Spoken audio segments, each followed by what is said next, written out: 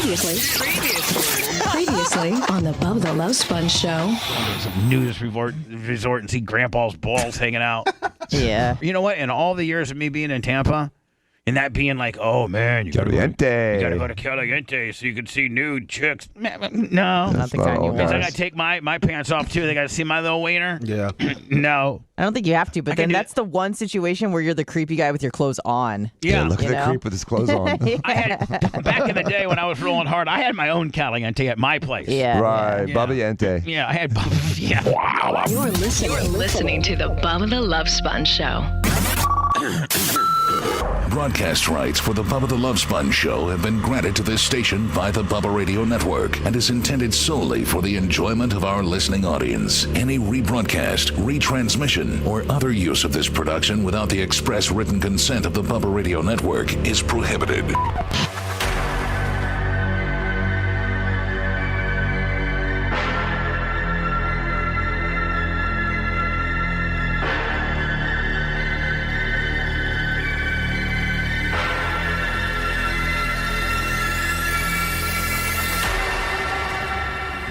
Anna, did you, by the way, hi.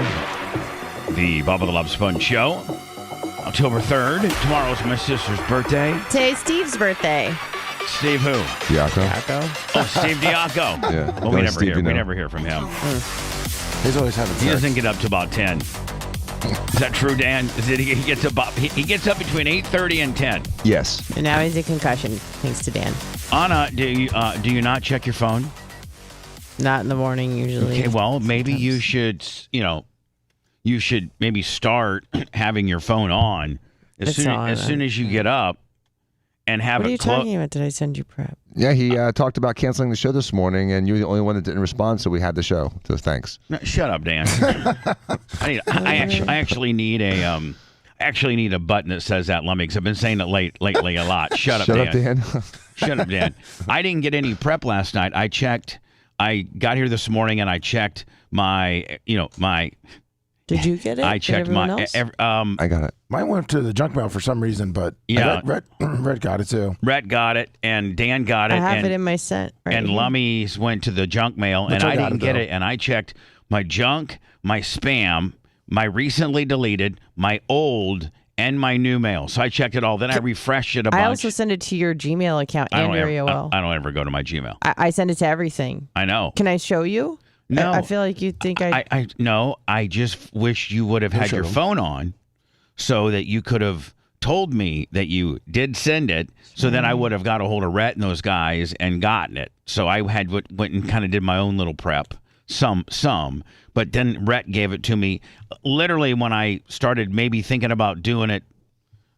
When I thought about maybe reaching out to Rhett or Lummy, it was already 5:30, and so at that point, I knew I was going to see him within a matter of minutes. So rather than electronically send them something, I'd rather physically and be there and tell them. So Rhett sent it to me, and I was able to get I your. apologize. No, it's okay. I just if you just keep when you wake up.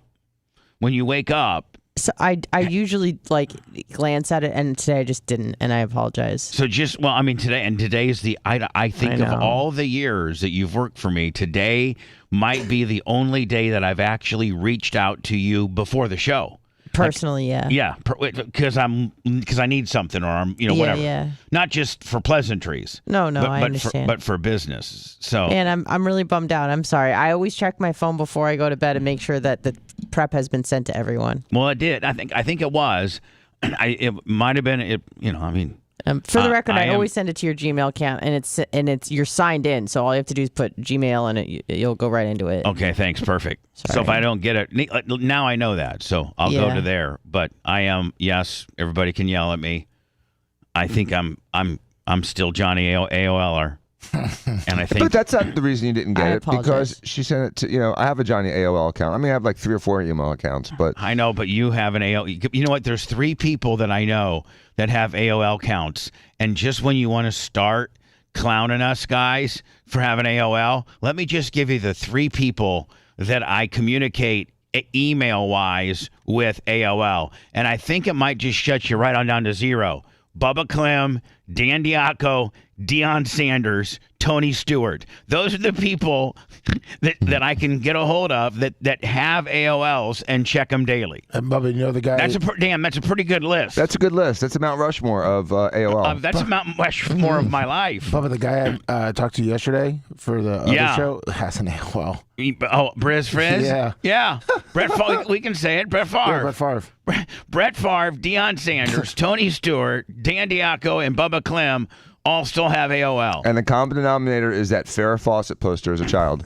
Well, I think the common denominator is that we're old enough to be on the early edge of email, and the earliest, part of the earliest and easiest email to have back in the day was AOL. And consistent. It was always there.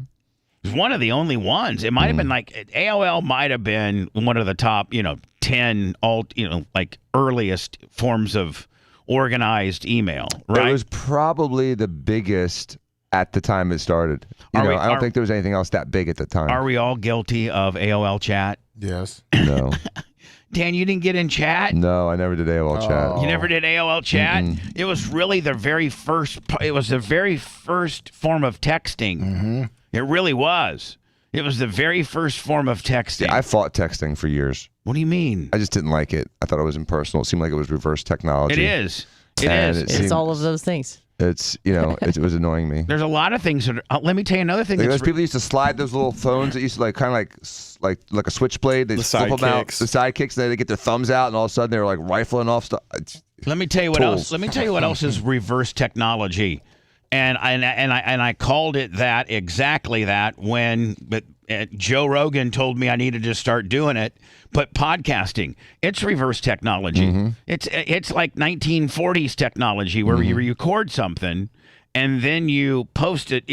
Like radio is, more advanced than podcasting. Right. It's podcasting live. Radio's live. Podcasting is recorded stuff, almost like an album. The only difference between podcasting and going out and buying a vinyl album is that podcasting you can stream it and get it right now, and that vinyl album you had to go out and buy.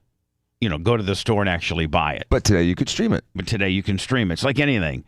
What you used to have to, that's what our entire lives are becoming, isn't it?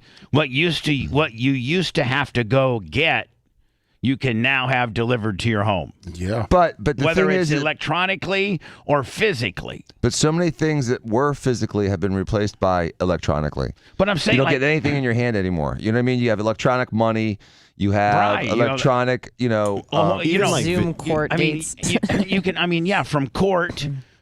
from court to your groceries to your movie. When you want, the movies evolved, the motion picture industry evolved like this. First, they had it, and you had to go to this big ass, building and watch it, and there was no sound. No, they had the piano player. Yeah, well, again, there was no sound on the film. Right. So instead of that, they had a guy jamming on the piano. Right. I understand. To the movie.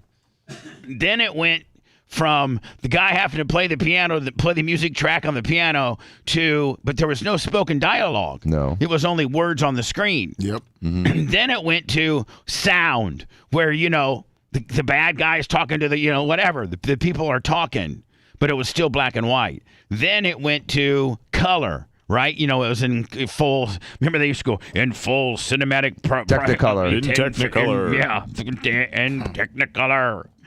And then it went to where you could get that movie on a big looking, like a big, VCR looking thing, big VHS tape, which was the size of what? Maybe two of your hands?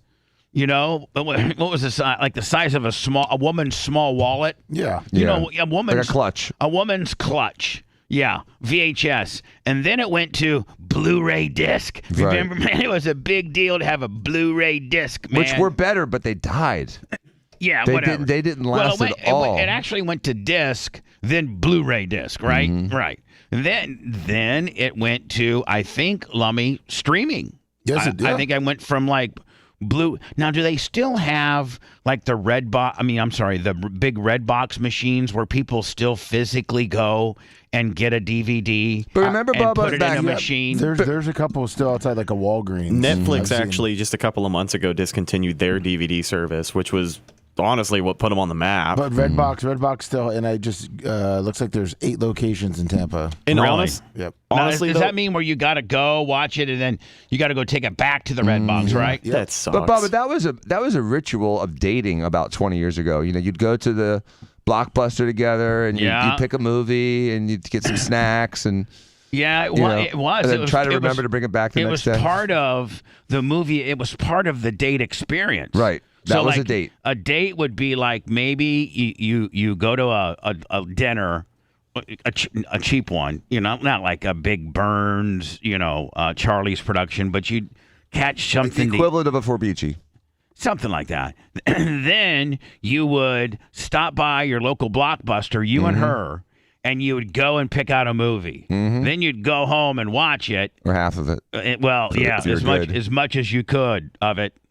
As much as you had to watch as much as you had to watch it until the drugs or the alcohol kicked into her and she took her panties off. And, you know, and then, Dan, you'd take her home or, you know, whatever the next day. And try to remember to rewind that movie and return it. You'd try to return the movie because you had no interest in watching the half of the Notebook. Oh, who cared? Did anybody ever watch The Notebook? Yes. I never I did. I never did. And I spit at the screen at the end. Am I the only guy? Am I the only guy not to watch The Notebook? I've never watched it. I refuse to watch it. Hated it. Isn't it really sad? Yeah. Yeah. You know what? I wanted to see if I could cry. I wanted to know if I was dead inside because everyone's like, "You're gonna lose your mind. It's so sad." And I watched it. Didn't even shed a tear. You are dead inside. Yeah. You are. Soul is evil. It looked like Bubba Army, like we're like almost a retail store, and you got your Bubba Army shirt on. Oh, me with my ready, little polo? ready to hit the sales floor. Yeah, welcome to the Bubba Army. What size are we looking for today? That or your customer service at a counter. Oh, I'm so like I don't know whatever Bubba Army is. You know, like, but you look like a salesperson in your Bubba Army shirt.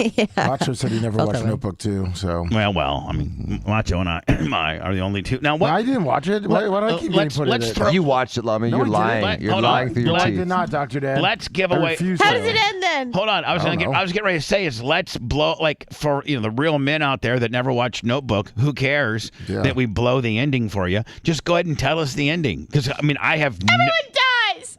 Everybody dies? I think so. The world ends? No, what they have like who Give me has the dementia? premise of it. Someone Girl has dementia, and they read.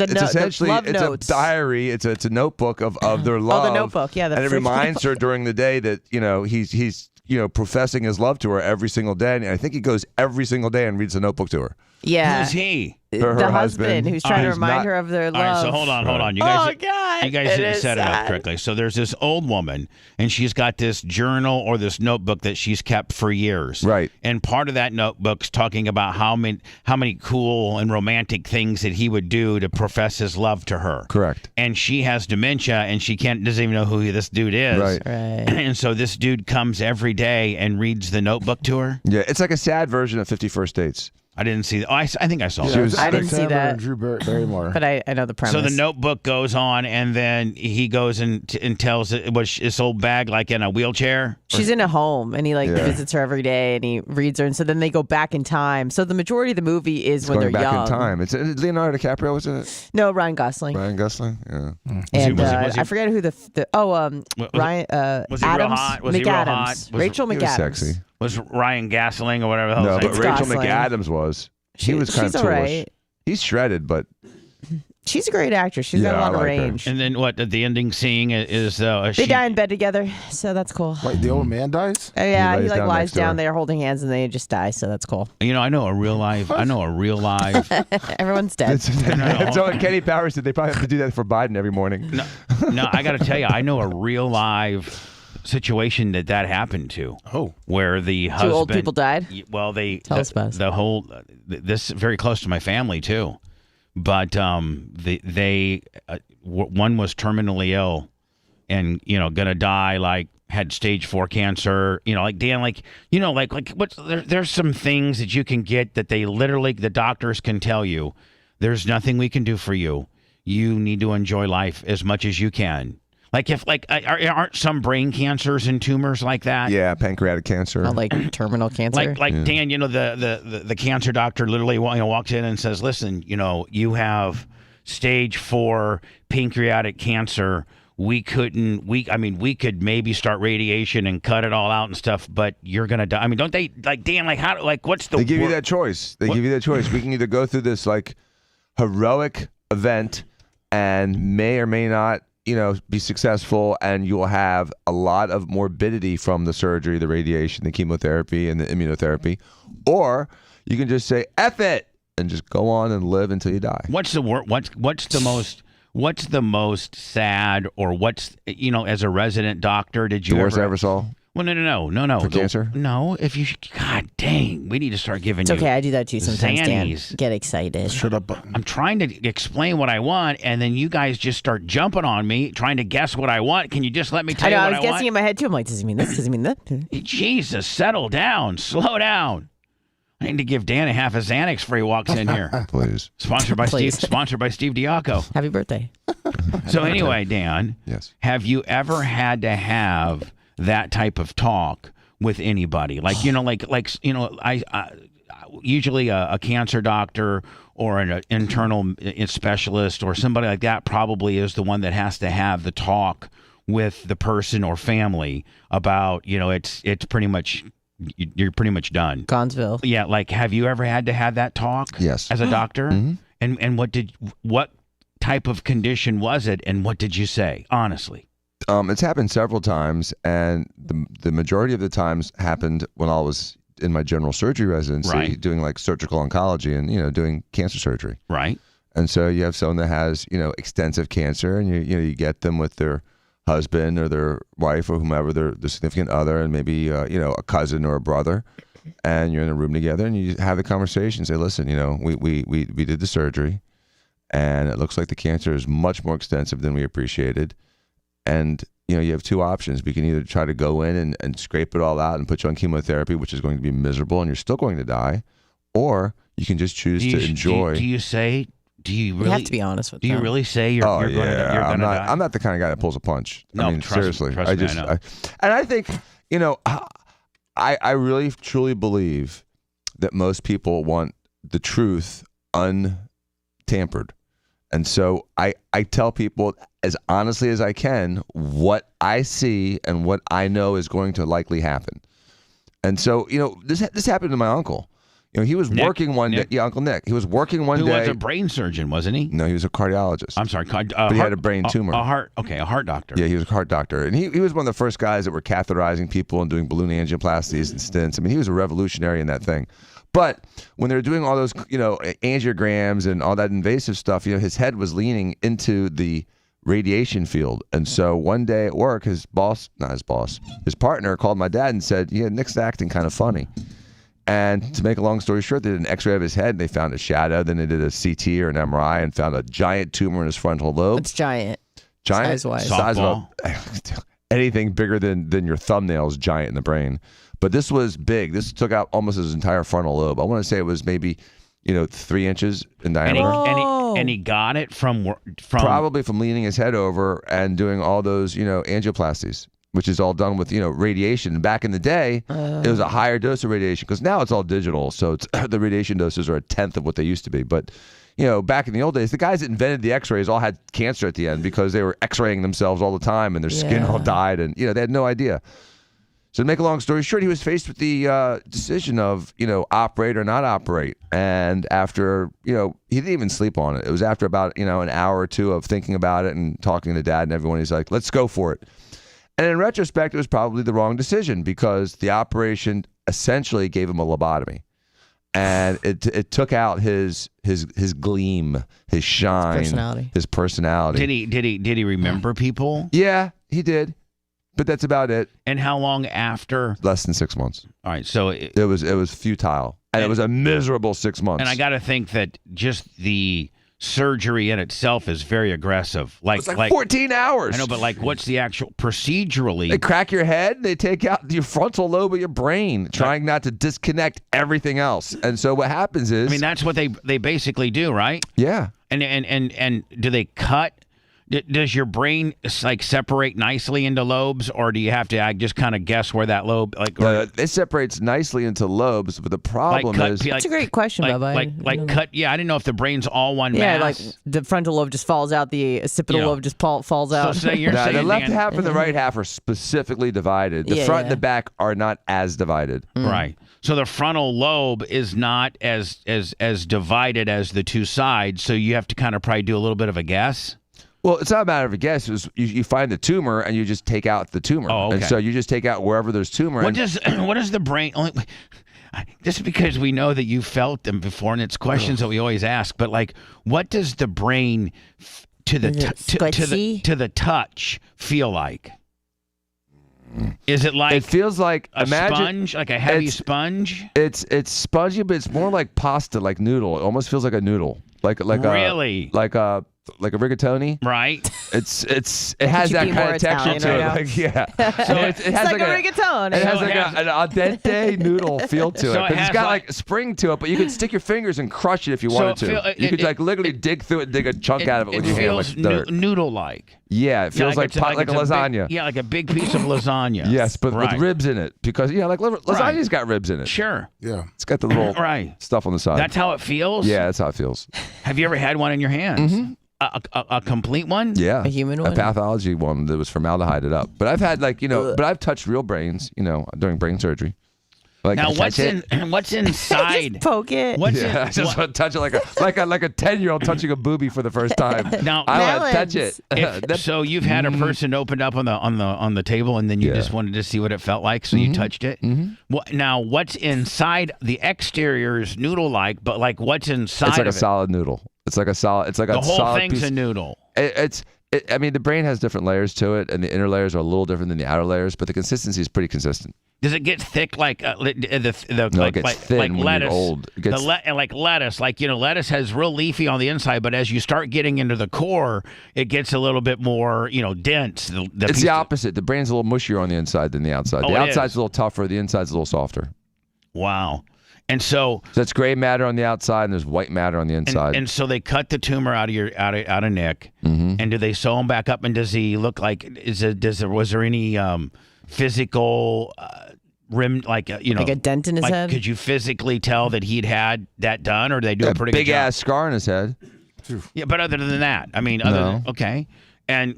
So he wakes up. There's no like defect. There's no like dent or something. Because they go inside the skull. What they do is they cut the skin. They pull it back. But don't they literally cut the skull? Drill a hole through the head. They drill 4 holes and then take out a plate.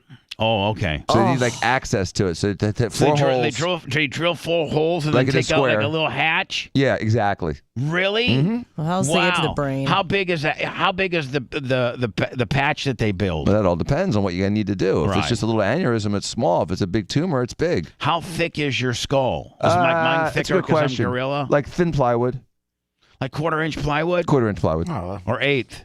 No, quarter. Oh, that's a little thicker. Thick. Yeah. But 1/4-inch plywood's really only like 3/16 of an inch thick. Right. So it's probably about 3/16 of an inch. Right. And then they have like it's got special medical saw that they got to use? Yes, and the brain's got 3 layers to it. The outer and inner cortices, which are hard, and there's a mushy layer in the middle. So, but you got to get to the mushy layer to get you got to get past the 2 cortical layers. The mushy layer is the peanut butter inside the sandwich.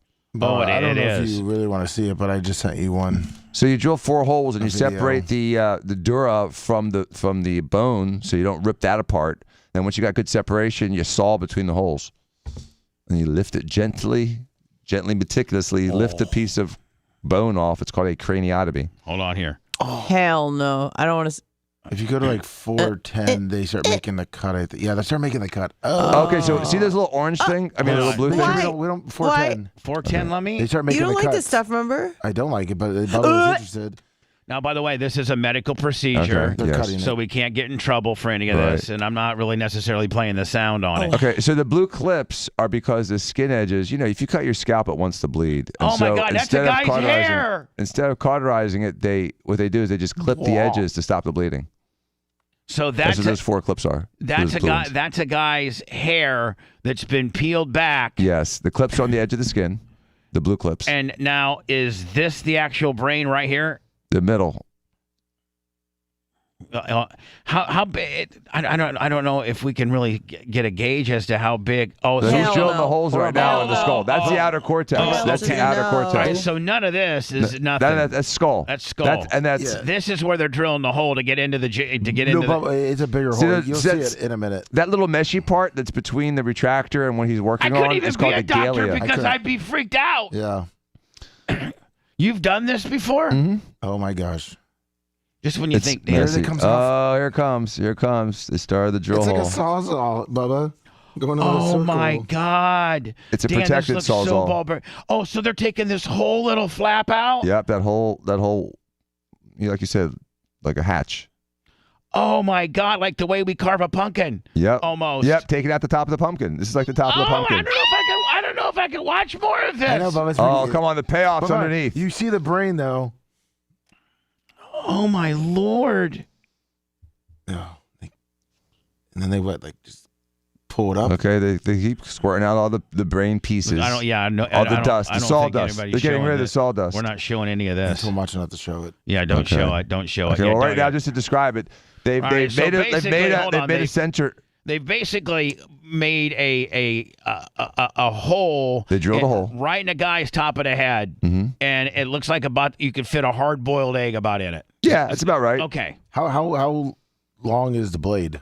Oh, it's short. It's only, and it's got a guard at the end, so that you're not cutting what's underneath. So you don't go into the brain. Yeah, you don't go into the brain. Oh, man, before they put me under, be like, sir, make sure you put the brain guard on, okay? Yeah, please. Don't Please. forget the brain guard. Don't. I know that you guys want me to count back from 10 here for a minute because this TT99 juice is getting ready to hit me. That's great. I am of sound mind right now, and I'm asking you to check that brain guard, okay? You know what's I'm already interesting? dumb enough. You know what's interesting? What?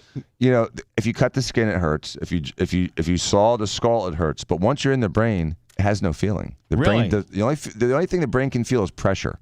So all of this right here, all of that is skull. That little edge right there is skull. Yeah. Yes. Looks so like- now, yeah. So now he's at the dura, which is the layer of membrane between the skull and the. Oh, and he's the not even brain. at the brain? He's peeling off the dura right now, I think. Oh, he's peeling it off. So he's peeling. He's meticulously peeling off a flap of dura. And a dura is just the last little membrane before you get to the to the brain. It's actually pretty sturdy and pretty thick and does not stretch. No, let me assist. Now this is not. No, So he's putting glue in there. Well, that's to stop the bleeding. Oh. You'll put like a wax or a He's glue. putting caulk in there. Oh, I know. Big Rex got It is like Big caulk. Rex got- Big Rex got his caulk in there. It's like caulk. Yeah, it looks like. And I'm talking about the adhesive material, not his actual physical. Right. All right, so now what's he doing, Dan? Is he chilling it? It's like he put some ice on it. It looks like it. It did, didn't it? Yeah. Maybe this is a technique you're not even familiar with. Maybe I should turn the sound up here. Yeah. It did. This is a technique you're not even familiar with. Oh. Maybe I should turn the sound Hold up. on a second. Here's the thing. This is a technique you're not even familiar with. I think we're triple. Here's the thing. This is a technique you're not even familiar with. I think we're triple. Oh, there we go. So sorry. All right, here we go. Is contained entirely within the defect that I've created. Next, since I'm planning on excising the entire dura from which the tumor is arising, I'm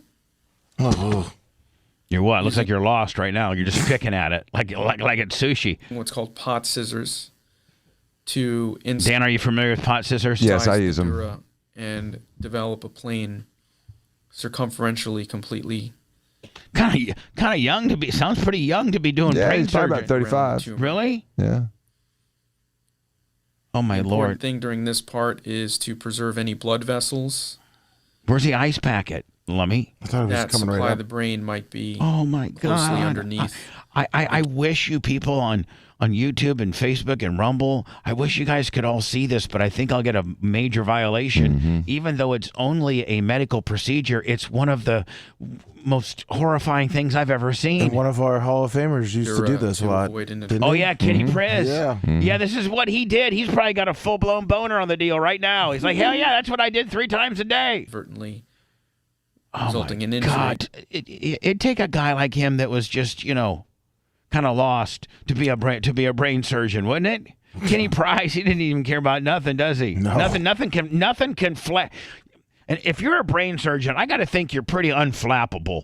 Right? Oh yeah, those guys are studs. You know, chest surgeons, brain surgeons. They're both the thoracic surgeons. I know that you think you're all that, but they're scoffing at you, saying that guy puts on boobs and sucks out lipo. We're doing real brain stuff here. Yeah, but his whole life is based on 10 inches by 10 inches. I know, but what I'm saying, Dan, is you're not to make fun of anybody's doctor skills, but they like plastic surgeon is the sexier side of medicine. This is real crazy, Yeah, it's intense surgery. Yeah. Brain surgeons are at the top of the food chain. They really are. They are. I mean, like even your dad would say that, right? I mean, your dad would be like, yeah, I mean, I'm a general surgeon. I can do about anything. But, man, those brain surgeons, those are some crazy mother effers. So I use a cottonoid patty, which is that little white tapey man thing. And Lummy, I got a whole new appreciation for brain surgeons now. I really do. I really do. I'm gonna shake Shivering business. I'm gonna give Shivering. I might give him oral right there on the parking lot. I don't know. Hold on here, Lummy. I'm trying to find. Yeah, that little Duras. Oh, he's in the. That's the brain. Is he getting to the brain yet? Is from the preoperative MRI more intertwined? Is that the brain? No, Dan, is that the brain? Yeah. Is that the brain? Yes. So there's probably a little tumor too you're looking at. So Dan, you can see they got the one layer, which is the derma. What's that? Dura. Then they had the second big layer, which is pretty. I'm looking like it's almost a lime rock mining facility. And down there on the brain is the lime rock. Yep. Then you have the next layer of dura matter of overburden. Right. Then you got the next layer which is of the pia matter. dirt and clay and everything. And then you got the soil above. Yeah. Right. But he's like, so that thick membrane, that white thing right on the edge. We're down to the lime rock right now. Right. So there's a thick dura matter, and then there's something called a pia matter, which is the thinner membrane that just directly adherent to the brain. Now, is this the brain right here? It's the pia matter. See, it looks like a little web of membrane? Yeah. That's the pia matter. That's that really thin stuff. So he has to get through that yet, too? Yeah. So we're still not to the brain? Well, you're looking at it. It's translucent. Well, the brain is like looks like pasta noodled up together. I mean, so now Dan? So some of that's tumor and some of that's normal brain. So Dan, see that thing on the right is tumor. This is tumor. Yeah. And this is normal brain. Correct. So how does he just cut this part? You can see the difference. Now, Dan, but when a brain surgeon cuts out the tumor, he probably has to cut just a little bit over. Have some overages, right? Because you just don't want to get the tumor. You want to maybe get the margin, a 32nd of an inch, maybe past the tumor, right? Right. That's called taking a margin. Right. And so it depends on the tumor. But the more margins they take on your brain, the dumber you are. Right. I mean, am I right? Yeah. You don't want to take more brain than you have to. So what I'm saying is, when it's a tweener. When you're doing brain surgery and you're taking out that tumor, you mean the more of the margin around the tumor you take, so that you potentially are getting it all, you are jeopardizing some type of skill set or learning or memory, or you're doing something, right? Right. Does every part of the brain have a function? Yes. Can I ask you a question about this? Because I'm Jewish. Yeah. How you ready to throw up? Yeah. How come in some circumstances they allow for the patient to be awake? Usually when they have like a skill, and you've seen them like playing the violin or something like that. I mean, why would that even matter to some degree? Because it's like they got to take out. I'll tell you in a second. They got to take out the tumor or whatever. Right. I'll tell you in a second. Yeah. Okay. So right here he says he's as I'm able to create a separation plane. So they try to create a natural plane with natural tissue margins between the tumor and the rest of the brain. Once you hit that membrane, you kind of like spoil the area. So you don't want to pop the membrane that surrounds the tumor, because then you spill tumor cells into the rest of the body. So you're trying to be as precise. Super precision. Yeah. Super meticulous. Because you don't have a lot of room to spare. You don't have brain to spare. No, trust me, I don't have any to spare. There you can see that plane continuing to develop very nicely. But at the end of the day, Dan, so what about this hunk that he's taken out is part of this dude's or person's part of this human being's brain, right? Well, it's a tumor attached to the brain, but yes, it probably arose from brain cells. Is the person gonna be dumber? No, this is a very peripheral. I think it's a meningioma, which is a benign tumor. So it's not invasive. It just has a local recurrence that's high. So as long as you get all of it, you're usually pretty good. Lummy, here they are taking a piece of bone and getting ready to throw it back on the guy. Dude. Yeah, for real. They're taking a bone and put puzzle piecing it back in. Man, those doctors. So, Anna, the thing that you were talking about. I'm going to give Kenny Price oral in the parking lot this year. The thing you were talking about sometimes hit the wrong brain. Well, they're trying to get seizure foci sometimes, and they're trying to ablate seizure foci. So a seizure is an electrical anomaly that usually occurs within a locus of the brain or a specific spot in the brain. So what they'll try to do is they'll try to localize those areas and fry them without interrupting other functions. So you don't want to take a violinist and take care of her seizures, but then she can't play violin anymore. Mm-hmm. So that's why they'll do stuff like that. So that has nothing to do with tumors, usually? Very rarely does it have to do with a tumor as much as it's a seizure. So they would like have some type of medical brain condition, like a violinist or a pianist or something like that. And so they would say, okay, we got to go and cut some of your brain out. You ever seen this? Yeah, you don't lose your skills. There's a classic storyline of a woman.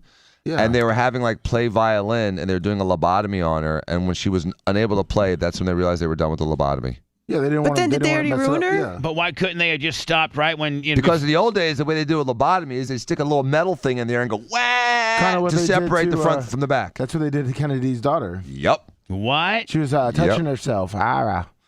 She was masturbating. Hold on. Let's save this for the next break. You're saying that John F. Kennedy's daughter. No. Jack Kennedy's daughter. Sister, I think. Yeah. All right. So JFK's daughter. Oh, okay. Sorry, Jack Kennedy's daughter. So JFK's sister. JFK's sister. Sorry. You're awful slobbery today, buddy. Oh, sorry. It would be Robert Kennedy's cousin. Would it be John F. Kennedy's cousin? No, John F. Kennedy's sister, Robert Kennedy's cousin. Okay, so Jack Kennedy's son. Jack Kennedy's. I'm sorry. It was his daughter? Was it a woman or a man? It was a daughter. Daughter. Right. And it was John F. Kennedy's sister. Correct. Right.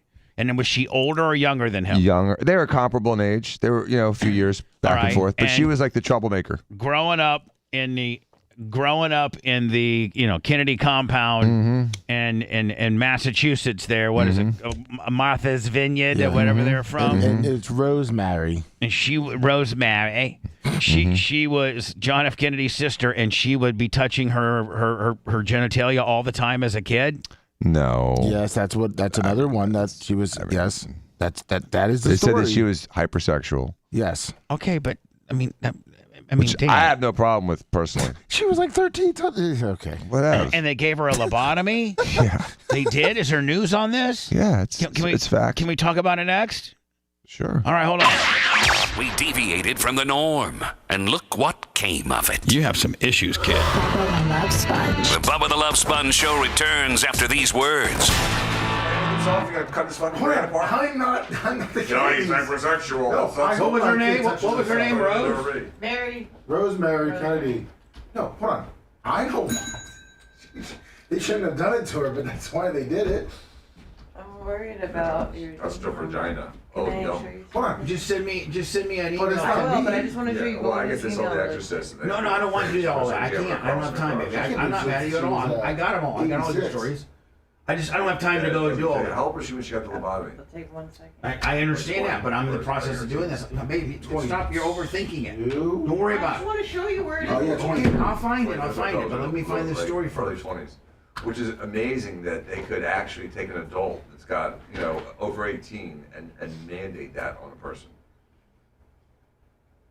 It was one of the reasons we stopped doing lobotomies as a general.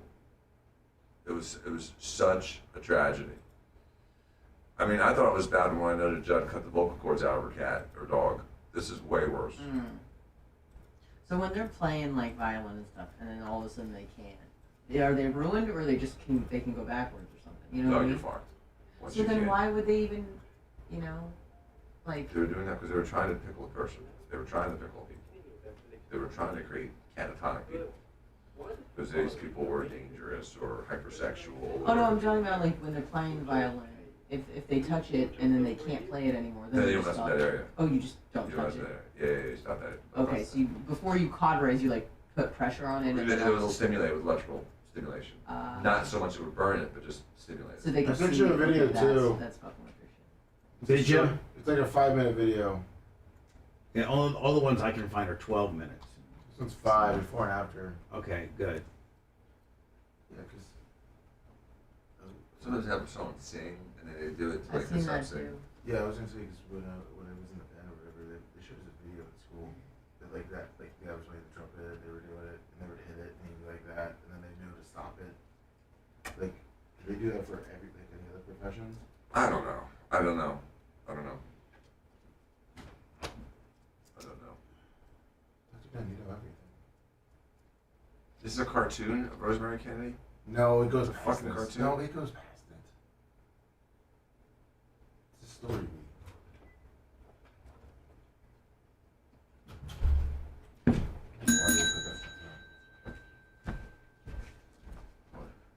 This is the. You knew that he didn't send that. Okay. He didn't That's only it's coming in for a while. Thank you. And I tell you what, I get texts all day long. The most important texts I get are the ones between like 5 a.m. and 9 a.m. Those are the ones that are the most important. Yeah. So as a person that gets bombarded with bullshit texts, I would always check your phone on your way in. Before you get in that car, I would look at that phone at least one time and double check it. I usually do it. You don't do Waze yet? Traffic? No, I don't do that. Especially now that I'm in Tampa for like a week, or I've been there for like 3 weeks. What? It's so funny. I was gonna too, and I was like, you know what? Let's just like not look at the screen for like I try to take some time where like I let my eyes. I don't want to adjust. prolapse ass either. I read that article. The what? Prolapse ass? Oh, on the about toilet. phones. Yeah.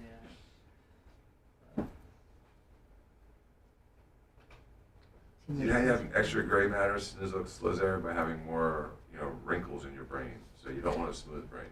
You want the convolutions. And is that true that is a product of like staying mentally active? Yeah. But if you don't, your brain flattens out and then the gray matter thins. You have less gray matter. You get more space in the skull.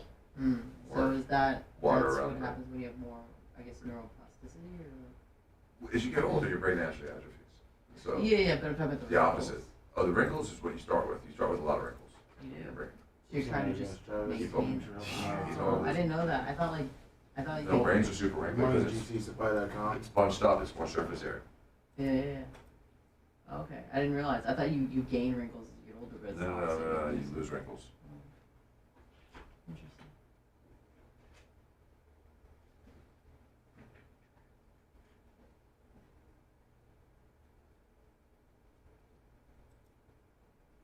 What's bacular? Morphology. Heard that word. The trivia 2011.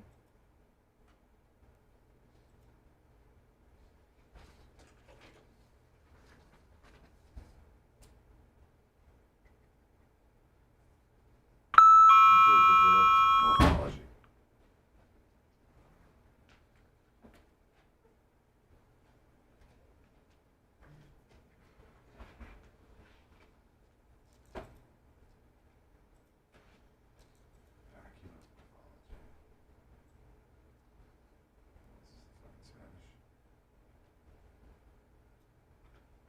Do you see his name? Yeah, it's a tough one.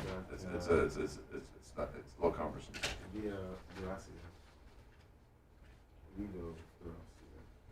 this is a torture song. I can't get this on. It's bacular.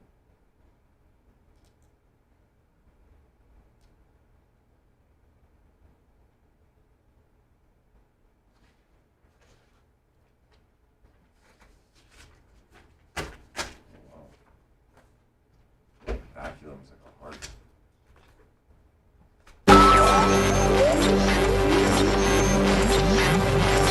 You are about to enter the Bubba Spin Zone. Are you sure you want to do this? Toss the salad. We now return to the Bubba the Love Sponge Show. Today's after show exclusively on Twitch. Twitch Tuesdays. Lummy, what do we average? Well, I don't know. Last time the hype train was like a 5 or something like that. I think that's a 6. That was it. After hours tradings consisted of John Costica for $100 last night on the PayPal. Thank you. PayPal, Venmo, Cash App. Thank you. All at the Bubba Army. And that's how the show stays on the air, quite frankly. The Kenny Prizzes and the John Costicas and the Neil Mount Plaisures and the Red Creatine Travis and the Big Reds and the Iggies and I could go on and on. We're so thankful for your support. And don't forget BARP, the Bubba Army Royalty Party, is just around the corner. Lummy, I should have a link today. Nice. I got a room rate for $189 with breakfast. In the area over there, over by World of Beer. Yeah. Now your wife had an interesting idea, quite frankly, a brilliant idea yesterday that she was talking to the Merch Crick about. I don't necessarily want to talk about it on the air, but I don't. You may not even be familiar with it. She's come up with a couple ideas. Well, I'll just tell you what they are. We're going to go around to some of these area businesses, maybe like World of Beer. I definitely am going to get with Warren and Billy from the Dollhouse and get free because, a lot of the Bubba Army end the Dollhouse. Oh, yeah. After, Tate's, they'll go to the Dollhouse. Like Predators like Heather Wiz, Hall of Fame T-shirt Will 20 and Big 7375 $100 on the shop. Nice. Start getting that money in, buddy. So you're not scrambling around next September 15th. Anyway, Predators like Scout and Big Gulp and Heather Wiz and the Preds. Oh, of course. Scott Landers. He's a Pred. Who else is a Pred? I mean, let's just be on. Big Red's a Pred. I know you're not supposed to call him that. Hey, he paid his way out of that title. Well, he got but not when it comes to BARP. Like he's one of the Pred. Like we have a whole Pred group that ends up over at the Dollhouse almost every night. Yeah, the Grouper Lips and his wife. Yeah. Florida Stanley. Yes. It's the Pred group. Yep. I mean, there's a Pred group. And they go to the Dollhouse Thursday, Friday, and Saturday nights. So I'm going to get a hold of Billy Buller, the owner, and Warren, the general manager, and see if I can, because it's like, what, $20 to get in? Yeah, usually, yeah. So I'm going to get free passes and maybe some free drink coupons. So like maybe your first drink and your admission is paid for. For all 3 nights that you want to go. That's saving you that's saving you at least $30, right? Yeah. So, and maybe get with World of Beer and get some coupons and, some other things around here, around the area. Because everyone's looking to do things. They're getting in earlier now. Dan, I wonder if I could get with Union and see that place is so new and doesn't give discounts and anything like that. Or maybe I could get like your first free drink at Union or something like that. I don't know. What do you think? Well, you've said so many nice things about it. I think Jeff would be, give me something. Open should to give it. you something. Just because it's so close. Because it's so close. It's perfect. I mean, it literally is 3 blocks from here. Oh yeah. I mean, like if you, but don't walk in a pair of flip flops and basketball shorts. Like I think it's a little bit more dressy, isn't it, Dan? It's a notch dressier than that. It's yes. casual. I mean, it's not Boulan, which is a little dressier. Yeah, it's casual. Pair of jeans and Business casual. No, it's not that. And like Really? even your Bubba Army polo that'd be fine. Yeah, polo jeans and some nice shoes. Yeah, let me. You've gone there quite a Yeah. bit actually. Twitch Tuesday today. Today's after show will be exclusively on Twitch, and it's for really most of the people that have Amazon Prime, just to renew your subscription. But we do get a little bit over there. I mean, sometimes right, we'll get up to a level 8 or 9 on a hype train. Of course, which is about $1,000, which is cool. Thank you. So today's after show will be on Twitch exclusive, and we'll start that. Let's say 10:15. That way we can get out of here at a decent hour. I liked the early start yesterday. Did we start early for the? I think we started yesterday early by podcast standards. Oh yeah, Yeah. I think. Yeah, and I'll have a video for you by the end of today. What kind of video? I did that VO2 max test. Oh, I had so much fun. Of course, I you was love nerding being- out for you- like you- 3 hours. I was there. you love being miserable. What are you talking about? Oh no, that the test was horrible. But once that was over, I was able to just nerd out and look at all their equipment, ask all the questions I wanted. Let me hierarchy $250 on the PayPal. Thank you, my little Hall of Famer, my little West Bend, Wisconsin. Sorry about the Packers. They're horrible. They'll come back this week. Whatever. So you went and did is it called the VO2 test? It was a VO2 max test, just essentially seeing how much your maximum level of oxygen consumption. It's a really good indicator of like longevity and just overall aerobic health. Right. And so what did you get the results back? Yeah, he's going to send me a printout tomorrow. He said he couldn't do it till Wednesday. But were you looking at the results real time? Right after the test I was, because obviously I was just focusing on trying not to die. So once the test was over, he showed me, and I'm in the top 2% for my age and sex. Really? So, yeah. No, you're not in the top 2% for sex. You're just in the top 2 for your talking gender. About for female, your gender. Yeah, sure. Yes. So what was did you have to get on a treadmill? Yeah, and I was connected to like this tube. And it was just essentially monitoring the oxygen I was taking in and the CO2 I was pushing out. How fast did you have to get up to? Well, it wasn't really the speed that really did me in. He started adding an incline. Told you. Yeah. It was go up. rough. They don't go faster, they go up. Yeah, so it was bad. So And we in Florida aren't used to running uphill, so it's really hard on us. it was bad. We're flatlanders, are we? Yeah, but it's total not like you're just flatlanders, going slow up the hill. Like he increases the speed to the point where you're like, all right, I'm moving. And then he starts adding incline. And I made it the first 2 minutes, he added 2%, and then he added another 2%.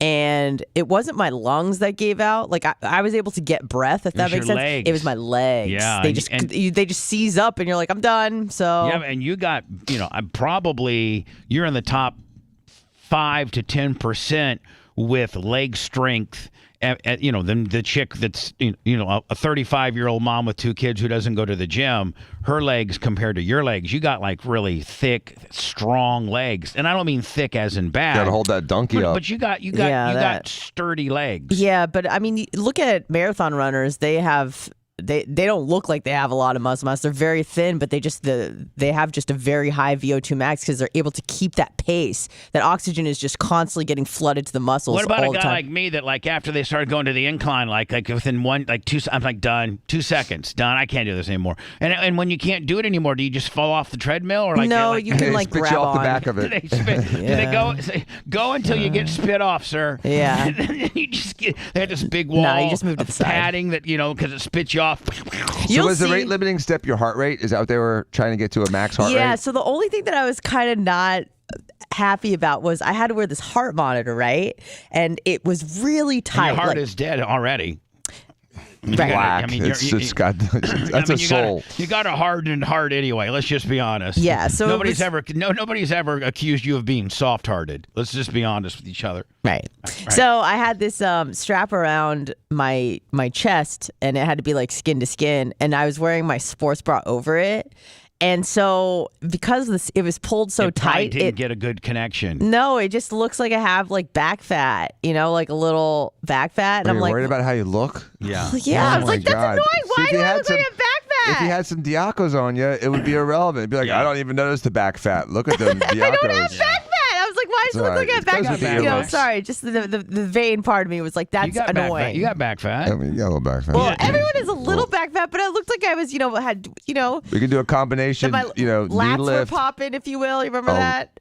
Only you care about what you look like on a stupid testing machine. I'm just trying to get through the damn thing. I could care less what I look I was like. just annoyed. I wouldn't even probably be able to complete it. I mean, Anna, do they have it in beginner level, like 57-year-old? Everyone starts off at beginner, Bubba. No, but like they got 57-year-old fat guy. Yeah, it's called treadmill walking flat, and then they just gradually increase the speed up to a point, and then they start increasing the angle. Right. You may not get up to the angle. You may get a high enough heart rate to complete the test at just flat but fast. Oh, so are they looking for a number on my heart? Is that what they're looking kind for? of. They were the faster my heart gets to that number, the sooner they quit the test. Yep. They were really looking at this one. Oh man, metric. going up a step of stairs, my heart's on fire. I'm good.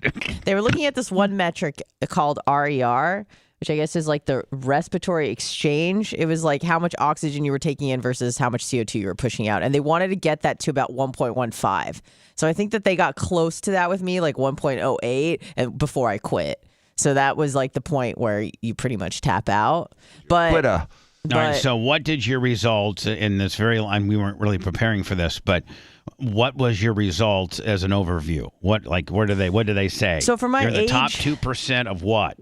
For my age and my gender, female, whatever. Your heart is healthy as. You have 98% of people have a less healthy heart than you. Well, it's not necessarily like it is your heart, but it's more inclusive than that. It's like how much oxygen you can get, how in good of shape you are, essentially, right. Aerobic shape. Right. So my score was 48, which is in the top 2% for my age. Right. Sex. What do you think Dan's score would be? I don't know. When I was doing my triathlon training and I was doing the Ironman training, I had to do, this was back in like 2007, 2008. Yeah, well, But back in the day, he did a stress test, and because Dad says, I don't want you to do it unless you get a stress test. That thing was vertical. It took me about 18 minutes to get my heart rate up high enough for it to finally get to the end of the test. And the guy's like, the only one that's ever beaten this test, done better than you in this test, was this guy that was a full-on multiple marathon runner. Right, of course. So, but they didn't do that. They weren't doing that VO2 exchange test that she had. But it's a similar setup where it's a treadmill, get to a certain point, and then you stop. But Bubba, you would do with the treadmill, and you do cardio. You get jogging on that thing. Not really. I probably lift weights intensely enough to be considered. I saw somewhat... you bike 30 miles. Come on, you're not giving yourself enough credit, Bubba. But that isn't nearly the cardio. That's whatever. So anyway, let me just say one thing. Mine. Let's finish out on it. So I hope she's not listening, but hopefully she's not. But so when I was there, the doctor, he was like this little Lithuanian guy, awesome, super cool. Like he's worked with tons of like Olympians and stuff like that. So I had a lot of questions. Like I bombard Dan with questions when you got like a professional in front of you, and I'm a curious person, and I was like in my element, just like nerding the F out, right? So I'm asking all these questions. Probably borderline annoying. He seemed to like it. Yeah. I think he enjoyed having. No one's me ever there. talked to him before. Yeah, right, so I was really, asking him about ketosis. I'm asking him about all, gluconeogenesis. You're the only guy that talks to the heart doctor. Most chicks could care less about the damn heart doctor. They want to know. I wouldn't call him a heart doctor. They want to talk to Dan about getting free Botox. Anyway, go ahead. Right. So I'm asking him all these questions, and basically I had like an audience of people there watching me do this test because he was showing his students like how to administer this test. And there was a woman there who was like probably about 60 who was going back to school. You know what I mean? So she was. So you were kind of the guinea pig for a larger audience that was learning the process. Right. And there was one woman, like everyone's between 18 and 22. And then there's one woman who's 60 and she's there like going back to school. She's got her like running stuff on. She wants to do like sports medicine. I don't know why she was there. But I started asking him questions after the test and she kept piping in with the answer, like her answer. All right. And she did it once and I'm like, I'm not going to say anything. And she did it again. And I was also fasted at the time. So I probably, wasn't in the best mood and was a little bit irritable. And I almost said like, look, this is why men hate women, because every time I'm asking him a question, it's like, so she was an older you. Now you know how we feel. Yeah, exactly. Now you know how we feel. Exactly. Welcome to our world. Welcome to our world. Welcome to me trying to get a topic in, and then you hit me 3 times with 3 different, variations of the question. I don't do that. If someone calls in and addresses Dan for a question, I don't like pipe in with the answer. I just shut I've the heard hell you. up. I've heard you do that. If I ever say anything, I go, can I give this a try? All right, whatever. So let's go to you're the best. You're going to live to be 100. Mm-hmm. Do they give you any parameters like that? She got a prize. She got a balloon.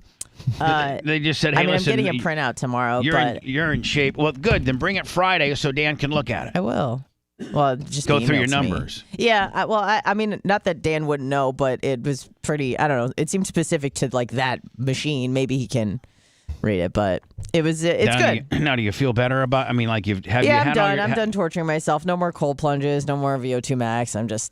I saw the video and I'm like, what am I doing? And I'm tired. Hold on. And you got that full blood workup. And I got the full blood work. So you got I got the CK scan and the DEXA scan. And all right. So what I'm saying is, you got a pretty good understanding of the healthiness of your body. Just like men need to, over the age of 50, get a prostate colonoscopy. Every 5 years, Dan? Something Correct. like that. Yes. Every 5 years. You get your prostate checked too. Prostate, yeah. There's men. There's probably lots of men that had they been up to speed on how often you're supposed to check your prostate after a certain age, that were too proudful or for whatever reason didn't get a colonoscopy and died, as soon unnecessarily from a cancer that was preventable or early treatment where it made a difference. Colonoscopy, are you talking about that or prostate? I'm talking about both. Both. Okay. When you're getting a colonoscopy, Dan, I think it's prostate related, is it not? Well, you have to get past the prostate to get to the colon, so they usually do both at the same time. Right. They got a lot of times the same doctor. They take a look at your prostate while they're traveling north, right? Well, actually, they kind of prime you up. So the first thing is the prostate check, then you get the snake. Right. So before you get snaked, Anna, they stop by the prostate rest stop and see how the facilities are there. Mm-hmm. Yeah. And then they go up the highway, right? Mm-hmm. So, but I know of a guy. And he's pretty close to the family, and he was one of those guys who just was a working man, worked in a factory, just and is like, I'm not getting any stupid no doctor sticking his finger up my butt, I'm a real well at 58, 57, it's either 57 or 58.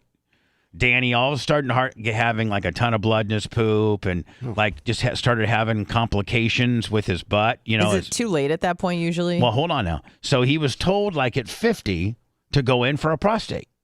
Yeah. For a colonoscopy Screening. Yeah. And he didn't. So at 58 he goes in because he's having major issues. One of those kind of guys, Dan, that didn't really keep up on it. And the doctor literally did a colonoscopy, and he woke up, and the doctor was there with his family and said, you have some of the worst colon cancer I have ever seen in my entire life. We don't think we can take. We don't even know how much of it we can take. We'd have to take it all. Then you're gonna probably poop it. You're probably gonna. He died. He died.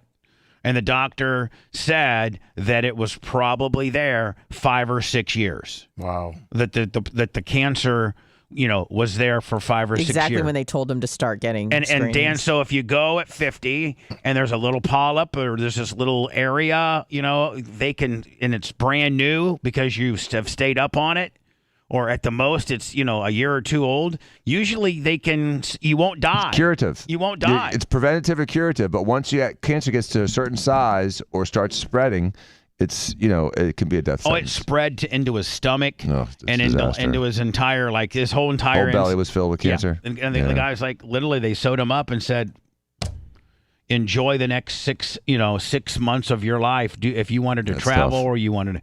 And he died 7.5 months later. Jeez. Yeah. The doctor was only off a month.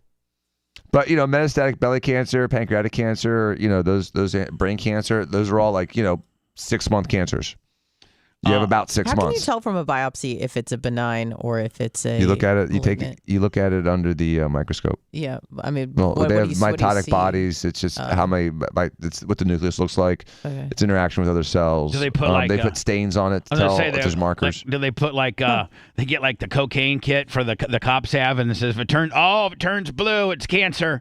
You know how when they pull they get a guy and you pull him over. And the guy says, "Man, that's just powdered sugar." Okay, buddy. And the cop puts it on the hood. The whole drill, right? And then it turns blue, and then your hands behind the back. Guy takes and he flicks it with his fingernail a few times. The little test kit. Then he goes like that. He goes, "Oh, it's blue. Go ahead and handcuff him." Yeah. So do they do that with cancer? What they do is they'll look at it under a microscope, and then they send it for special stains and special markers. And so those are the things you're talking about, and they'll see if it has estrogen receptors or progesterone receptors or other types of receptors on it.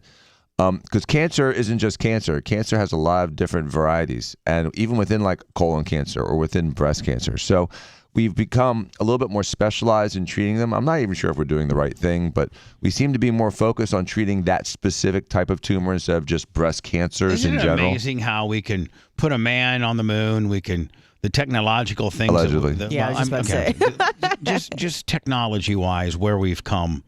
I mean, it's only been 100, maybe 115 or 20 years that we've even been able to fly.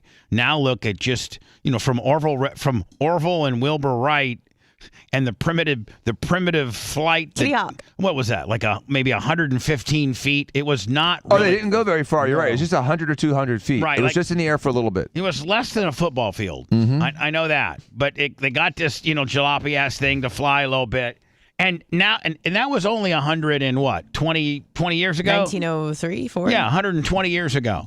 Look what we've done now with flight in 120 years. It's incredible. So it's incredible. Why couldn't, in medicine, why couldn't we found a cure for cancer? Well, we have for certain cancers, just not all cancers. And so cancer isn't cancer. Every cancer is a little different. And, there's not going to be a cookie cutter, one answer for every problem cancer solution. So there are a cure for some cancer? We're on top of Give me an example of a cancer that's curable. Testicular cancer, a lot of leukemias, lymphomas. Really? Testicular, they just cut one of your balls off. That's They give you some chemotherapy too. It doesn't help that our lifestyle is getting worse and worse and worse. So yeah, but the problem is they almost, we're almost like embracing these types of problems now because as we get older, we're getting more cancers. And so when the whole world's dying at 45 to 50, no one dies of cancer because they're just dying of, it's what society happened. What happened 500 years ago. I wonder what the life expectancy was in 1900. In 1900, it was probably closer to like 70. Hey, Alexa. 68. What was the life expectancy of 1900?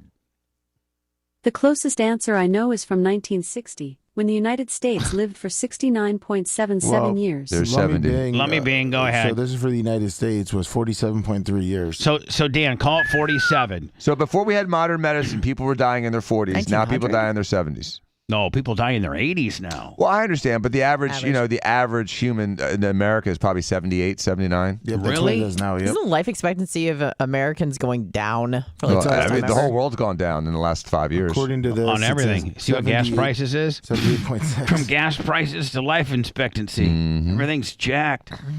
There's just been millions and millions of excess deaths in the last 3 years. Ariana, so COVID. thank you. We spent an entire segment on your VO2 deal, and hopefully know it front ways and back ways. And thank you very much. I'm so glad that you did well on it. And so all those tests, all that time, all that money, you didn't learn a damn thing, did you? Well, I didn't really spend. Oh, you knew that you were in much shape. money. You knew you were in shape, and you knew you weren't dying of cancer. I just wanted to know. This stuff is fun for me. She's it's so not narcissistic that she has to know exactly when she's going to die. No, I don't. I can still get hit by a bus tomorrow, and all this would be for nothing. We can only pray. Lummy, Lummy, I heard you're starting a bus route tomorrow. Oh, I am. In Dunedin. Yep, they phoned that break in. Me. The Bubba the Love Sponge show returns after these words. Whatever happened to her?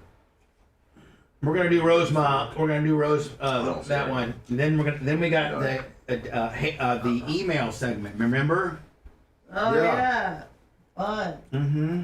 We have to be nice. You guys print the emails out? I got them. Oh, awesome. But I'll dish them out here.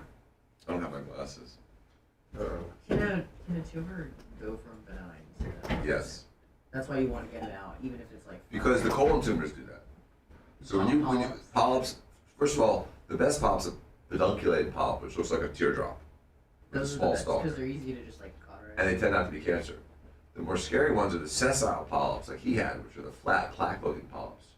But even though his polyp was benign and had been left there, it can degrade into cancer. And by cancer, you mean like it's malignant? It's malignant, yeah. Because cancer It's matters spreading. abnormal cell growth, so. Well, tumors, there's benign and there's malignant. And the differences, you know the differences? Benign don't spread, they have a shell, they don't metastasize, they don't invade. They just become locally aggressive. They just get big. There's a mass effect. They don't dig into other tissues. They stay with themselves. And what do they do? They kill or What? disrupt the function of other tissues, like. Just pushing against it. Yeah, it just takes up space. So it can kill them. You can turn off a nerve by pushing against the nerve. It can cause headaches because mass effect in the brain. It can, it can block your urethra if it's something in your prostate. Right. No, but like a malignant one will start to destroy other tissues. Oh yeah, it goes everywhere. And just destroys the releases, function of the and also releases hormones in your body that kill your body. But it becomes systemic. It's a systemic assault on your body. It destroys your body. So it has like a. They have hormones. Baby, you just have hormones. Endocrinology. Yes, absolutely. There's an absolute endocrinological effect of almost all cancers. Fuck. I gotta get here at 6 with 6 minutes.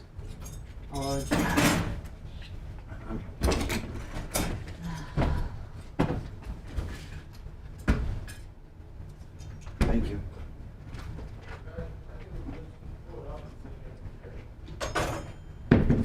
Well, it could be on their end, on their encoder side.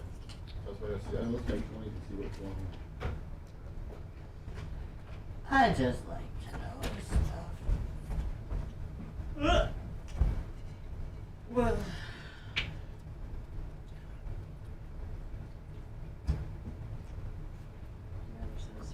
What's up, Holyoke Joe? How much we up to now, It's about an hour still. I have to start making a new file. JFK or RFK. We only got like maybe 6 or 7 emails. I got a bunch to send you. Okay. I hear a wiener. This project file's getting too heavy, so I just forget. But it'll play them in sequence, so it's not a problem.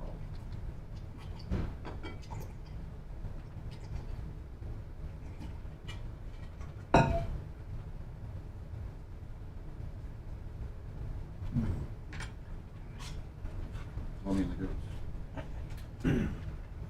What's up, Nick the Gun Guy? Jay Gator.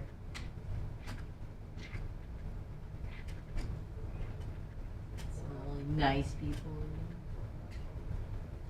You take ones that are soft and squeeze it, and you get it to squirt through the seam. Here it goes. Wiener.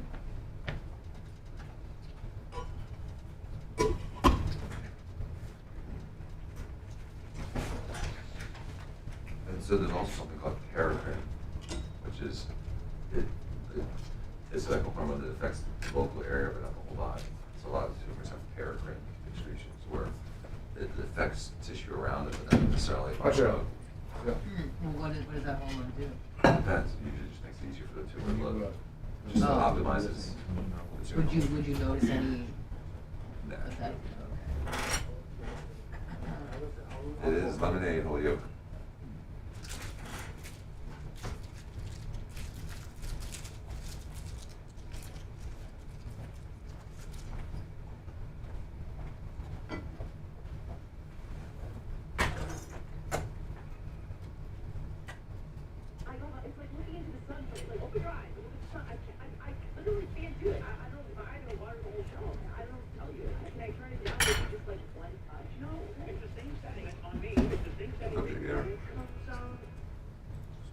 Holyoke.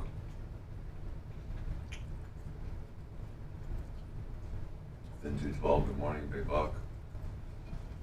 Where's your ticker?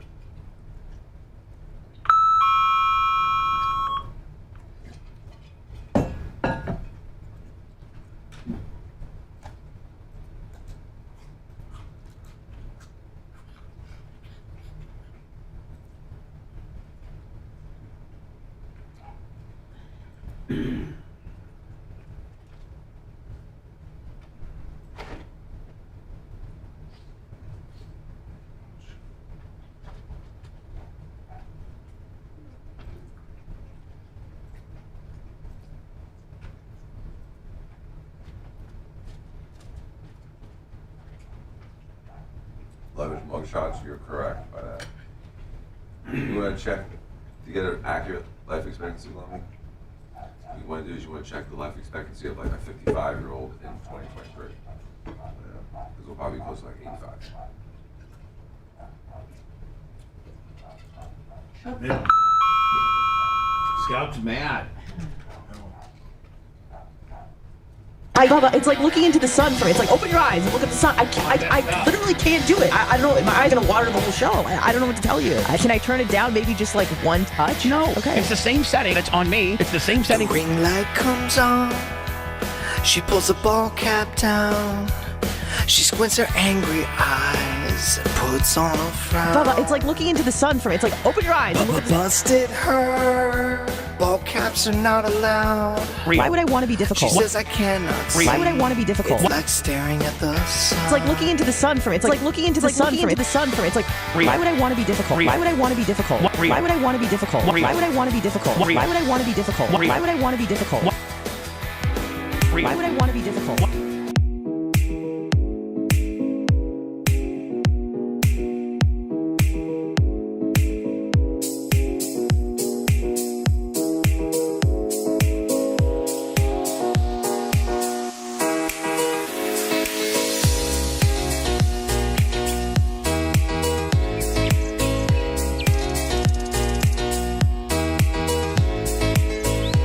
Man, I messed that one all up.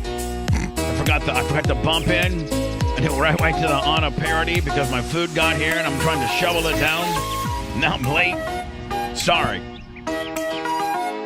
Lummy, earlier we were talking about, brain surgeries and the modern medicine advancement and lobotomies. And now she's shut that dog up.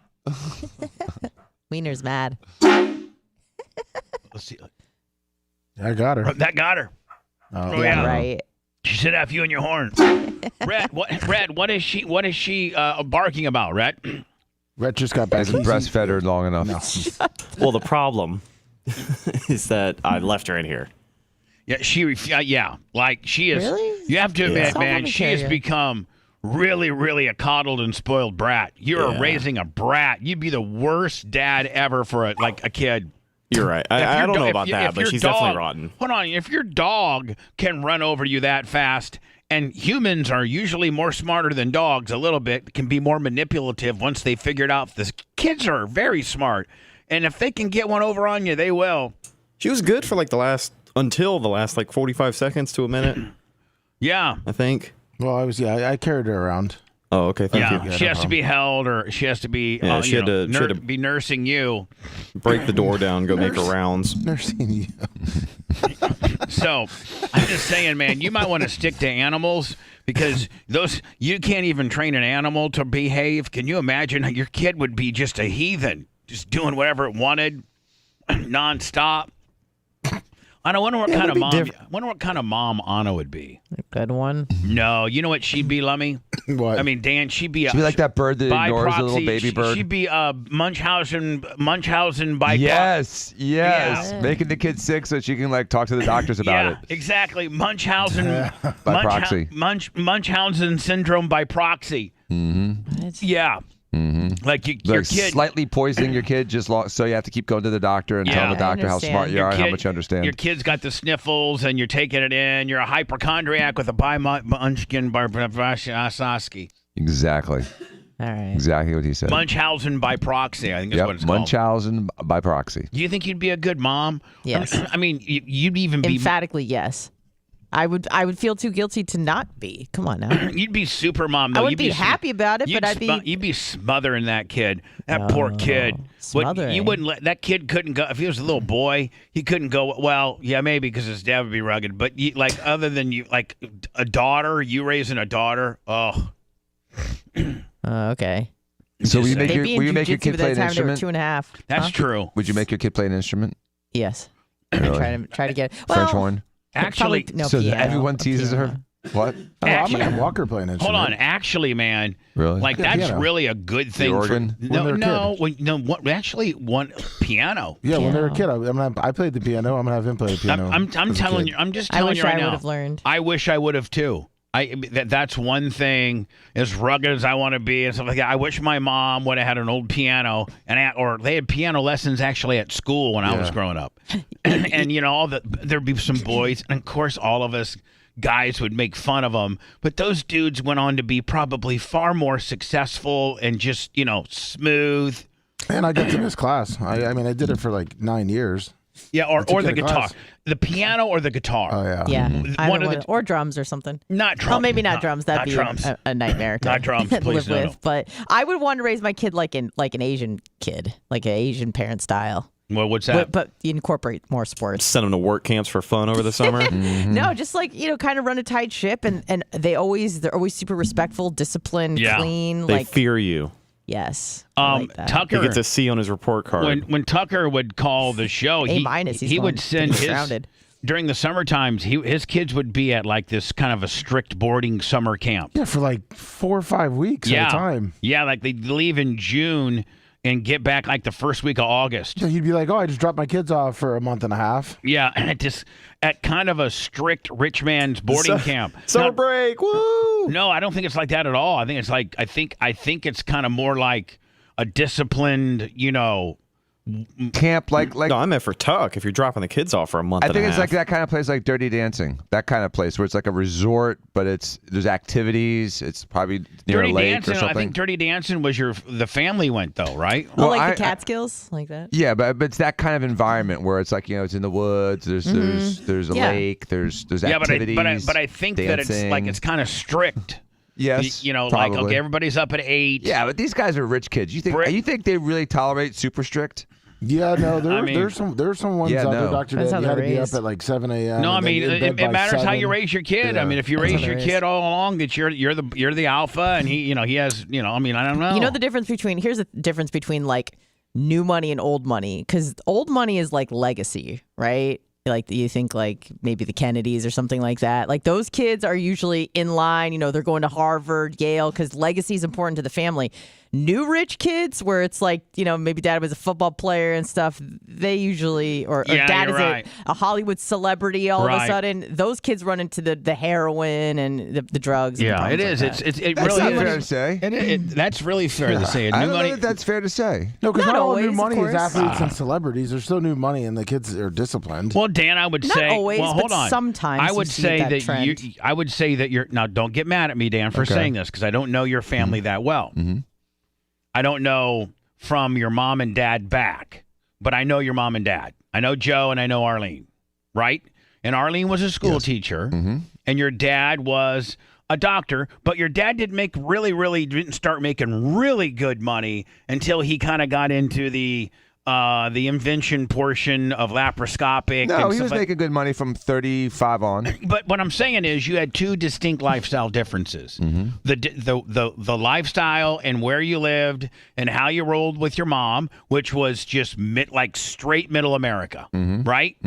Like mom's school teacher, she has that salary. There wasn't any fancy cars. Your mom had a station wagon. Your mom wasn't carrying around a Gucci and Chanel purse. No. You guys weren't wearing, iZods. And I'm just saying. Right. Now, and then your dad, when you went over to his place, you probably got some cooler stuff. Right. But Joe didn't spoil you by all means. No, not at all. Now, so I wouldn't say that's the first generation of wealth. What I would say is you and your brothers are new money. You don't come from the Rockefellers. You guys, went all out and became successful businessmen on your own accords. You know what I'm saying? It's not like, you inherited, the Rockefeller legacy and or money. You're not a trust fund baby, anything like that. And so I would say that your family, you and your 3 brothers, and the ways that you're raising your children would be considered on the new money. Well, here's the thing: Dan and his brothers made their money and got their success through education and going to school. You know, it's not like they're rappers, and you know what I mean? Like Steve, a rapper. I mean, all 3 brothers are highly educated, and it's important that their kids are as well. So they go to private school. Like to them, legacy is important. The family name. But it's the not legacy just like, kind of started. It's not like their mom is Cardi B. They're you know what I mean? they're either the first generation of legacy or their dad was. But mom and dad was. Yeah. So they're not the 6th generation of legacy. I My understand. mom's dad had a bakery in Philadelphia, and during the Great Depression, he and his brothers had one of 2 16-cylinder Cadillac convertibles. Them and the crime boss of Philadelphia had the same car. Wow. And they got pulled over all the time thinking they were the bad guys, but they were the good guys It was a 16-cylinder Cadillac where the front windshield would flatten out, and they'd drive it with the windshield down to the shore on the weekends. And they blew out. And probably a big rumble seat in the back, the whole 9 yards, right? The whole 9 yards. Yeah. But you know how. But we weren't like Rockefellers. But you know what though? But let's take an example of like some wealthy families where the kids are f-ups. You know, the Bush family, the kids were f-ups. The Hilton family, the kids were f-ups. They were f-ups in college. They were f-ups and they were younger. But you could argue they're f-ups. Yeah, but they're still f-ups. Yeah, they're still f-ups. You could f-up once, you're still an f-up. George W. Bush was an f-up until he was like 35. Right. The Bush families were filled with disasters. The Hilton, Paris Hilton, was a complete disaster for 8 or 10 years. You know, I'm sure the Rockefellers have a bad apple. The Kennedys had a bad apple. And what they did was they gave her a lobotomy. Here.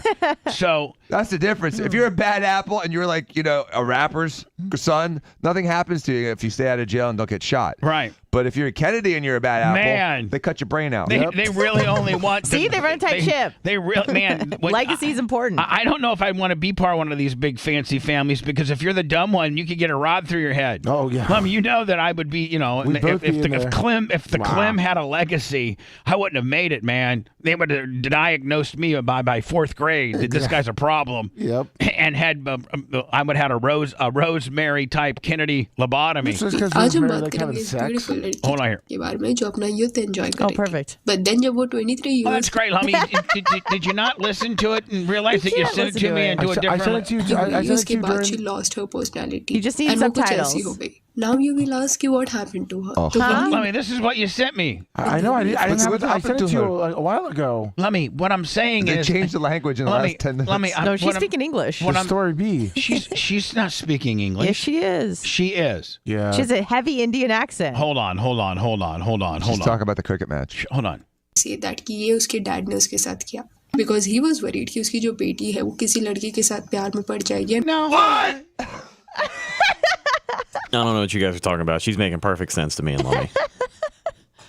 I can't hear it, Bubba. I'm with you, man. I don't understand a word she's saying. Can you send me a different article? Because I mean, to me, it sounds like she's talking like she's from Africa in one of those villages that she's Indian. Listen, pregnant हो जाएगी and खानदान का नाम खराब करेगी. Oh, she's clicking and snapping.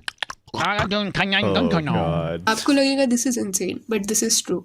ये lady का नाम रोजमेरी कैनेडी था. जॉन एफ कैनेडी की सिस्टर है ये. 1918 के साल में Joseph P Kennedy and Rose Kennedy ये कपल को एक लड़की हुई जिसका नाम रोजमेरी कैनेडी रखा गया. ये Lummy, like I said, you had 13 minutes. I was just trying to get you a short one. It had a lot of good reviews. Okay, I'm buddy. Is that what dementia sounds like? I don't know. I don't know what. I don't think the guy that's listening to me casually running his excavator somewhere in Nebraska would be able to understand. Would be able to understand that one.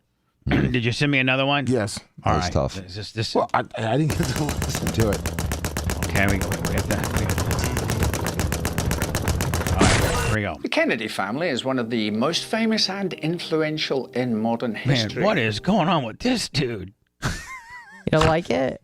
Along with its highs, some would argue that they've had more than their fair share of misfortune. Yes. Today, we'll look at one member of the Kennedy family whose story may be... I mean, really, the Clems... She was kind of hot at one point. The Clems have only had one big scandal, mine. Like, Tara's not been part of any scandals. Which scandal are you referring to? The Clems. Yeah. If you want to fast forward it to the what I'm saying is, like, Dan, like 200 years from now, when the Clems are like researching the Clems, and it goes, man, there was this one Clem back in 2000, like however old he was. His name was Bubba the Love Sponge Clem, and he was had a sex tape. Sorry, his name is what? Bubba the Love Sponge Clem. Oh, nice. And that wasn't his real name, right? Yeah. Yes, he changed it to that. Oh, that was his legal name. Formerly Todd. Best known. If you want to go to where they talk about the lobotomy, go to 720. Let me. How do you? If you can't hear, how do you know? It says it. Yeah, this one says it. Children would be abducted too. All right. So yeah, remember when Limber? Man, the times that we lived in. The times that we lived in back in the day. Oh, the flight guy. Yeah. I mean, listen, the times that we lived in back in the day, like, people were remember the Lindbergh baby, and then they found it, and it was like how many days they went back and forth for how much money there was going to be. I mean, they negotiated with the bad people for a long time, didn't they? I didn't know about his baby being. Yeah, it was like It was a huge story. I don't think they paid the ransom, right? No, they did not pay the ransom. And the baby took a lick. Oh my So that God! was with the cartels. So I mean, that should just show you pay the ransom. Oh. And the Kennedys weren't They exempt. came in the middle of the night, Anna, and literally stole the baby From Charles Lindbergh, who's the flight guy, right? Yeah. They broke into his house in the middle of the night, like it wasn't he was like left it at the mall or nothing. First of all, there weren't malls back then, but I mean, like they didn't leave it like at the family picnic. What year is this? In the horse's carriage. 1932. So it's tucked away in its little crib. I think it was even upstairs, and the bad guys broke into the house at night and took the baby. Now it wasn't like a random act of violence, right? No. it He was was planned. famous. He was famous. He thought people thought he had money and could have those resources. He was one of the studs. I didn't know if it was like he only came into popularity after he died. Yeah, he was a big shot. He was a big shot, big time celebrity. Gotcha. Okay. He wasn't the mayor of Plant City. Oh, I know. The San Diego airport is Olympic Yeah, like Field. they were introducing him like he was the hero of America. Okay. like, Yeah. in the All right. Olympics I and got you. everything. Kind of like Dion right now. Yeah, exactly. Oh, good Chuck comparison. Yeager a few years later. Yeah. And so what are these bad people, these mobsters and these wise guys are like, let me tell you something, you see? I know how we can make some money. Hey, I didn't know they were Italian. I don't know what I am. How are we going to make some money there, baby face, Bugsy? Steal that baby, see? You see? That guy's got a ton of money, you see? You steal the baby, you see? And then you get into some negotiations, and if he didn't pay it, you kill the baby, you see? And they killed So they it. took that baby. They killed the baby. How much did they want for the baby? I don't know. $100. No. And he wouldn't pay. Let's ask. Maybe he didn't want that baby. Hey Alexa, how much money was the ransom on the Limburger baby? Lindbergh.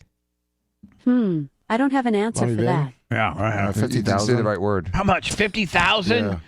Hold on. Back in 32, that was a lot of money. Hey Alexa, how much was 50,000 back in 1932? In today's money. Oh, she'll assume that. From propertycalcs.com. For example, 50K in 1929 is worth about $867,827 in It's $1 current million. dollars. They wanted 20. They broke it down: 25,000 in 20s, 15,000 in 10s, and 10,000 in 5s. They're getting real. They wanted so they probably couldn't get wasn't traceable, right? Yeah, right. Because back then they had like $10,000 bills. Yeah, they could have just given them 5 of those and been done with it, right? Yeah. They wanted a truckload of 20s, a truckload of and so on. That's crazy. How long did the negotiation go? Well, listen, let's not get too far down that. We have to They close found the out. murderers, We have right? to. I don't know. Well, let me send me an article about the Lindbergh baby. We'll do that next. Hold on. From this paranoia. Worried about Rosemary's safety and the possibility of her disorder becoming public knowledge. No, see, Lummy, they didn't even tell us about her disorder, about touching her TT all the time. Let's see. We probably need to. Well, if I go to where? You need to Well, get. no, I was gonna say. Lummy, I'm saying like. I was trying to make it shorter because it's a long video. I know, but I need the We need the payoff. information. Lummy, the payoff on the Rosemary Kennedy's lobotomy, the payoff is rubbing her skins. The reason why she did that is that she was deemed sexually aggressive as a little kid because she was touching her bean all the time. Yeah, then I guess you want to go to Rosemary's childhood then. Okay, Rosemary's childhood. Okay, thank you, Lummy. Thank you very much. Thank you. However, it wasn't easy for Rosemary to participate in family activities. To quote the John F. Kennedy National Historic Site, the Kennedy siblings were competitive and their parents Now, is Rosemary the young one right here? I think she's the one to the left with her mouth and kind did of much open. of them. This sort of lifestyle provided many challenges for Rosemary, who grew frustrated that she could not live up to the accomplishments of her siblings. The others tried. Are they Dang, saying there's like 40 of them. Dan, are they saying like she was last picked during the family volleyball game? I guess, but she's not the one on the bottom on the right. She's the one that with the mouth open. I thought she was in the bottom right. I don't know which one she is, but Lummy, are they saying if you couldn't live up to 8 your of them? family's expectations, and they show them outside all in athletic gear, are you saying that she was, she couldn't compete with them? Like we all have this one person in our family would get picked last for a pickup game, right? Yeah, exactly. But they all To look like they have include very her. good hearing. but with careful supervision. These feelings of frustration were made even worse by her parents, who staunchly believed that their daughter's disability would be cured if she was held to the same standard as the rest of her siblings. What? They combined this thinking with specialized education and several experimental treatments. All these efforts amounted to nothing, and Rosemary's intellectual abilities never passed a 5th grade level. Oh, so she was dumb. Yeah. She was bam. She was top a rop doppy dop dop. Riz tiz. Oh. Man, they stick a rod through your brain if you're Riz tiz. You're Kennedy. Well, Thank God the Clems don't have those type of standards. I would have been rotted out. Oh my God! But how great was that? It'd be easy to fool her, and hey, I got Joe Kennedy Sr. No, it wouldn't be so good at all. You have if your sister was Riz tiz. No, I'm talking about a guy going to date her. Oh. You try to go out with her sister, and she's smarter than you, and then I'll just deal with Rosemary. She puts out, and she's easy to make her laugh. Maybe that's why she was such a slut, because she was the dumb one, and the dumb ones have to give it out more easier. Was given the coveted role of United States ambassador to the United Kingdom. The entire family relocated to London, where they soon found their social calendars to be chock full of parties, events, and meetings. Despite this busy schedule, 19-year-old Rosemary thrived in England. Her parents enrolled her in a convent school that followed a Montessori. All right, so, she went maybe this is where she runs into problems, because the nuns are like, dude, this bitch keeps which she touching enjoyed herself. immensely. Not only did it accommodate her disability, but it also provided... What was her disability? She was slow. She couldn't remember books. I guess the only Hey, book Alexa, she could remember was Winnie what the was Pooh. Rosemary Kennedy's disability? From mtpr.org. One of the Kennedy children, Rosemary, was born with mild mental retardation. Oh, hey. Hey, listen, I don't Hey think there, Alexa. I don't think we can get canceled if Google's the one giving us the answer. A medical term, by the way. Yeah, I mean, that's probably what she was diagnosed with back then. She was mentally... Whatever, Bam, bam, bam. I can't believe that's one of those trigger words. Can you believe Not it? for me, I'm just saying. But here's the deal, and here's the deal, man. It's ridiculous that it's a medical term. It's a term to slow down. So, Bubba, what happens when you slow down the timing on a... You retard your timing 15 or 20 degrees as part of your ignition system on your car, and that basically either speedens or slows down how fast your spark plugs ignite to cause combustion in your piston in your combustion chamber. Either speeding that spark, you're either speeding that spark up, or you're slowing it down. You advance or retard your ignition and timing on your race car. Well, I don't think cars are even have time. I mean, they're all internally timed now by computers. But back, they still got belts. And by the way, I still have all my cars still have belts, including my Ferrari has a belt. There's a timing belt. I don't know if it's adjustable, like where you have to loosen the distributor and turn it a quarter turn. I'm sure it's all done by computers now. I see what you're saying.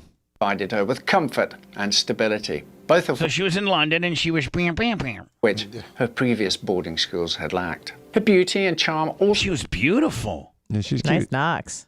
Yeah, nice figure. Nice waist-hip ratio. And she put out. Yeah, In May did. 1938, Perfect. she, along with her younger sister Kathleen, were presented to King George VI and Queen Elizabeth at Buckingham Palace. Presented to, does that mean like an arranged marriage? Pedophile, No, is that like here? You can have my kids.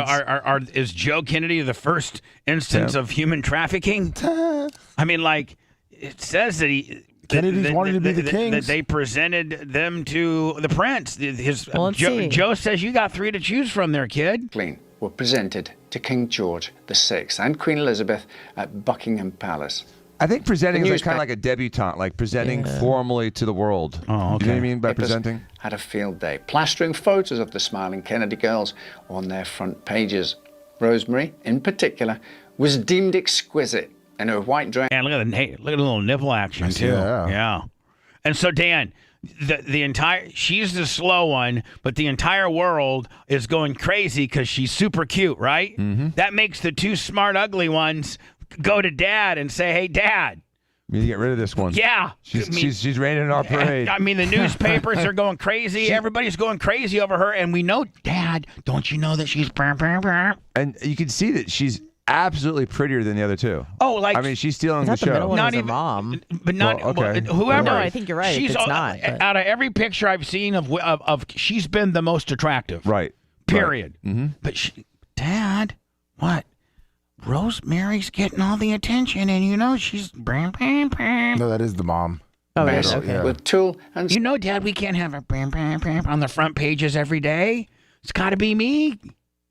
The smart one, the one that's going to go to Harvard and Yale and do that kind of stuff. Dad, that's going to be me. Not Rosemary. We know she can't even add 6 and 6. I want to marry Schwarzenegger. silver embroidery. Unfortunately, the Kennedys' time in London would be cut short when war was declared with Germany in September 1939. The entire family, except for Rosemary and her father, fled back to the safety of the United States. All right, so Rosemary stayed with Joe back in London. Mm-hmm. Maybe something was going on there. Maybe Pops was dipping into the family stew. Maybe. Oh, let's see. I'm not talking about that. I'm just saying, which might have then, hey, I got to get rid of this thing. I got to make sure that Rosemary can't remember things. Right? Yeah, that's right. Hey, that's just strictly my opinion. I'm Bubba the Love Sponge. I'm supposed to come up with shocking opinions, and that's one of them, my friends. I don't know it to be true, so I've been told. Rumor has it. Yippee-yo.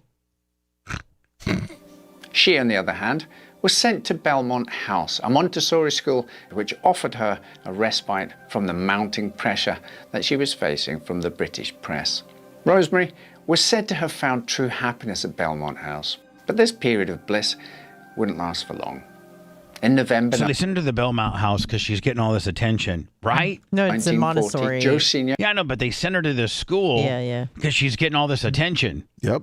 Was forced to resign from his job as ambassador after his known Nazi sympathies, combined with his public claims that Britain would lose the war, made him more trouble than he was worth. Because glazed right over that, but we ought to maybe revisit that for one moment. Why? Yeah. He's a Nazi sympathizer? So, yeah, he just glazed right over the fact that Joe Kennedy was a Nazi sympathizer and thought that England was going to get their butts whipped by Germany during the war. Here's the statement again. And again, I don't know that what does he mean by Nazi sympathizer? That was an interesting sentence. What I'm saying is that needs to be further investigated. That's not a very well-known topic. I didn't know that. Well, do you automatically become a sympathizer if you think the other side is going to win? No. I didn't know that he had to resign his position as an ambassador because of him being a Nazi. Of him, being publicly known or have made some comments about being a Nazi sympathizer, and also his opinion on how Great Britain was going to be defeated in this war. That got him fired. Mm-hmm. As the U.S. ambassador, probably under what? Truman? FDR, right? Mm-hmm. Probably. Truman was right at the end. Hold on. Job as ambassador after his known Nazi sympathies, combined with his public claims that Britain would lose the war, made him more trouble than he was worth. Because of this, I can't believe the Kennedy family was headed by a Nazi sympathizer. Well, I don't know how many times that hasn't been highlighted since 1939 or 1940. Never. That's the first time I've ever heard that Joe Kennedy was a Nazi sympathizer. Let me say it one more time. Joe Kennedy was a Nazi sympathizer. Now, what have we done to other Nazi sympathizers over the last 75 years? We've canceled them. No, we haven't. We made them head of NASA. Operation Paperclip, we took all those scientists and we're like, hey, what's his name? Van Buren, whatever his name is. Do you know what I'm talking about? Well, forget all about that World War II stuff if you come in here and help us out just a little bit, buddy. That happened with all the scientists. It was either the Russians, they were going to get taken up by the Russians. Aside from the few scientists, we've absolutely tattooed every Nazi sympathizer and sent them to jail and put them in prison and canceled them and discriminated against them, killed them. Anyone that celebrated them, anyone else that celebrated them, put them on trial. Put them on trial. Anyone that celebrated them was also canceled.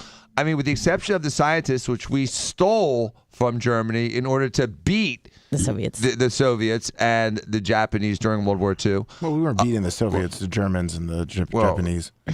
We were trying to. We were helping. We the were Soviets. trying. We were trying to flex arms. After World War II was over and the sides emerged between the West. He was kind of against the Jewish people. He didn't like the Jewish. Let's continue people. on. Werner von United Braun States, where he and Rosemary joined. Talking about Rosemary getting a rod through the head.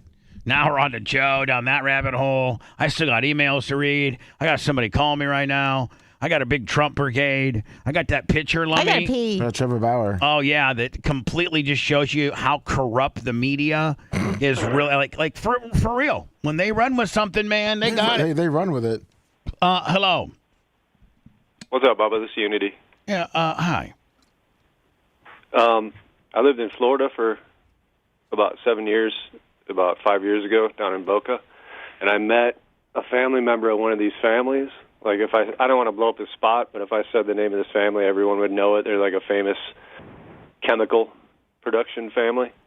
And this guy was a really strange guy, but he was really nice and sweet. But I would say like he was like menacingly gay. He like trying to hit on me all the time, which I appreciated. Fended off. Oh. I fended off, obviously, but this guy's brother was part of a famous murder, and he was a really strange guy, but like really engaging. And the first time I met him in like a Walgreens, I talked to him for like probably an hour, just about like history and conspiracies and all this different stuff. And, I mean, is it a famous murder? Yep. Is it? Yeah. Mm-hmm. Oh well. Yeah, it's very famous. They made a movie about it. I think there was a you know movie. about I know exactly what he's talking about. How do you know what he's talking about? Because I know exactly what he's talking about. All right, why don't you text it to me then? When he kind of dropped a hint about the name, and I'm pretty sure I know too. Okay, well, I didn't quite catch it. I'm doing a couple different things. Why is this classified? Why can't you just say it? He's the one blowing the guy's spot. Because this guy wants to be extra undercover. That way, and never gets back to him. Got it. Right, never gets back to him.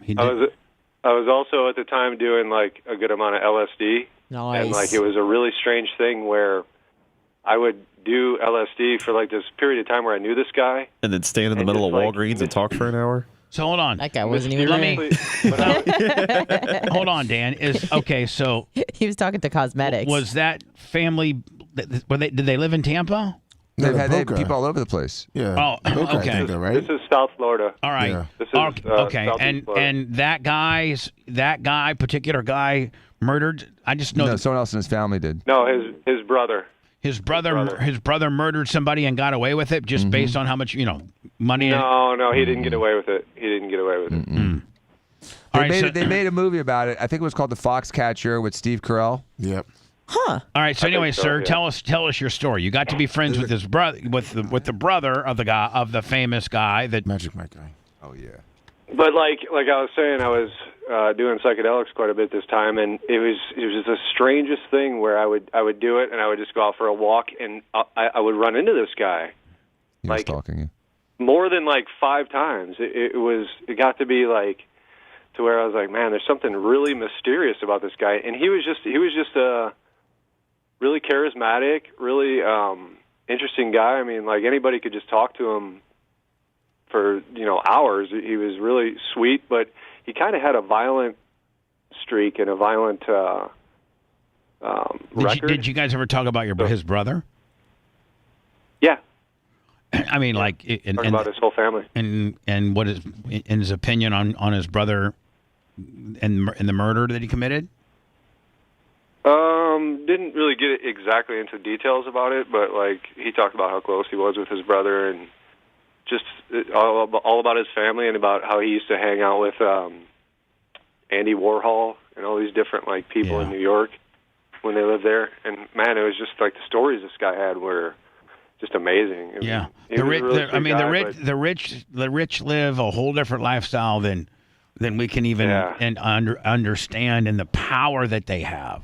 I mean, literally, Dan, people can make one phone call and make stuff go away. I mean, you know that. Yeah. We know that for a fact. So, all right, buddy, man. Thank you, buddy. All right, peace, brother. Just get back to the whole Nazi thing before you just get any further. In the 30s and in the 20s, you were either a communist or a Nazi because they were diametrically opposed to each other. So if you opposed communism, a lot of times you'd sympathize with the Nazis. Like, for instance, Vargas, who gained control in Spain in the 30s, was trying to fight off the communists, but ended up getting help from Hitler, the Nazis, to get rid of the communists because they were a common enemy. And one of the reasons that Spain wasn't decimated during World War II was because Vargas and Hitler had a little bit of a thank you, you're welcome deal going on, and so no one invaded nobody there. Yeah, but Vargas was cool because he said, "I'm just going to do one and done with hit here to get Russia out of here, and then I ain't doing it. I'm out. Seacrest out. I'm not trying to kill any Jews. I'm not trying to kill any certain race of body. I just need this guy's military to help me get these Russians off me, and then I'm out of here." Right. You run your place the way I run mine. My way. Right. So the original, the Nazi party was more of a work party. It was a big giant union. It was a labor party. But the Nazi movement was an opposition to the early communist movement. That's always confusing because you always think it was like a socialist thing, but it wasn't. They called it the nationalist. Hold on. Group. Hold on. But life back in America proved to be disastrous. We're trying to figure out why Rosemary Kennedy got a lobotomy. Or a rod. Dan, was it a lobotomy or a rod through her head?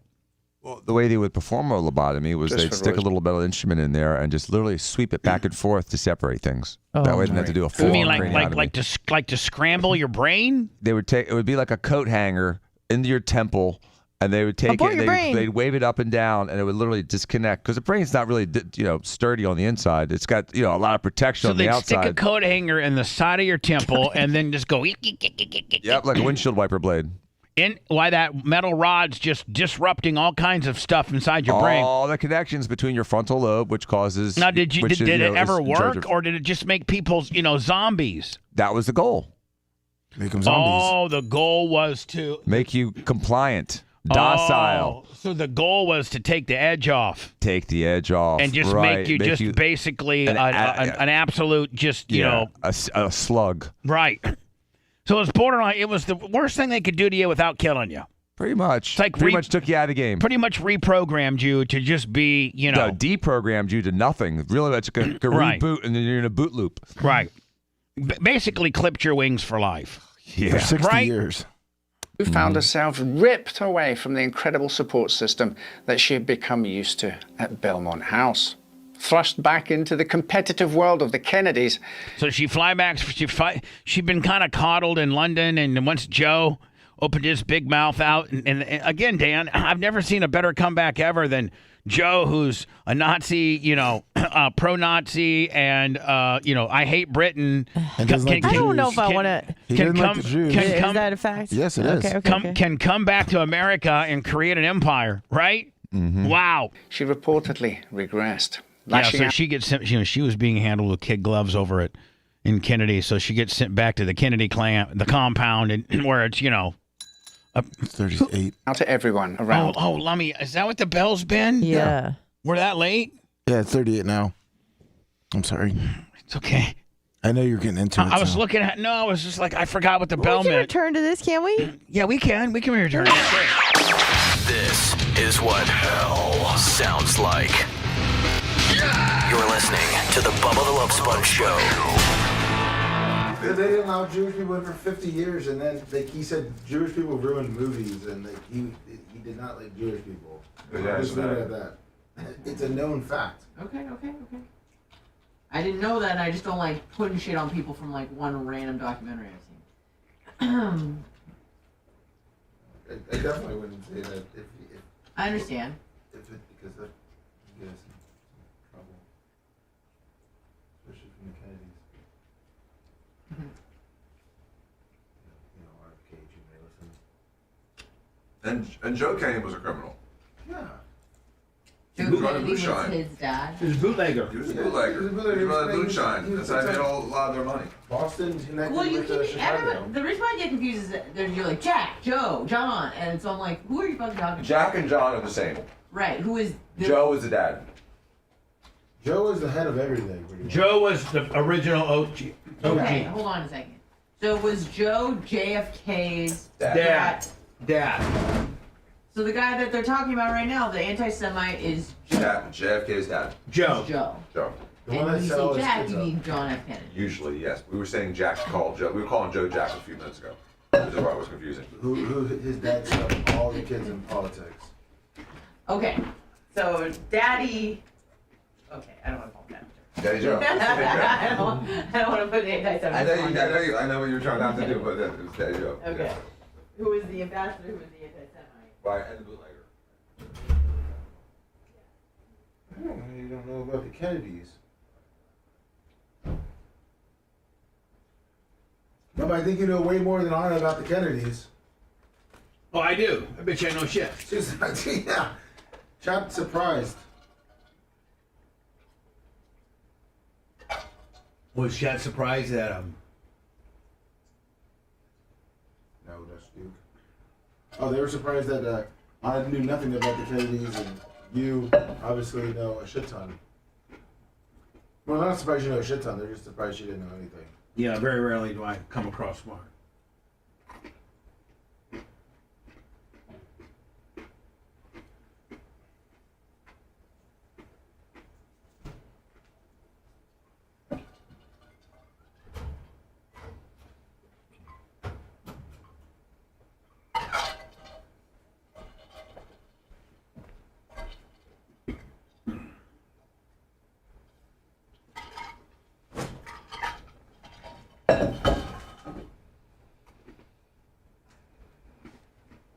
That's the thing. That history of the Kennedys, they try to keep every because it was America. What do they call it? The royalty, America's royalty, or some shit like that. They don't want to look bad because if you look at all the royalty in England, They love the dog of the royalty in England, but yeah, they're trying to keep Kennedy. Here's where they're going to go against them. Because of Robert Kennedy. Watch the Kennedy name get trashed out because of Robert. Now you'll hear about Joe being anti-Semite over the next 2 years because of the upcoming election. And especially if he goes independent. Because I guess there's some announcement on October 9th. Yep. He's supposed to possibly announce that he's going to run independent since they won't let him run against Joe.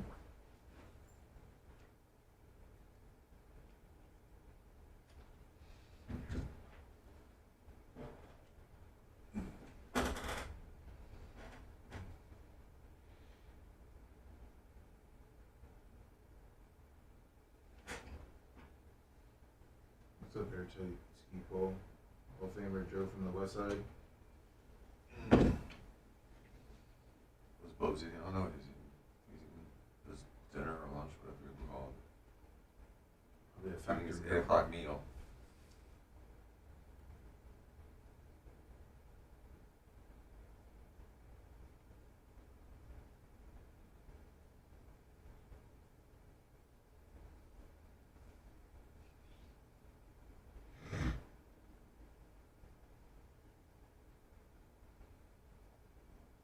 Real Elizabeth Dougherty. Well, how do you know he's not? Oh, that's a good answer. Okay, Junior's wife is Jewish. I know she was on, I didn't think she was, but she was on Curb Your Enthusiasm. Maybe that's right. Oh, it's that girl. Yeah. Yeah, she was the wife of David. Larry David. Yeah. Yeah, Juan. she's Jewish. Yeah, she's Is she? Jewish. Oh.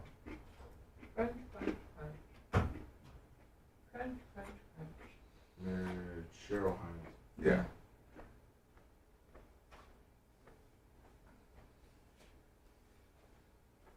Little biker dude.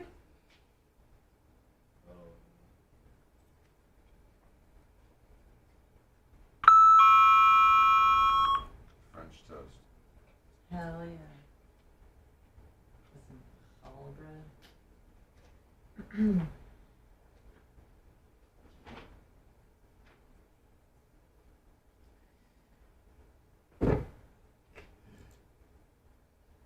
What white power movement was Biden in Iraq, Chris?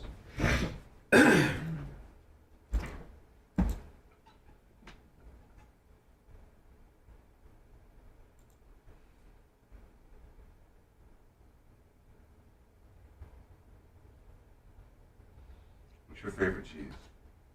Someone asked. Dude, I just From kinda Munda? like cheddar. Oh, That's sure. Julio Joe. I'm sure he's gonna send you some cheese. I like just cheddar. Sharp cheddar. No, just regular mild cheddar is fine.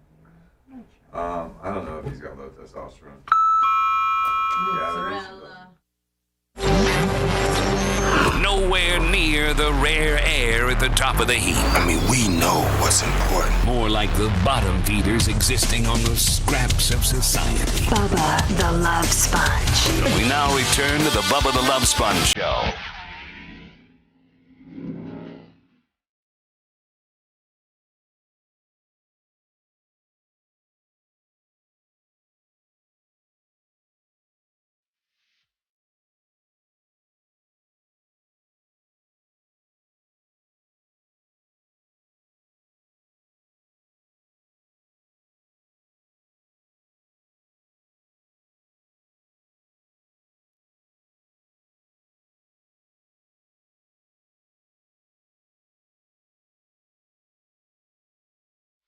Dan, sometimes I get so disappointed in your. Wow. Yeah, like as my best friend. By the way, it's the Bubba the Love Sponge Show, October 3rd, 2023. Venmo, PayPal, Cash App, all at the Bubba Army, or just following us on Facebook or subscribing, which is free, to our YouTube channel. Even that helps a ton. And watching our videos and just going and downloading our podcast and listening to that. Be buying some merchandise. It all adds up, and we appreciate the support. Thank you so much. Mitch the Mark's dad, $10 on the Venmo. So Dan, so sometimes I just get so not disappointed, just just disappointed that you would think that was funny and that's not douchey, and that you're doing yet another douchey thing, which I don't like you to do. Of course, tell me. Like, okay, so it's like you're the smartest guy I know that has Rosemary Kennedy tendencies.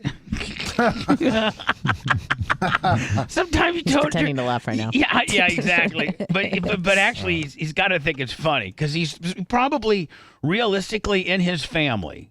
And so sometimes Come on. realistically in his. But Dan, I mean, realistically in your family. Let's just be honest. Realistically in your family, even though Jay may not want to admit it, you're probably the highest educated, probably smartest. Okay. By the numbers. Okay. By the strict numbers. Mm-hmm. Valedictorian. Just your grade, your grades. Would you say your grades were better than Stephen and Jay's? They were. Okay. I mean, that's boom, and you've continued your education longer than they did. Correct. Mm-hmm. Right. Yes. But so one would argue that you're probably the smartest of the three, but sometimes you act like the dumbest of the three.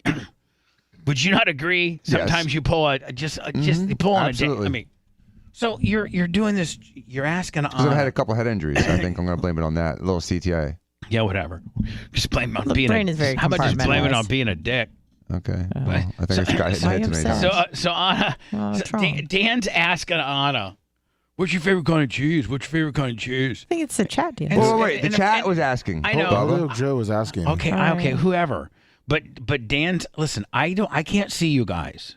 Yeah. So I don't know what you're monitoring or what you're even doing over there. Like literally we could be 5 cities apart and we'd have the same vibe as we would right now because we can't see each other. I cannot see you guys. You know what I'm saying? So I don't know what you're like a bunch of kids. I don't know what you're over there doing. Mm-hmm. And Dan just blurts out, "Hey Anna, what's your favorite kind of cheese?" And Anna goes, "I don't know. I like, I don't." And then Dan, That's a great impression. Just the most cheese dick thing a man can say is what Dan said next. "Oh, is it Fermunda?"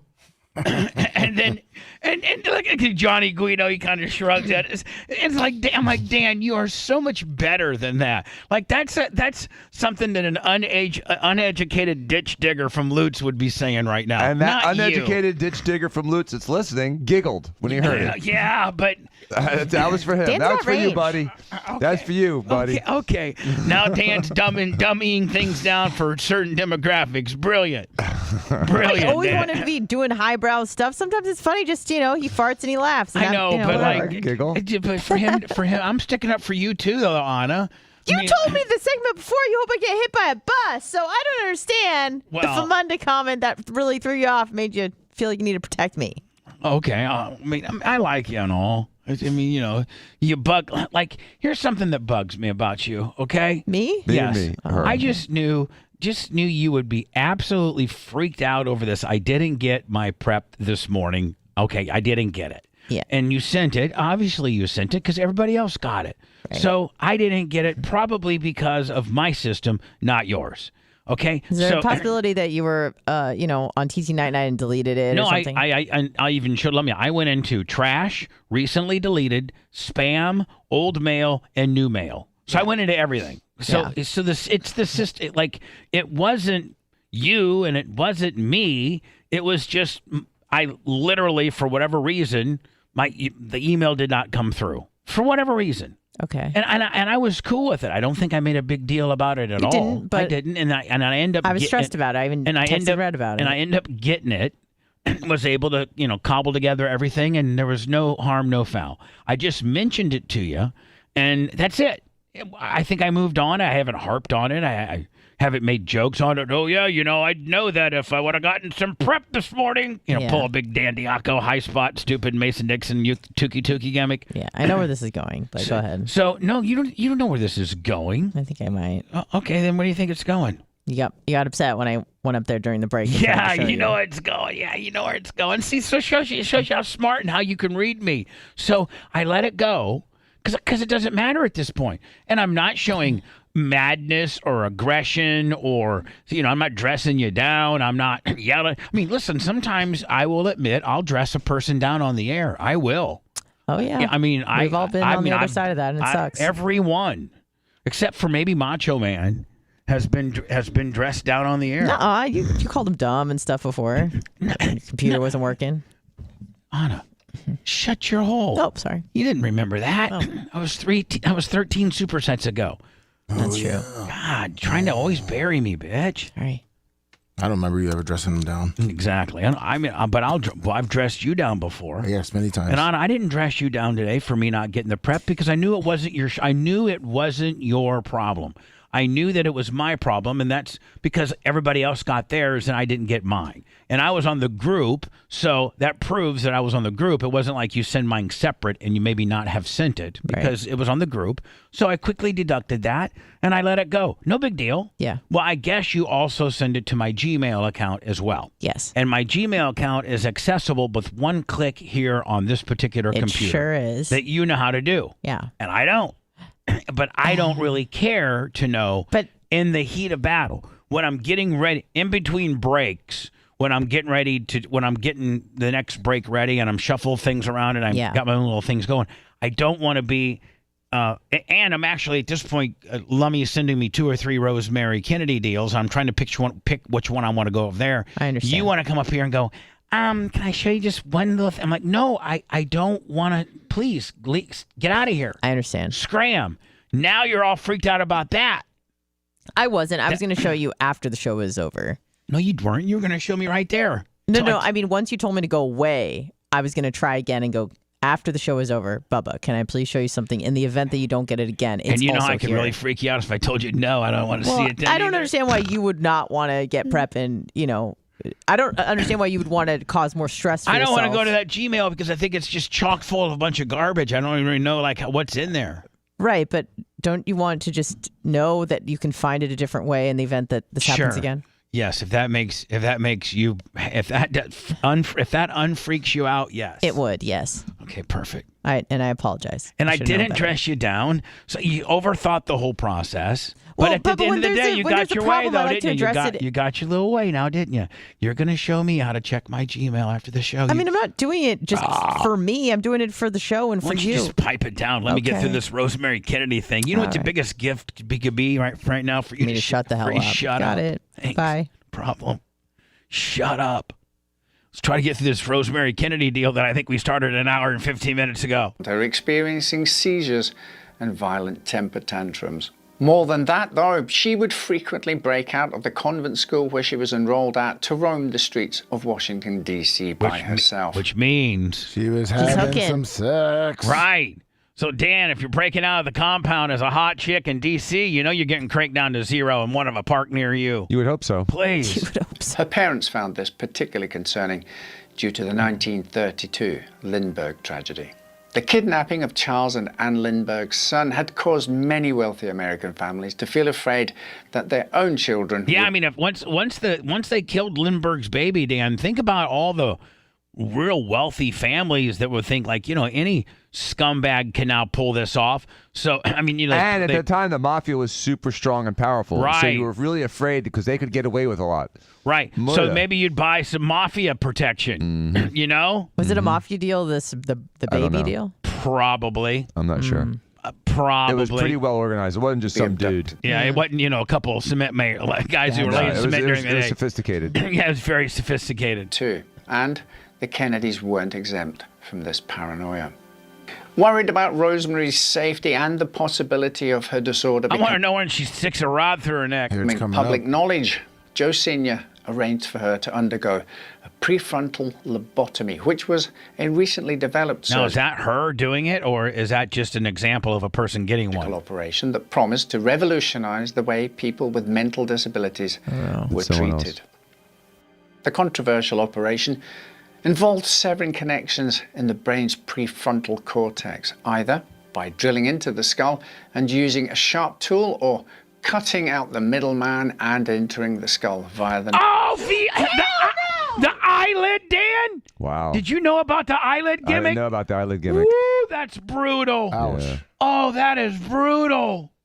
Yeah, but I'd rather have the other one. Nose or eye socket. Despite the healthcare industry's misgivings about the procedure, Joe Sr. gave doctors the green light to perform the surgery on his eldest daughter. Man, what a dick. See, nobody knows that Joe Kennedy did that. Scrambled his arguably his hottest but yet slow art out daughter brains out, scrambled him right on out, made her a zombie because she was a little bit loose and liked to get laid and was just a little off. Poor little thing. And it wasn't her fault. Thank God we weren't Kennedys, Lummy. We would have never made it. Well, do you know? So I guess during the Spanish flu, influenza, or whatever, they made the mother keep her legs closed with the baby's head in it until the doctor showed up. What? Which made the baby had a loss of oxygen for 2 hours. Oh. Rosemary. Oh, really? Yeah. Oh, hold on. They So they're delayed. saying- They delayed the So delivery. they're saying why Rosemary was messed up to begin with is that her mom had to keep her legs closed when she was ready to pop it out, have some life, and her mom kept her in the garage a little too long, and she got, The nurse ordered her to do it because the doctor was not there because he was doing the Spanish influenza, like he was dealing with that whole thing. Yeah, I know, but my God, can't you pretty much just give birth by yourself and not even Just have a doctor? sneeze. Yeah. And have just dump it into the pan and then tie off the umbilical cords? But That's now with your legs crossed. Yeah, exactly. 2 hours. 2 hours? Yeah, she was in there poor for little 2 hours. Oh, I thought it Rosemary. was like 5 minute delay. No. It's 2 hours? That's probably what. Oh my God, how painful! His baby's like coming out. Not only that, but the Keep baby it in. can't. But the baby can't breathe. Yep. Well, yeah, no ass. Because the flaps are keeping him. The flaps are keeping him in. He also chose not to consult his wife or anyone else. in the Which family makes it seem so much more To this seedy day. because this definitely destroys her memories on. and her ability to communicate. And so you think wonder if she was privy to any untoward information of Joe Kennedy. Yeah, like where this is going, Dan. Let me further and not. I mean, sometimes you speak protected and smart like you just did, and other times you blurt out stupidity. Let me be the one that blurts out the stupidity as you tried to so gracefully put what may have happened. And here, maybe Joe touched her when they were in London because they were the only two in London, and he didn't want her to be able to remember that he had touched her. And so let me get rid of her memory. Yeah, because it says the sister, when Rosemary came and the reason back, why that she was so sexually promiscuous is because he had touched her. And that's what it says when she got back from England. They saw a change in her, and she became very irritable and difficult to deal with, and that's when she started escaping and going out late at night. Right, because Pops so was laying the wood to her. Yeah. Well, that and that, she was used to getting the wood laid to her, and Pops couldn't lay the wood to her anymore here in the States, so she needed to get the wood. Right? Yeah. And Pops couldn't give the wood anymore. Nope. Because Pops is too high profile, so she's going out to get the wood. Oh. She's woodchuck like a woodchuck like a woodchuck would. Continue to allege that Rosemary herself wasn't told about the controversial procedure she would be undergoing. And Rosemary, listen, you've been getting, you did. Having your hair dyed today. Pops did some stuff to you, and we don't want you to remember. And that's caused you to be a real slut. And plus, you're a little slow. Oh, so did they lie to her and say she was going in? So you're just going to go in for like a little cosmetic procedure, okay? And they drill a hole in your head and scramble your eggs. Either. I mean, Dan, that's basically, as barbaric as that sounds, that's what they do. Yep. They drill a hole in your head and they scramble your eggs. And your brain eggs. Strapped to an operating table and with strapped to an operating table. Her head shaved, Rosemary was awake for the entire surgery. Yes. Why aren't the Kennedys all on trial right now? Every last one of them. During the procedure, she was asked to sing songs and recite prayers as the ill-timed ad. Battleship. Let me skip this, you son of a bitch. Doctors probed around inside her head. I swear to God. So, Dan, they had her say stuff and poems and prayers until probably she couldn't remember them anymore. Right. And they're like, okay, boom, we got her. The minute Rosemary went quiet, immediately knowing something had gone drastically wrong. Later. Wrong, or actually everything had gone perfect as planned. That was the goal. It was said the procedure had been so traumatizing for all those involved that the attending nurse quit her job. Yeah. So even the people that were working there quit after watching the Rosemary Kennedy procedure. Well, it looks like the doctors were telling the family that she wasn't mentally, or she just had depression. Profession. The lobotomy transformed 23-year-old Rosemary Kennedy from a vibrant and beautiful girl with a manageable behavioral problem into one with the mental state of a 2-year-old, unable to walk or speak. No, yeah, that's exactly. So they overdid it. And so that's but that's what Joe wanted, right? He just wanted just enough, but it was her overdone. horrified father sent her to a psychiatric hospital located in upstate New York, which send her away. Confused the rest of her siblings, who were still unaware of the operation. After managing Rosemary's condition for so long, why was she being institutionalized now? Eunice Kennedy, the sibling whom Rosemary was closest to, would later claim that she had no idea where her older sister was for over a decade. So for 10 years, you don't even know where your sister is. But don't ask. No one asked. No one cared. They were all self-absorbed. I mean, if suddenly Jay was missing for a decade, I'd be like, yo, where's Jay? Yeah. It would take me more than 10 years to wait, am I missing something? Yeah, Jay. Oh, yeah, I remember him. Their parents I heard him in 10 years. I mean, yeah, hold on now. Stated that their eldest daughter was away studying to become... Can you imagine... Oh, this is a cover story. Dan, can you imagine if, they'd given you a lobotomy and Steve's asking, hey, where's Dan? You said he went to college, but that was 4 years ago, and I found it odd. Dan and I were so close that I wasn't able to go visit him in college, but that's okay, whatever. Dan's I've been studying. writing him letters, no return. Dan's no letters back.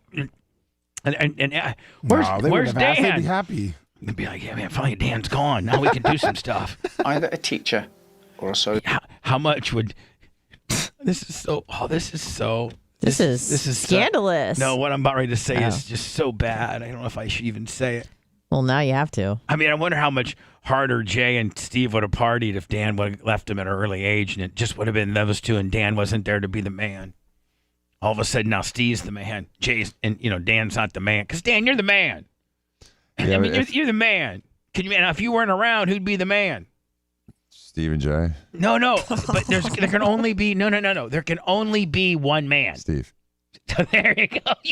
You knew what I was talking about. So Steve would be the man. Mm-hmm. If you were, Hey, Steve, where's Dan? He's studying. But if they with a very unfortunate accident, if we had lost you, Dan, when you were in college, and then Steve would be the man right now. Yep. He's still the man. Worker. Joe Sr. initially maintained the facility. What a scumbag Joe Sr. Wait, can you go is. back for like a second and said what they told the siblings where she was? Yeah, here we go. Idea where her older sister was for over a decade. To keep up appearances, their parents publicly stated that their eldest daughter was away studying to become either a teacher or a social worker. Joe Sr. initially maintained the facade that Rosemary was doing well, but never once mentioned the lobotomy that he had forced her to take. After 1944, the family's personal correspondence no longer made reference to the eldest Kennedy girl. In 1946, John Kennedy was elected into the House of Representatives. Yeah, you don't think they would have said, like, today's politics, they would, hey John, where's your sister at? Haven't seen her for 15 years. They said that she was studying off to be a teacher. It sounds like she's so good she could teach the teachers now. The hell's she at? She was hot as hell. Rumor has it she got around a little bit, too. Where is she? John? Congressman John? And it didn't take long for him to set his sights on the Oval Office. With his son starting out on his road to the White House, Joe Sr. began to worry that the truth of Rosemary's situation may get out and derail his son's ambitions. So he had her moved to another institution in Wisconsin, far from her friends and family. Joe Sr. would continue to feed his family excuses to discourage them from visiting their sister. I wonder if John even knew. I mean, it's his sister. Can you imagine if they did it to Tara? Like, where's Tara? Oh, she's out, studying and everything. Yeah, I'm getting ready to be the president. Hey, Hey, you guys, they're gonna try to ask me some questions to throw me off. What if they ask me about my sister? What do I say? Who? Rosemary, my fine sister. I love her. She's studying. She's missed the last 22 Thanksgivings. She's studying hard. She's studying hard. She's worse than Jay. She's missed 30 Thanksgivings. She in Costa Rica? She's hanging 10 in Costa Rica. And he was also content never to see his daughter again. It would take at least 2 decades before Rosemary Kennedy saw the rest of her family again. Her father died, never having visited her once, and while there are rumors that... Can you imagine Not that? once that mother ever? Yeah, Joe Kennedy, I hate even... Yeah, I didn't really hate him that much. No, I hate him now. Anti-Semite MFer. John stopped by during his campaign trail. This has never been proven. Once they learned about the horrifying lobotomy that derailed their sister's life, the Kennedy siblings did all they could to fight for her. While President of the United States, John enacted several legislations that aimed to fund research, studies, and programs for the disabled. Younger sister Eunice earmarked a portion of funds from the Kennedy Foundation to fund research into mental and physical disabilities. She also went on to create... See, they felt bad because they'd really, did Rosemary dirty, so they start being very philanthropic on all these mental health situations. Yeah, it looks like once Joe Sr. had a stroke and he couldn't talk or walk anymore, the mother spoke. They finally figured out Rosemary was at least smarter than him now. Yep. Camp So you should have put them in a room together and let them fight. Yeah. Shriver, a retreat that aims to provide disabled children with a fun and normative experience. That's right. The Kennedys felt so bad that we want to take these mentally disabled children and try to show them a good time and do fun stuff and, have camp and, be athletic, not stick a rod in their brain and scramble their eggs up so they don't even know who they are and they're confined to a wheelchair and has the mentality of a 2-year-old. No, that's not what we've already done that. We might as well take it to the next level, right? Yep.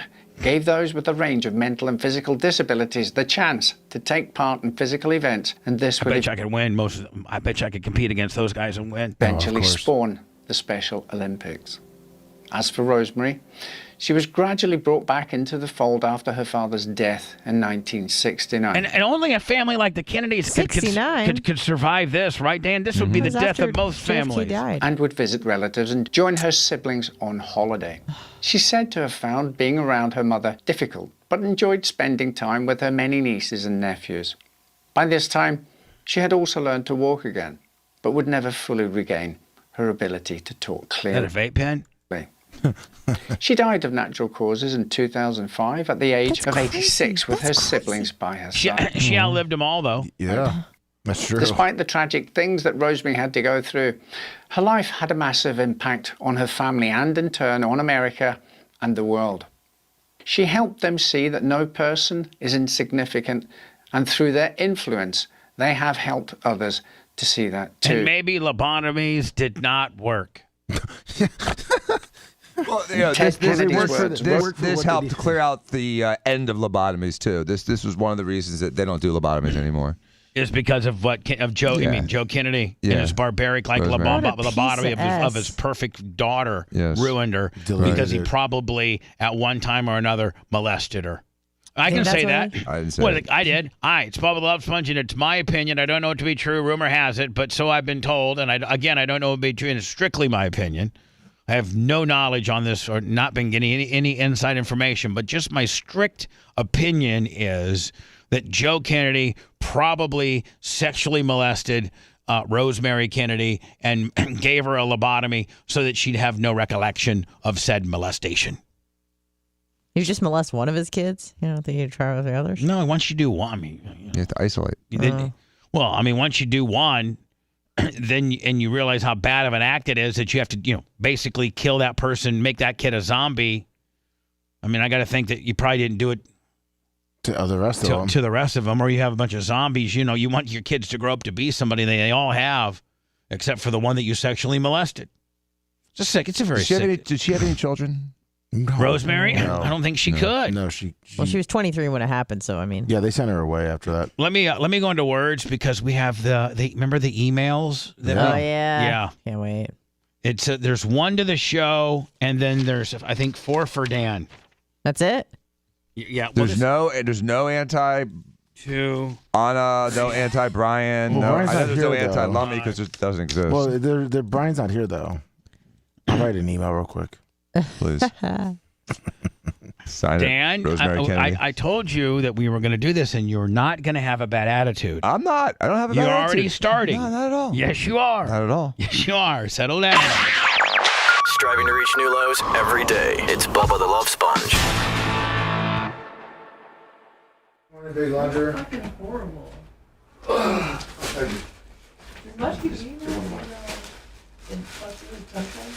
Huh? What'd you say? I thought it messes with his tum-tum. Oh, he don't care. Oh, he doesn't care? As long as he's got the teens in there, the proteins. It's got like 100 grams of protein and no sugars, no calories, no animal-based stuff, none of that.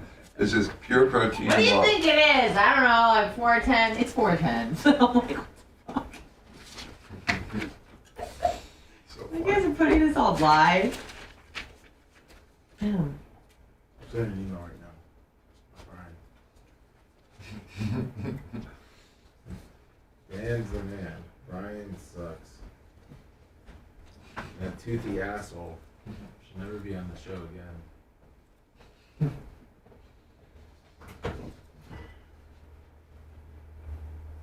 What's up, Chris?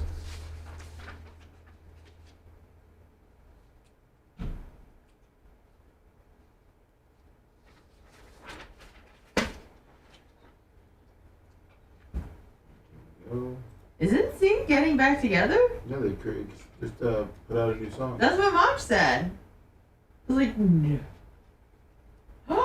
They're back. Back. It's a better place. I guess there was a representative that has carjacked.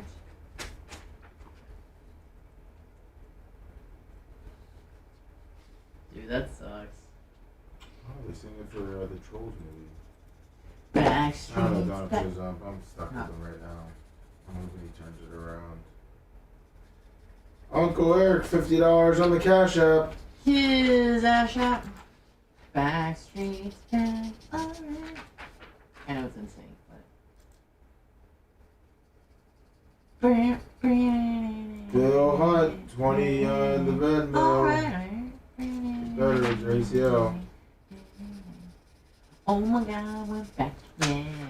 You Uncle Eric? I'm scratching out these people's emails because Dan might hire a private investigator. So He's supposed to be nice though, Bubba. I'm scratching out. Doesn't mean he's not gonna go do some stuff on his own time. I would. Or just like rip the top off or something.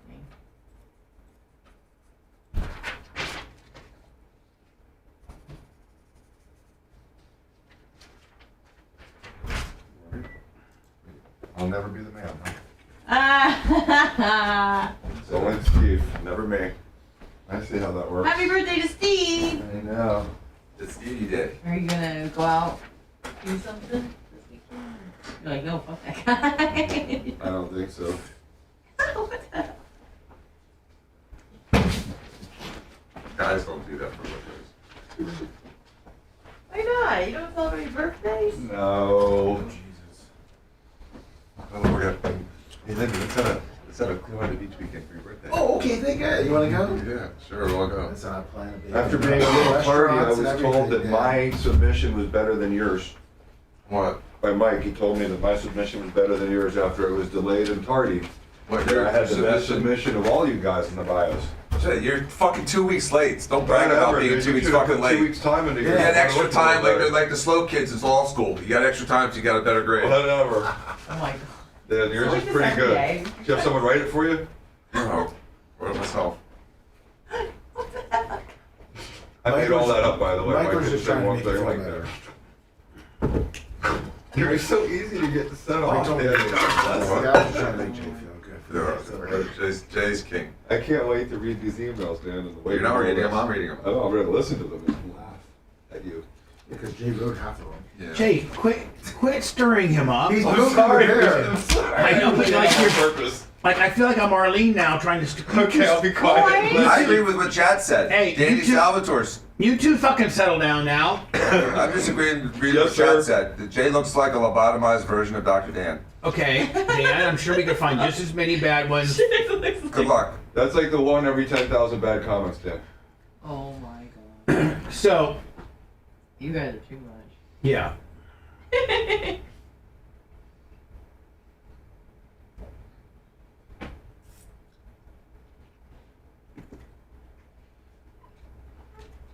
What's up, big longer?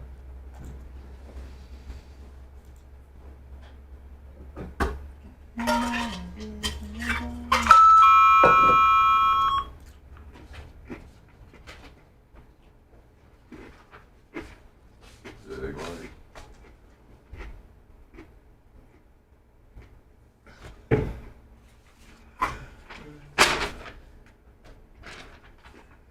What's up, going close?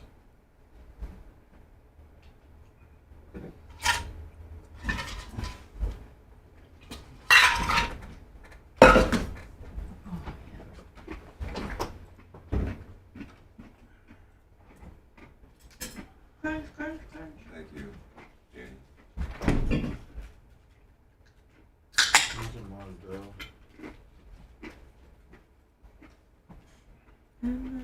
What's up, fat pig? The fat pig.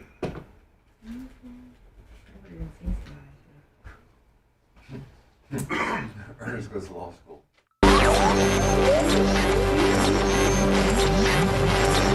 You're hearing the world through his prism. You got a sick and twisted world perspective. That's almost a challenge for me now. Bubba. You're listening to the Bubba the Love Sponge Show. We all have a heartfelt reason to start some blood pressure support or some heart healthy type situations. And paired with a healthy lifestyle, the antioxidants in Super Beets are clinically shown to be nearly 2 times effective, more effective than promoting normal blood pressure than a heart-healthy lifestyle alone. 30,000 views and counting. You can't go wrong when you go to getsuperbeets.com. Promo code Bubba. Super Beets is the #1 pharmacist-recommended beet brand for cardiovascular health support. It's blood pressure that you can certainly that you can trust. Dan, you got me so thrown off. Double you and Jay. It's like two cats tie a rope to two cats' tails. Have you guys ever heard about that? No, but I can't wait to try it. Double your potential with Super Beat Heart Chews and get a free 30-day supply of Super Beat Heart Chews. And 15% off your first order by going to getsuperbeets.com. Promo code Bubba. That's GETSUPBEETS. Getsuperbeets.com. Promo code Bubba. Promo code Bubba. Thank you, Super Beets, for being such a great client. And the Bubba Army has been going to Super Beets quite often. Order up, my friends. GetSuperbeets.com. Promo code Bubba. Yeah, like, now I know this is a northern and probably white trash thing, and I never did it. Okay? So I want to make sure everybody knows that I did not participate in this act. I'm a card-carrying PETA member. I would never be mean to an animal. No, I mean, I didn't even like really stick in that worm when I caught that fish. Yeah, that was slimy. Yeah, worms have feelings. Yes, but and wouldn't even bait your own hook. You didn't want to hurt them. Talking about two cats fighting, Dan and Jay when he walked in. There's an urban legend in Indiana that you take two cats, two real mean barn cats, like feral. Like there's regular cats and then there's feral cats. Mm-hmm. Like the regular cats that, Anna used to live with Reagan, they're domesticated, indoor. Underdeveloped penises. Mm-hmm. Like my sister's got an indoor cat. Mm-hmm. And it's indoors. It poops in a box. It doesn't go outside. It's scared. What's it, Tito? What's his name? Yeah, Tito. So it's an indoor cat. It'll go out to the pool area, but that's all. That's lanaied in, and maybe try to catch a lizard, but it never catches a lizard. It's just a cat that can't catch a lizard. Right, exactly. It's just a big fat. That's a useless animal. Well, it's her life. It's my sister's life, and she spoiled it to death. She spoiled it so much that when it eats, it doesn't even stand. When it lays down it lays down and shovels it in like this. It doesn't even have to stand when it eats. Like it's a real glutton. But you get two farm cats, like the barn cats. Oh, yeah. Those cats, man, they big catch balls, they big catch, cat penis, big claws. Feral. It means they roam free. Yeah, that means free roam. Yeah, and they go out and they go out and catch birds and squirrels. And they'll fight a raccoon, and they'll catch a snake and my outdoor cat was that, and a mouse. A free roam pussy. Yeah, they're badasses. Well, in Indiana, you'd take a rope and you tie it to each one of those cats, and then put it over a clothesline, and they would just fight each other. Go crazy on each other. Yeah, you didn't do that stuff. You just put your cat in the dryer. If you're two barn cats, Dan, potatoes. and you're in the barn, you can fight. Then the other one can kind of run away once he's getting his ass whipped, right? But if you got them tied to each other on a clothesline, and you're just constantly in the other dude's face, you're fighting nonstop. Mm-hmm. Yeah, that's a legend because who's tying the knots on those tails? I'm just telling you, urban has it, man. That they do that would be badass, would it not? No, it would not be badass. No, it would not be badass. No, it would not be badass. It would be a disaster. Anyway, Dan, come up and grab these. There's three. I went through a whole bunch of them. Allegedly. And there's three, Dan, but two of which come from the same guy. So take that in consideration, okay? Now, Dan, and Jay, I want you to be my witness that I actually X'd out the person's last name and email address because I didn't want Dan, Probably stick it up to the light and see it. No, I don't think you can. I guarantee you. You know what, Anna? As a matter of fact, you little. You don't think you can? Yeah, stick it up to the light because I went on both sides, Anna. Nice try. I went on both sides. I put a Sharpie on both. Did I not? I would say you've learned how to redact things properly after the last 15 years of being around me. I would say that one of the Diagos has taught me how to really redact things, and you can't go reverse paper, light up to the deal, and be able to get it when you double magic marker it. So I double magic markered it so that people that are critical or not critical of the show can email us and not face, digital retaliation from one of Dan's private eyes that he's hiring. So I did get one email, and I'll read it. Of course, Bubba, you're the man, and Merch is the woman. Lummy is over. Dan, way over. Rhett, okay. Macho is very interesting. Brian has gotten worse for some reason. Don't hate him, but it seems to lean into his liberalness. I could do without Anna. Jay is so prim and proper for me, but Jay does contribute good stuff as well. So that's lovely. That's this guy's opinion. Now, Pretty good Dan. summary. Now, Dan. We have a couple emails. They're actually 3 total, but one email is just 2 different emails by the same person. And we were going to start this new segment where you read them nicely, and then you can be critical and be mad, but you have to deliver it in a nice fashion. Like you can't start, because you know how you start pointing your fingers and you start just going crazy. Pretend like you're in court. Yeah. Court. Tear it apart intellectually. Yes. Or not. Or not. Yeah. Or shot out of the cannon. Or whatever, Dan, whatever. Okay. But just, all right, Dan, sorry, are you ready? Go ahead. Mm-hmm. This is the first one from Mike. This is a very negative one. From Mike? We don't need to know that one. Okay. Okay, just this is from Mike. It didn't, Mike could be anybody. Okay. Right. Well, yeah, it's Mike. Okay. And there's you don't even know his last name No, I have no or idea. his emails because I've double sharpied it. Yep. But he doesn't write like Both pity, sides. so it's not Mike Baker. Right. Okay. I love how Dan is bitching about people today being steadfast in what they think is right and no compromise. Isn't that exactly thing Bubba's doing? This is why I like Brian is on sometimes, because there's actually someone on the show that just doesn't kiss his ass all day.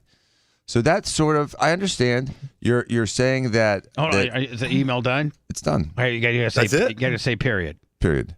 Okay. Period. Now Sent this from is my iPhone. now. Thank you for the thoroughness, Dan. Now the Dan rebuttal. Now because I got to know. Okay, now this is your opinion. Yeah, okay. In my opinion, this isn't saying anything negative about me. It's just that I compliment and agree with you a lot, Bubba. So, I mean, I guess this could be negative. No, it's like Lummy with Brian you. Petroni land, Lummy. but I don't see how this is really that negative. Dan, the purpose of you reading these emails aren't necessarily to be bad ones. We could very well, if people appreciate you, I ask them to email the show too. show@thebubbarmy.com. Like you could be very well reading an email that says, let me tell you something. The show sucked until you brought Dan in. That's not what this is. And there's probably 200 that say Dan's a hero. Dan's a breath of fresh air. How many times I see Dan's a hero in chat? So Dan, when those emails come in, okay, those will be put in there too. Okay, I promise you. Okay, no problem. So, I guess he's saying I'm a hypocrite, maybe because no, he's saying you're a butt kisser, mass kisser. We're going to move on, Dan. Okay. Like we're not. I'm not sure why breaking, that's we're negative, not breaking that That's down. not It's negative. Dan. It's not. okay. negative It's just email. It's just a Dan email. Okay. Didn't I just establish that? Yes, I thought you did. This isn't. I thought they were all negative. I thought they were supposed to be all negative too, Bubba. That's he just said why I'm emails just a coming little in confused. positive. No. He said positive or It negative. can be any kind of email, but the negative ones you have to respond nicely to. Okay. That's it. Okay, buddy? The other one is actually a thread of emails. Yeah. Okay, this is from Matthew somebody. Right. Been a fan since 99. Stuck through all the hires and fires. I even tolerated Tuttle. Then it turned into the Diaco douche hour. I quit. Hold on, Anna, can you please be a lady? And can you please can you control your outbursts, please? Yeah, I could do. Okay, so. please. Okay. Dan, I'm so sorry. It's okay. I quit for about 2 years and last week decided to try again. I've listened for a week, no laughs, lots of lies and vitriol. What a silver-spooned hater, complaining about how the left always call names, when that is all he does while offering no facts, period. He is ignorant and out of touch. And all of you are so busy marking out you have lost touch with the common man. I am a lifelong conservative, but your takes on the current political situation are just delusional. Spreading your election lies is un-American and dangerous, not surprising you elitists attach yourselves to a liar and braggart like Trump, period. I am done with the Bubba Army for good, period. F Spice Boy. Oh, okay. End of email. All right. Then from do you want to see the I figured response? we might as well continue it on. Can I do the response? Can The I show make response? Can I make a comment? Yes, you can. If at some point may I be Dan's attorney and defend him too, because that's just no. Okay, never mind. No. I'm going to better you. You could be Dan's brother and defend him.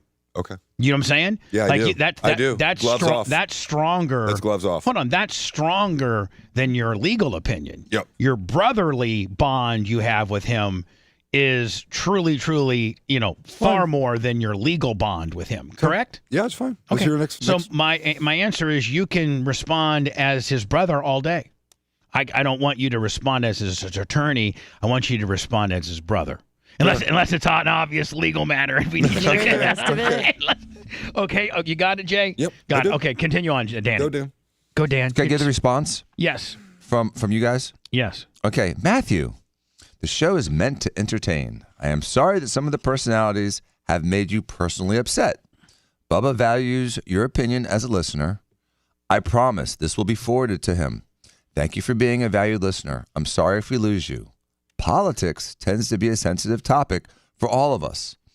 I often agree to disagree and listen for the entertainment value of the show and the personalities bring. Thank you for taking the time to write in. The merch crick. Wow. I think that's a pretty good response. Oh, man, I couldn't write it better. That's perfect. Very good response. Yeah, I think it's a very good response. I think respectful. I think it's like, hey, your opinion's not necessarily wrong. The show comes in different shapes and sizes, and we value your opinion. Thank you.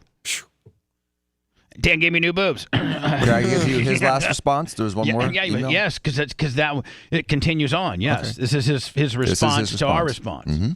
Thank you for the response. My point is not that I hate Diaco politics. I was a listener for almost 20 years and often found myself disagreeing with views expressed on the show. When it turned into the Diaco show, it stopped being funny or compelling, so I stopped listening. Still, I tried again after a couple of years to find things have gotten worse, and now the show traffics in misinformation regularly and is even less entertaining than before. Dr. Dan has many talents, but they do not include radio or humor. Hold on, his brother. By the way, for those scoring at home, his brother laughed at that one. Don't think that his brother's always going to be a big softball. Jay popped on that one. He is not reliable, and his stolen election nonsense combined with his snobbery makes the show intolerable. Period. Sincerely, Romina. Oh, man. Matt Cox. Yeah. Matthew. Oh. Dan, Jay outwardly belly laughed on the one. I think these are wonderful emails, which is why I'm going to. No, Dan, that's not how we agreed. Oh, I read him calmly. But you're supposed to respond calmly too. Do you know okay. that? I can still respond calmly.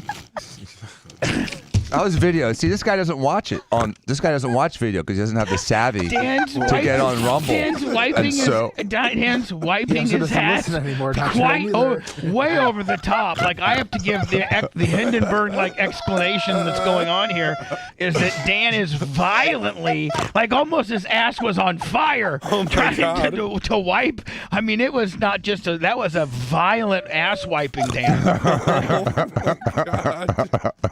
And Dan, is that your official? Is that your official response on record? Yeah, that's not my official. My official response is I'll respond to the first one. Hold on, you've already ass wiped both of them, buddy. Yeah, I can still read through the. I can still through the ass. I can read through the ass. Can you read through the poop? I can read through the poop. Okay, let's go. Go ahead. Calmly. Remember, calm. In response to the first email. I am certainly friends with Bubba, and I align with Bubba, and I don't like to counter program against Bubba. Brian, on the other hand, does like to do that. It's just different styles, different techniques. It's a different dynamic. And quite frankly, I don't like to tease Bubba. Has anybody asked me what I wanted? I haven't. Right. Yep. And Bubba made it very clear that Bubba didn't want to be counter-programmed. Bubba doesn't want you to mess with him about certain things. It's cheap it's the shit. Bubba the Love Sponge show. It's cheap humor. It's a cheap shot, and it's not good. It's not creative. It's like, teasing a bald guy for being bald or teasing a short guy for being short. Oh, obvious. It's low-hanging fruit. It's stupid. Right, it's stupid. It's not sophisticated. So, and then the second one. I get that. So then this is a calm crumbling it up. This isn't an angry crumbling it up. And it wasn't even an ass wipe. It was just a crumble up. It was just a crumble. Yeah, a crumble that's up. a win for that guy. Okay. So I get it. It's just different, and it's just sorry. I mean, and I'm not steadfast, and I am flexible, and if I'm having a conversation with someone and you bring up a point that's valid and I believe, I'm like, you know what? I'm going to think about this differently now. I'm very reasonable when it comes to that. So sorry, I misinterpreted my actions or style. It's just I have made the decision not to hit the low-hanging fruit. And I've made the decision to go more with Bubba instead of against Bubba because it makes my life more pleasant. Well, also, he asked you that. And he specifically asked that. You want to stay on the show. So, and I like to stay on the show. Well, it's a privilege and an honor. And so I'm not here to just taunt the fact I'm here. But hold on. We all have different roles, and I have a different feel and relationship with everybody. That's kind of what makes the show the show. And the relationship that I have with Dan is that he's one of my very best friends in life, and Boyfriend. two, and borderline boyfriend, and two, like that's just the way we are. He's a little shot out of the cannon. But he goes with that's his character. Well, no, but not only that, but me and Dan actually hang out off the air. Can I respond to something real quick on this one, just to say as a brother? Brian don't. Danny has a character on air, which does not represent his character as a human being. I don't know, it's pretty close. Danny's character as a human being is one of the most, and you talked as one of the most solid things in the world. Dan's a dick until you need him. Right. Doesn't matter if it's 2 a.m, a Saturday, a Sunday, early in the morning. Who came up with that saying? Me. Doesn't matter. Because it's right. It's exactly right. But it doesn't. Dan's persona on air is he puts it over the top at his own expense. He hears from us all the time about it, and he's just doing what he's asked to do. This is Dr. Dan Esquire. That's the character. So lighten up. It's character. If you don't like it, it's like when Hulk Hogan testified that Terry Bollea didn't have a 10-inch penis, but Hulk Hogan did. Right. Well, Dan Diaco does have a 10-inch penis, and so does his on-air character. Dan's a man of character. Dan, is your on and off-air penis the same? Identical. Mirror images. 10 inches all the way around. If you're looking for that non-offensive broadcast, you're in for a surprise. You're listening to the Bubba the Love Sponge Show. I love the sponge. It's not that kind of love sponge. Hey, God. Anna and me to laugh out loud though. Oh, you have to do showers. Right, he's talking about spreading my election lies like I'm like. No, that part, man. Come on, dude. Are you fucking serious? You can tell the guy's got Trump derangement. Oh my God. He's totally got. I mean, that has nothing to do with the Donald Trump. He's a lifelong conservative. Lifelong conservative must be enjoying this 5% to 15% inflation. I must be enjoying 9% interest rates. I must be enjoying this. He's enjoying the fraud trial this week, millions of people coming across the borders from the south. He's enjoying the He doesn't fraud trial. recognize that the Russian hoax was designed to take out Trump, and that the impeachment, the Ukraine impeachment, was designed to take out Trump, and that all these trumped up or ridiculous charges against Trump are designed to take out Trump. He doesn't recognize that. He's the kind of guy that probably has a full-size poster of Mitt Romney on his ceiling. He's laying in bed naked, playing with himself. He can jerk off to Mitt Romney. Next picture. Star pitcher. Hey, Bob, are you listening to him? No, I'm trying to get ready for the next break, but I hear him going fucking crazy. I hear him going crazy. He just addressed every point. That's funny. He said not to do it in a mean-spirited way. So Yes, he waited till I waited till I'm like, and then you just lit him up. Yeah, I don't wonder how many people this guy's actually helped in his life. Well, Dan. Fucking asshole. Dan. What? I can say that now. Now you can't. He probably is listening on. No, he does. He's a non-listener anymore. He's an old has-been. Like I said, is probably laying in bed, touching himself, jerking off to his fucking full-size poster of Mitt Romney. Okay, I heard it the first time, bud. Okay, you said you did. Okay, well. Making sure you heard that one. Mitt Romney, Mitt Romney, Mitt Romney. Oh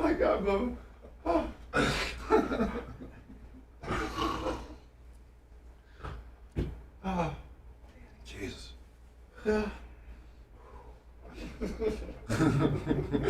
Give him a fucking lobotomy.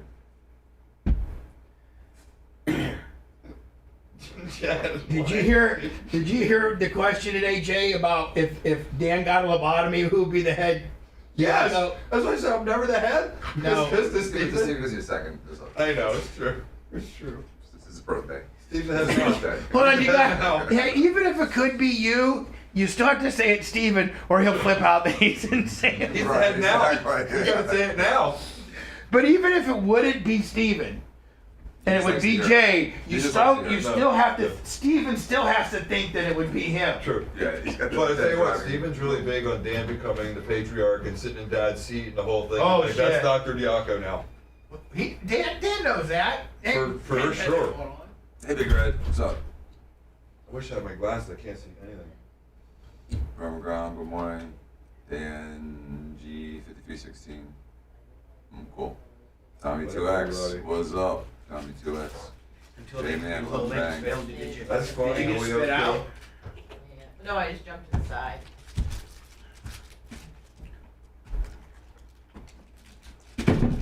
Big longer without. Thank you, Holyoke Joe. Did you have a busy office day yesterday? Yeah, today was busy. Yesterday was busy. Today should be pretty busy too. Did you walk into a shitstorm? But everybody else got it. No, because I got there on time. You know, getting there not at 9:45 helps. You know, getting there at 9:25, 20 helps. What's today? Today's office. Yeah, I got it.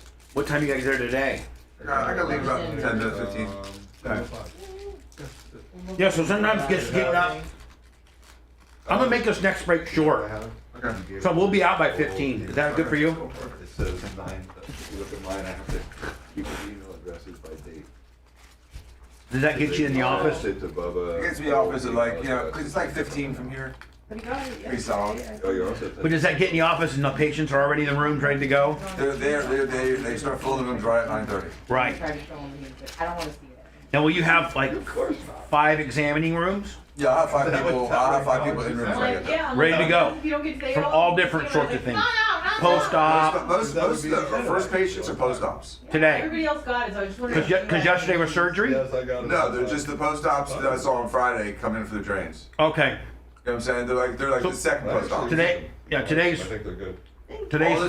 people that you worked on Friday. That's why Thursday. Stephanie's like, Thursday. What's going on? And then Monday, the people I work on Wednesday. I'm gonna tell you when they say. Oh, back office day Monday. Two clicks. He's like, oh, no. They're making things up. I'm like, no. And then what day are He's spiky, surgeries? but he's really spiky Usually just himself. Wednesdays and Thursdays with Tuesdays sprinkled in. Based on how busy? Yeah. And because we like to do Thursday, that way they can, you know, get seen on Friday, make sure there's no problem going into the weekend. Right. That first day is critical, isn't it? Critical. First day's everything. Is that where you're going to have most of your complications day one? Always. 95% of them. And then there's the late ones. Like but then it's also probably more manageable if you catch it day one. Oh, everything's more manageable when you catch it early. Yes. Totally agree.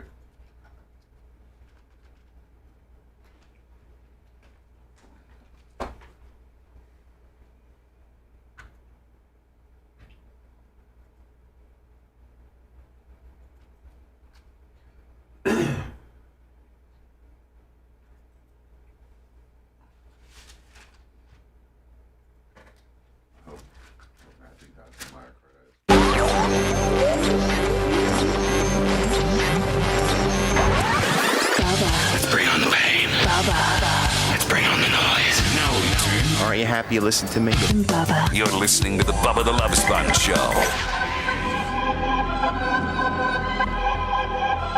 PayPal, Venmo, Cash App. That's how you help us. Or go to our YouTube channel, approaching 100,000 on that. Today's after show exclusively on Twitch, twitch.tv. At the Bubba Army. That's exclusive to Tuesdays. That's today's after show. Me, Lummy, Anna, Rhett, and Macho Man.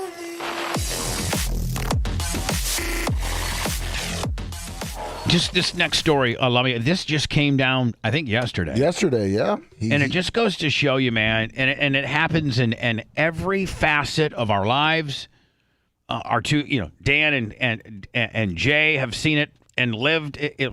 Their family has lived it. I've lived it.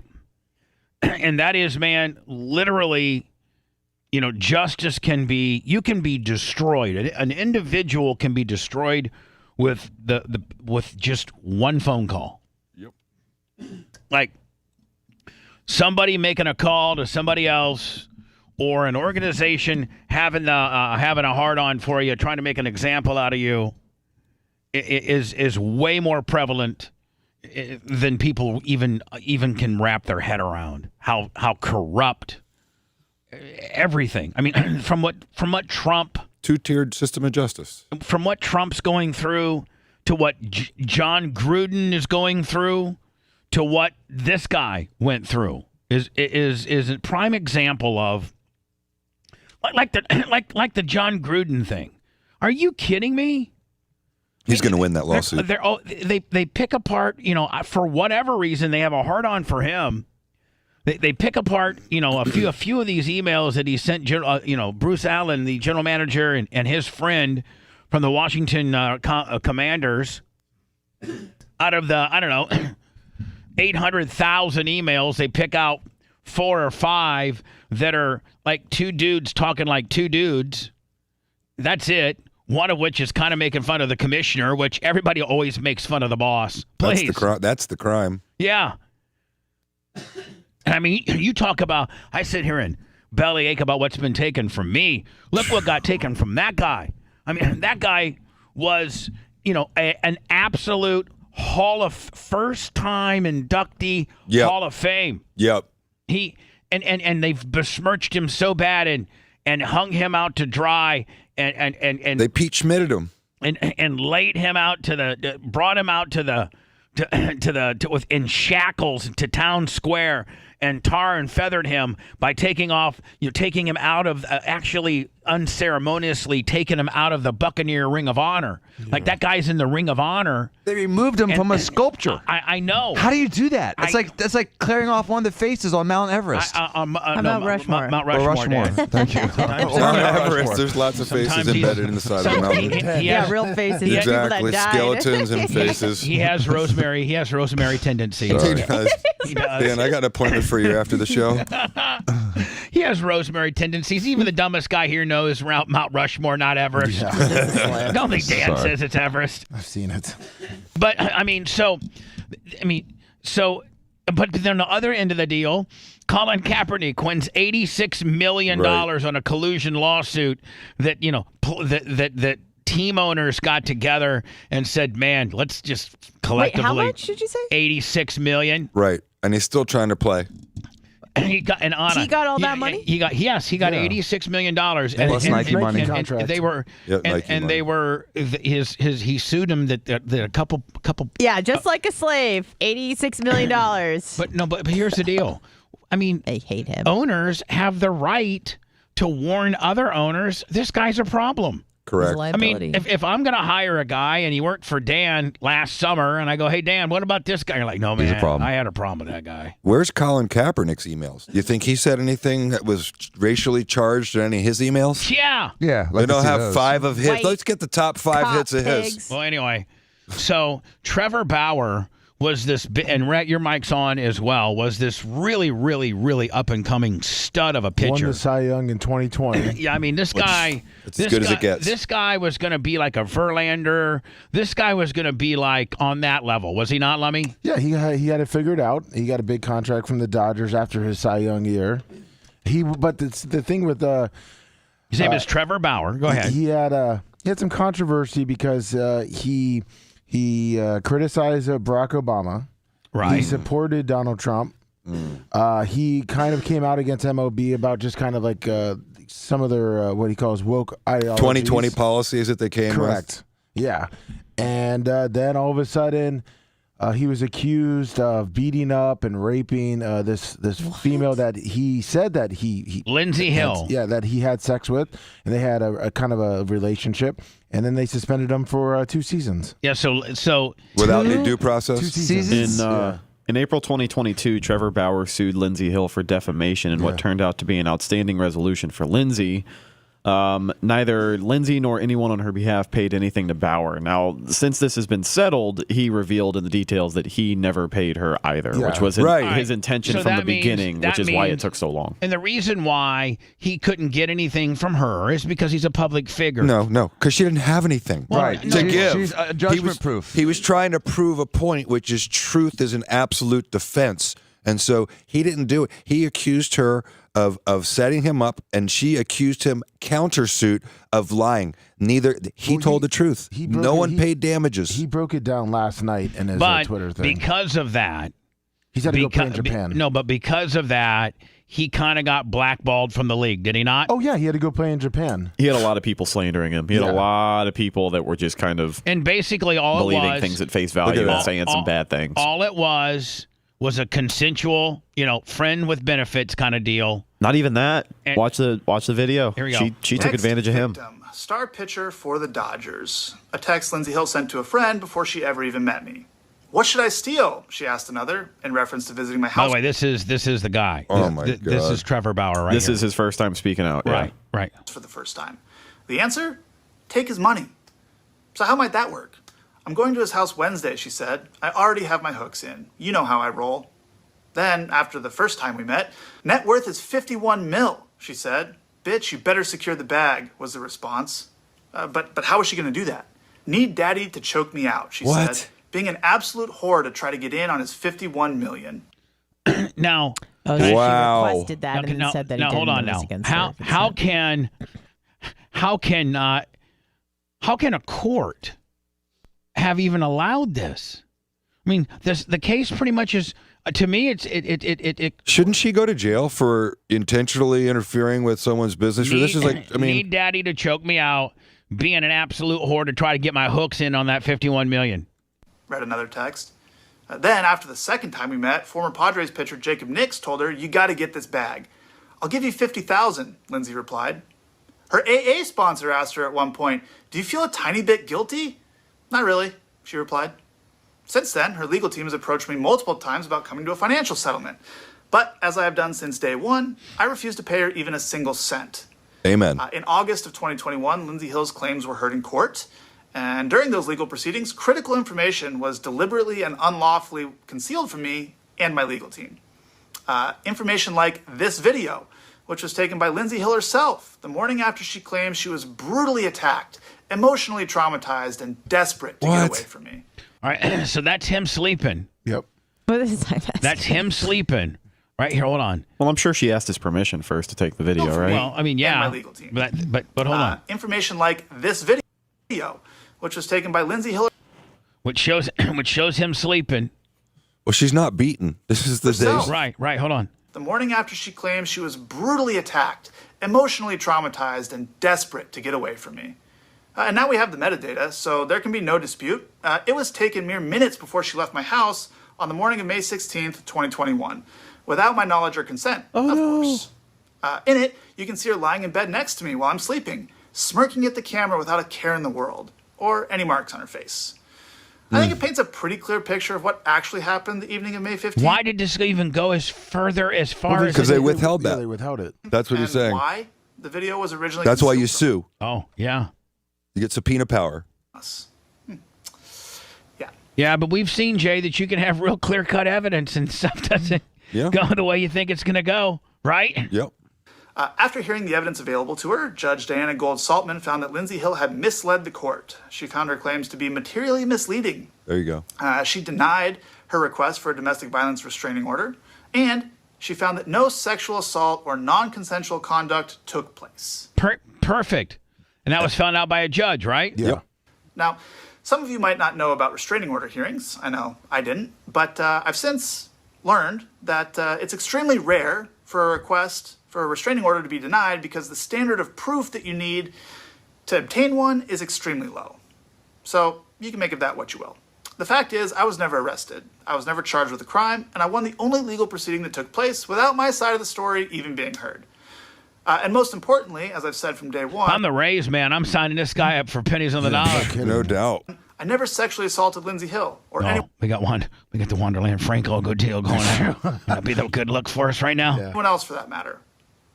So I sued her, which prompted her to countersue me.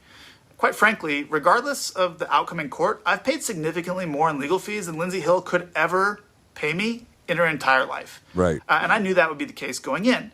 But the lawsuit was never about the money for me. It was the only way for me to obtain critical information to clear my name. Yep. The discovery process in that lawsuit recently concluded, at which point Lindsay Hill's legal team again came to us with another proposal to resolve the case. This time, however, they weren't seeking any money from me. Having received much of the information that had been hidden from us, a small portion of which I've referenced here, I was willing to agree to the terms proposed. Both parties would drop their respective lawsuits, and neither of us would pay either side any money. I also retained my right to speak publicly about the case, There you something go. I have not been at liberty to do since June of 2021. So, as of today, both lawsuits have been settled. Now, over the last 2 years, I've been forced to defend my integrity and my reputation in a very public setting. But hopefully this is the last time I have to do so, as I'd prefer to just remain focused on doing my job, winning baseball games and entertaining fans around the world. So today, I'm happy to be moving on with my life. I would hope that the Los Angeles Dodgers or somebody. Did he pitch for the Dodgers? Yeah. Then they dropped him. They need. He needs back pay. That's the most ridiculous thing I've ever heard. You won't hear a peep about this from the MLB. Nope. None of the MLB media outlets. Nobody's gonna be talking about it. He got me too. But hold on now. 2 years. But are they gonna? Will he get another chance to get back in the league? Well, probably with Maybe this coming out, eventually, yeah, someone's gonna because he pitched in Japan for the last 2 years. I mean, if you're a recruiter, Bubba, you see that video and you say, "Come on now." Yeah, but I mean, if you But it's going to be on the down low. He's not going to get any fanfare coming back. They're not. I bet you they're not going to acknowledge. I do the opposite. I would have the biggest celebration. I'd have a parade. I'd have a parade for the guy. Yep. Yes, this guy was wrongly accused. He was wrongly suspended, and he should have a welcome back party that's as big as anything Major League Baseball has done. If they have Colin any Kaepernick hair got on their 86 ass, million, he Dan, should get 86 million. Corporate doesn't have any hair on their ass. They have. Let's quietly infuse him back into the game and not cause no issue. Wait, and that bitch isn't in jail? No, and the problem is too, Bubba, Right. is They that never go. with Major League Baseball, when you get to your 30, 31, 32 age, you start to decline. Yeah. Well, that's where they took him away. He's 32 now. Oh, but by the God. next season, he's going to be 30. So, I mean, pretty much he lost almost like that real, high point. 20% arguably of his career, the 10 years that you get as a pitcher when you're really good. And he pitched really well in Japan, but I mean, obviously he didn't get Japan, paid. Yeah, I mean, But it's Japan. Yep. So It's a sad story. And just like that guy, the football player it happened to, the punter. It recently happened to. Yeah, that was the Buffalo Bills BS. guy. oh yeah, the guy from the Bills, I think it was. Yeah. That's what Where he people got, can he got, say. he got I think it's Matt accused. He got Araiza. accused of being like raping a girl at a sorority party. SDSU, I think. And then after it took like a year investigation. After it was all finalized, and all the data and stuff and the police reports all came out. He wasn't even there. Yeah. He wasn't even at the party, and he was telling everybody that, but nobody believed him. Yep. He was like, I wasn't even there. He got cut. And it's like a lot of the people who are defending Russell Brand think that this could be that possibility. That may have I was think just it is. consensual sex with somebody who now, it sounds shockingly, was 16 years old, but it's an age of consent in England, and that the BBC knew about it all. And so maybe it was all consensual. Maybe it wasn't. But this is the kind of situation where you see this and you're like, you cannot believe all women, just like you cannot believe all men. Yeah, but it's also each case is case by case. It's also political based. There's no doubt. You have to look at the timing of things. I mean, Russell Brand now starts to get some conservative traction on some pretty decent platforms, getting a pretty good base. 6.5 million followers. Right. I mean, getting on YouTube. I mean, that's becoming I mean, you got to think. Dangerous. Megyn Kelly has 1.4. He's got 6.5. Right. I mean, like, what's the average normal? Like, what's CBS Evening News? Average viewership. They don't get 3 million. Hey Alexa, what does the CBS Evening News get for viewership? From CBS News. with everything that's going on. Oh, Jesus. Let me The bang former it. president denies any wrongdoing. Alexa, He calls Cohen. Shut up. How many? It says about 2.3 million. Yeah. Right. I know Tucker would be killing it on Fox if he was like at 5 million viewers. It would be like 4 or 5 million viewers, and he was number one in his time slot. So that's the numbers that, network news deals with. Right. 3, 4, 2 million. Russell Brand has, 6.5 to 7 million subscribers total collectively on all of his platforms. You start getting those type of numbers, they start getting afraid of your message. They take you out. Mm-hmm. They take you out. Explain to me the relationship between that, greedy whore and him being like a Trump guy. Well, You're saying that. the MLB didn't have to spend it for 2 seasons without really investigating it, and then it just made the collective pile on a lot easier for people. Yeah. Okay. Yeah, it's just ridiculous. Because she was going to do that anyways, whether he, was Democrat or Republican. Meanwhile, guess what? She gets away scot-free. Mm-hmm. Yeah, that's disgusting. I mean, she basically, ruined someone's career. Right. The Juicy Smollett still hasn't done anything to pay for his crime. Juicy Smollett, who tried to really ignite racial wars within the country by falsely accusing a Trump MAGA guy of trying to put a noose around his neck when he staged the entire thing. Gave him a check, paid for it. Still hasn't paid for his crime. Where does that stand? Where does that stand? He's flim-flamming. I think it's out on appeal right now. Yeah.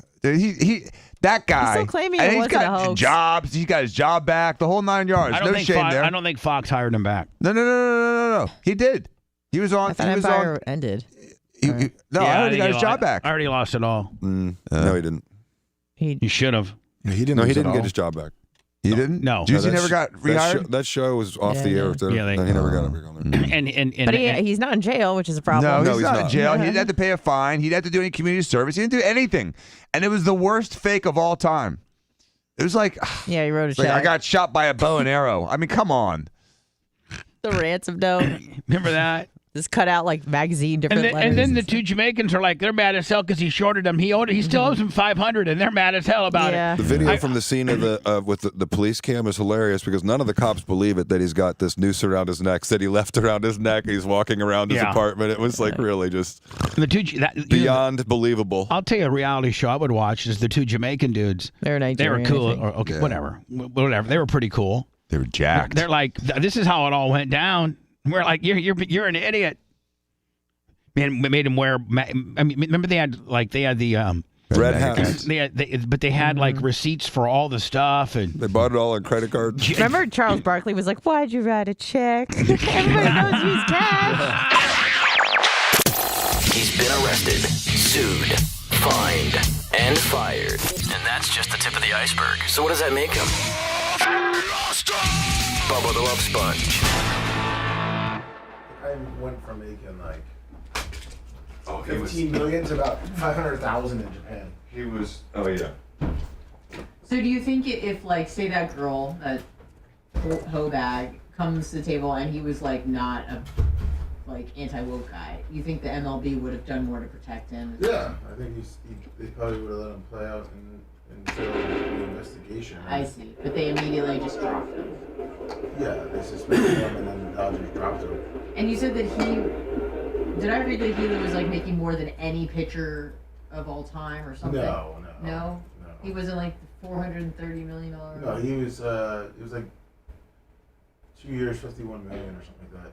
But that's still pretty good. Or was it 3 years and 51 million? I thought was there another Trevor guy who made like 430. It was like the biggest sports contract. I don't know Trevor. It was a pitcher somewhere. You can be an artisan. Man, that's crazy. Full enough to be your first and powerful enough.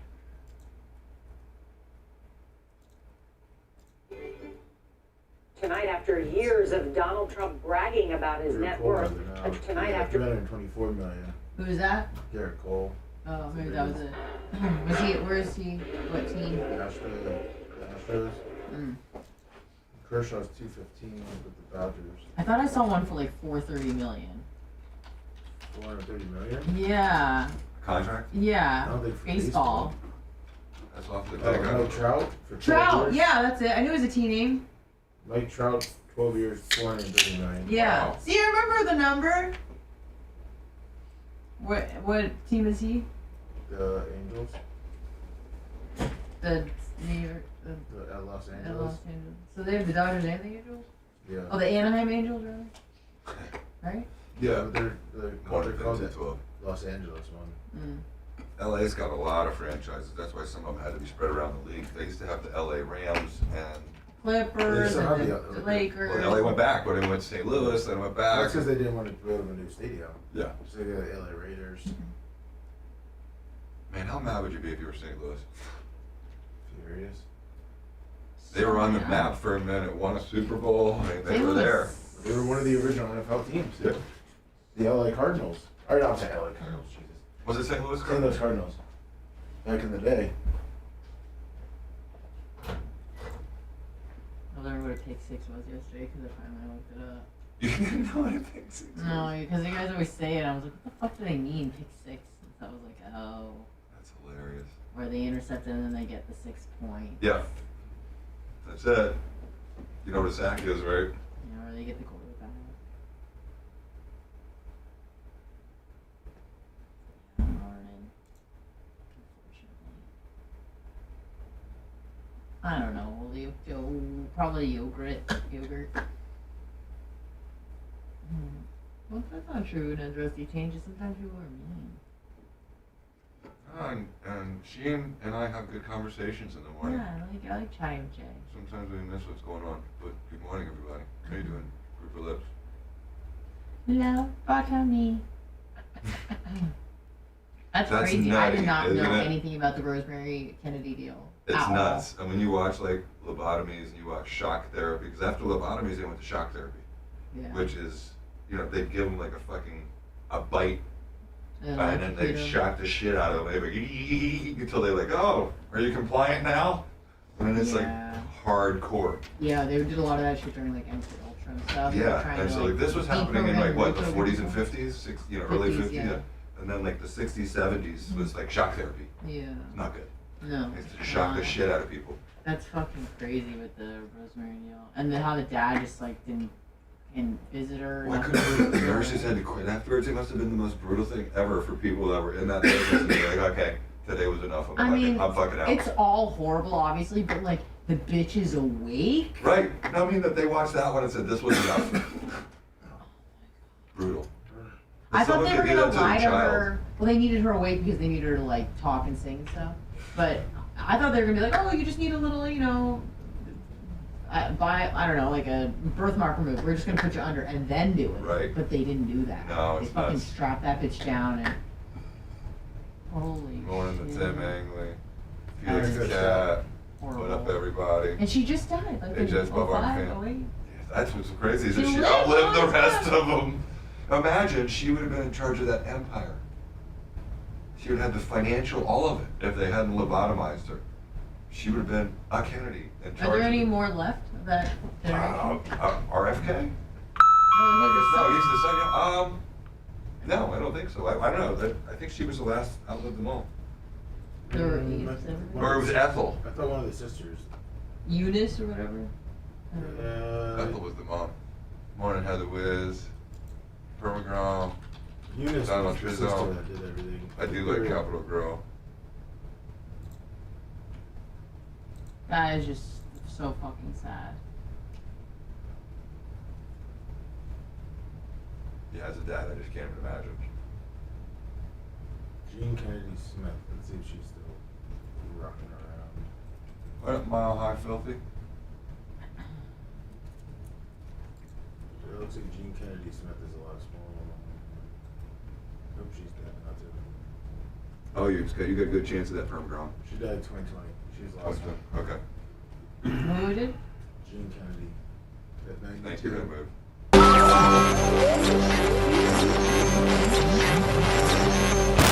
This guy's playing hardball. Human misery has never sounded so good. My life is over and I'm gonna wind up working at Red Lobster. We're back to the Bubba the Love Sponge Show.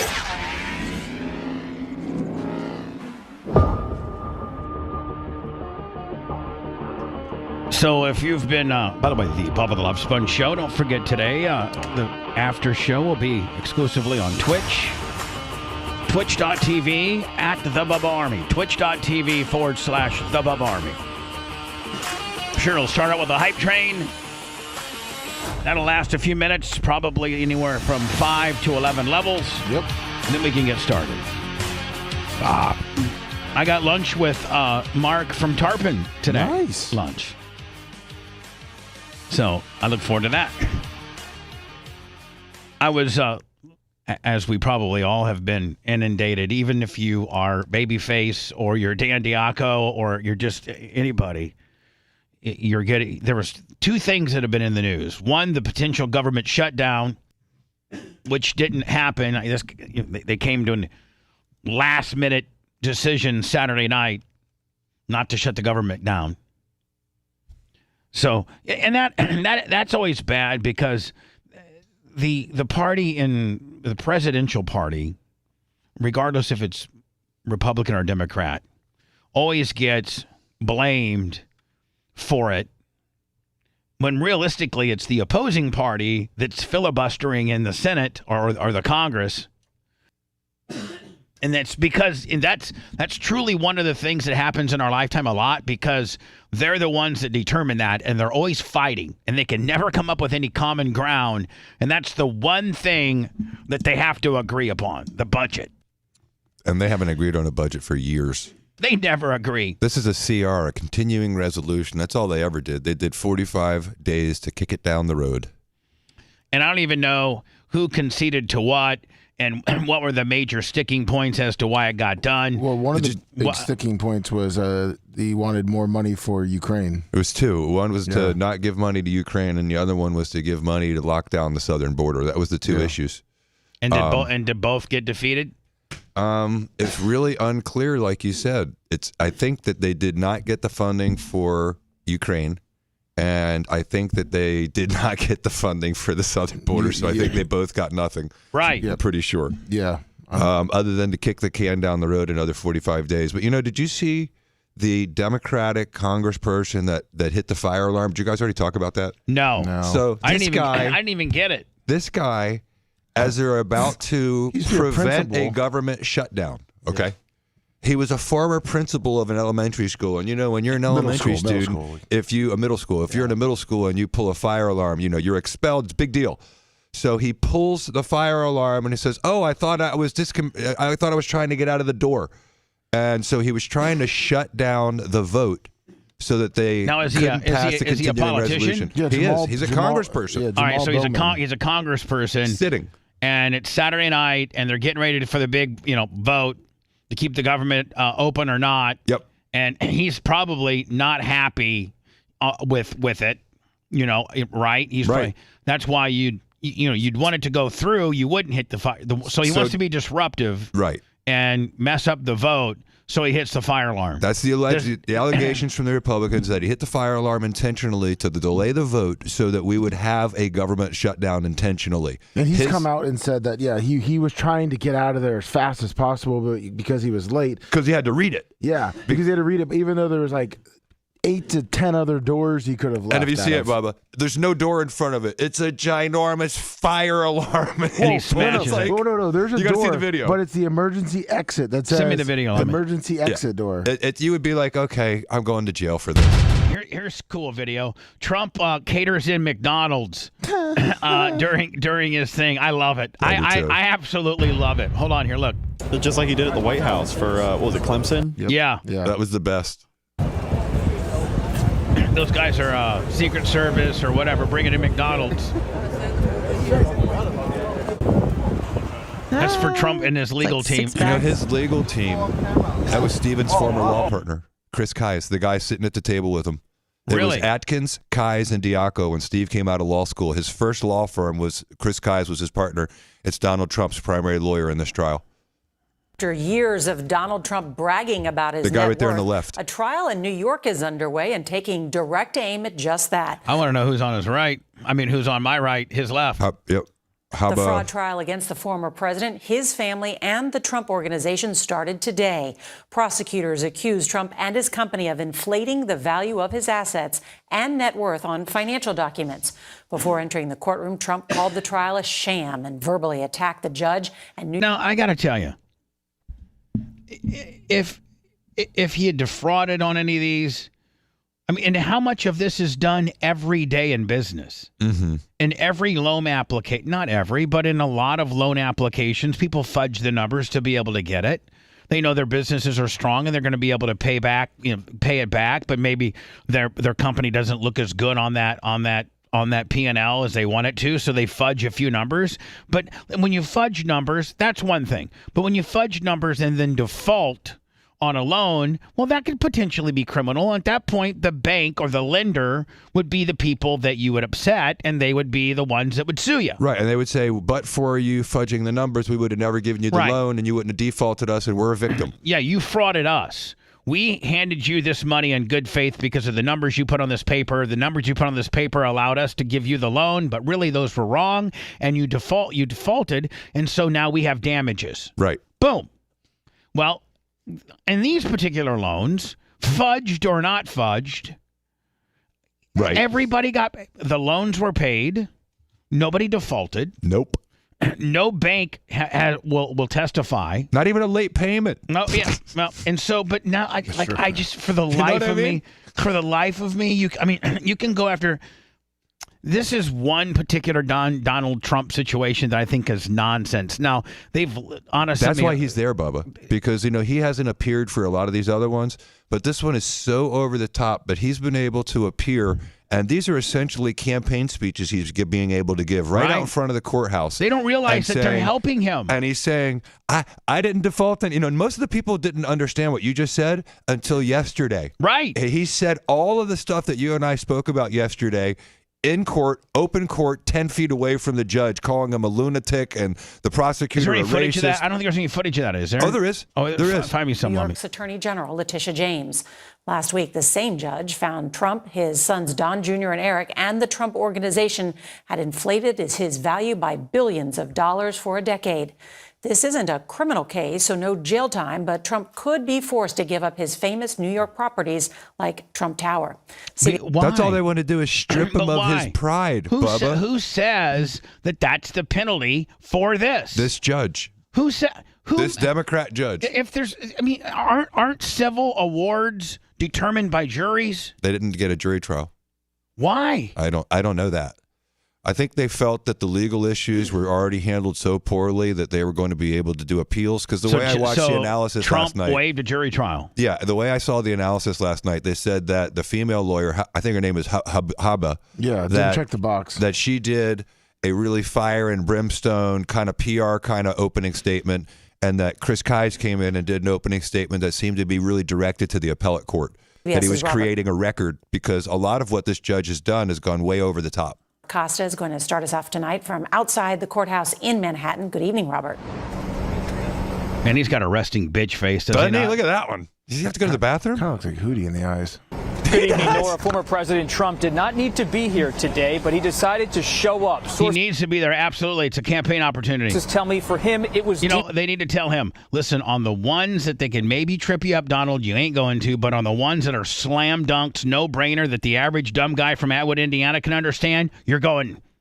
Right? Personal, and he wanted to defend the business that is so intertwined with his life and with his political career. Former President Donald Trump sat stone-faced in court this morning, the fate of his New York properties, including Trump Tower, and his family business at stake. New York Attorney General Letitia James, who brought the $250 million fraud lawsuit against Trump and his adult children, sat just feet away from the former president and his son Eric. No matter how powerful you are, no matter how much money you think you may have, no one is above the law. Trump used the occasion. No, there's a lot of people above the law, unfortunately. To attack James and the judge. We have a racist attorney general who's a horror show who ran on the basis that she was going to get Trump before she even knew anything about me. Trump is accused of misrepresenting his net worth. Look at the shorty on the left. By over $3.5 billion, inflating his assets to secure better loan terms. He allegedly claimed his Trump Tower penthouse was nearly 3 times its size. and valued Mar-a-Lago as high as $739 million, nearly 10 times its worth, according to James's office. Attorney Kevin Wallace told the judge they were lying year after year after year.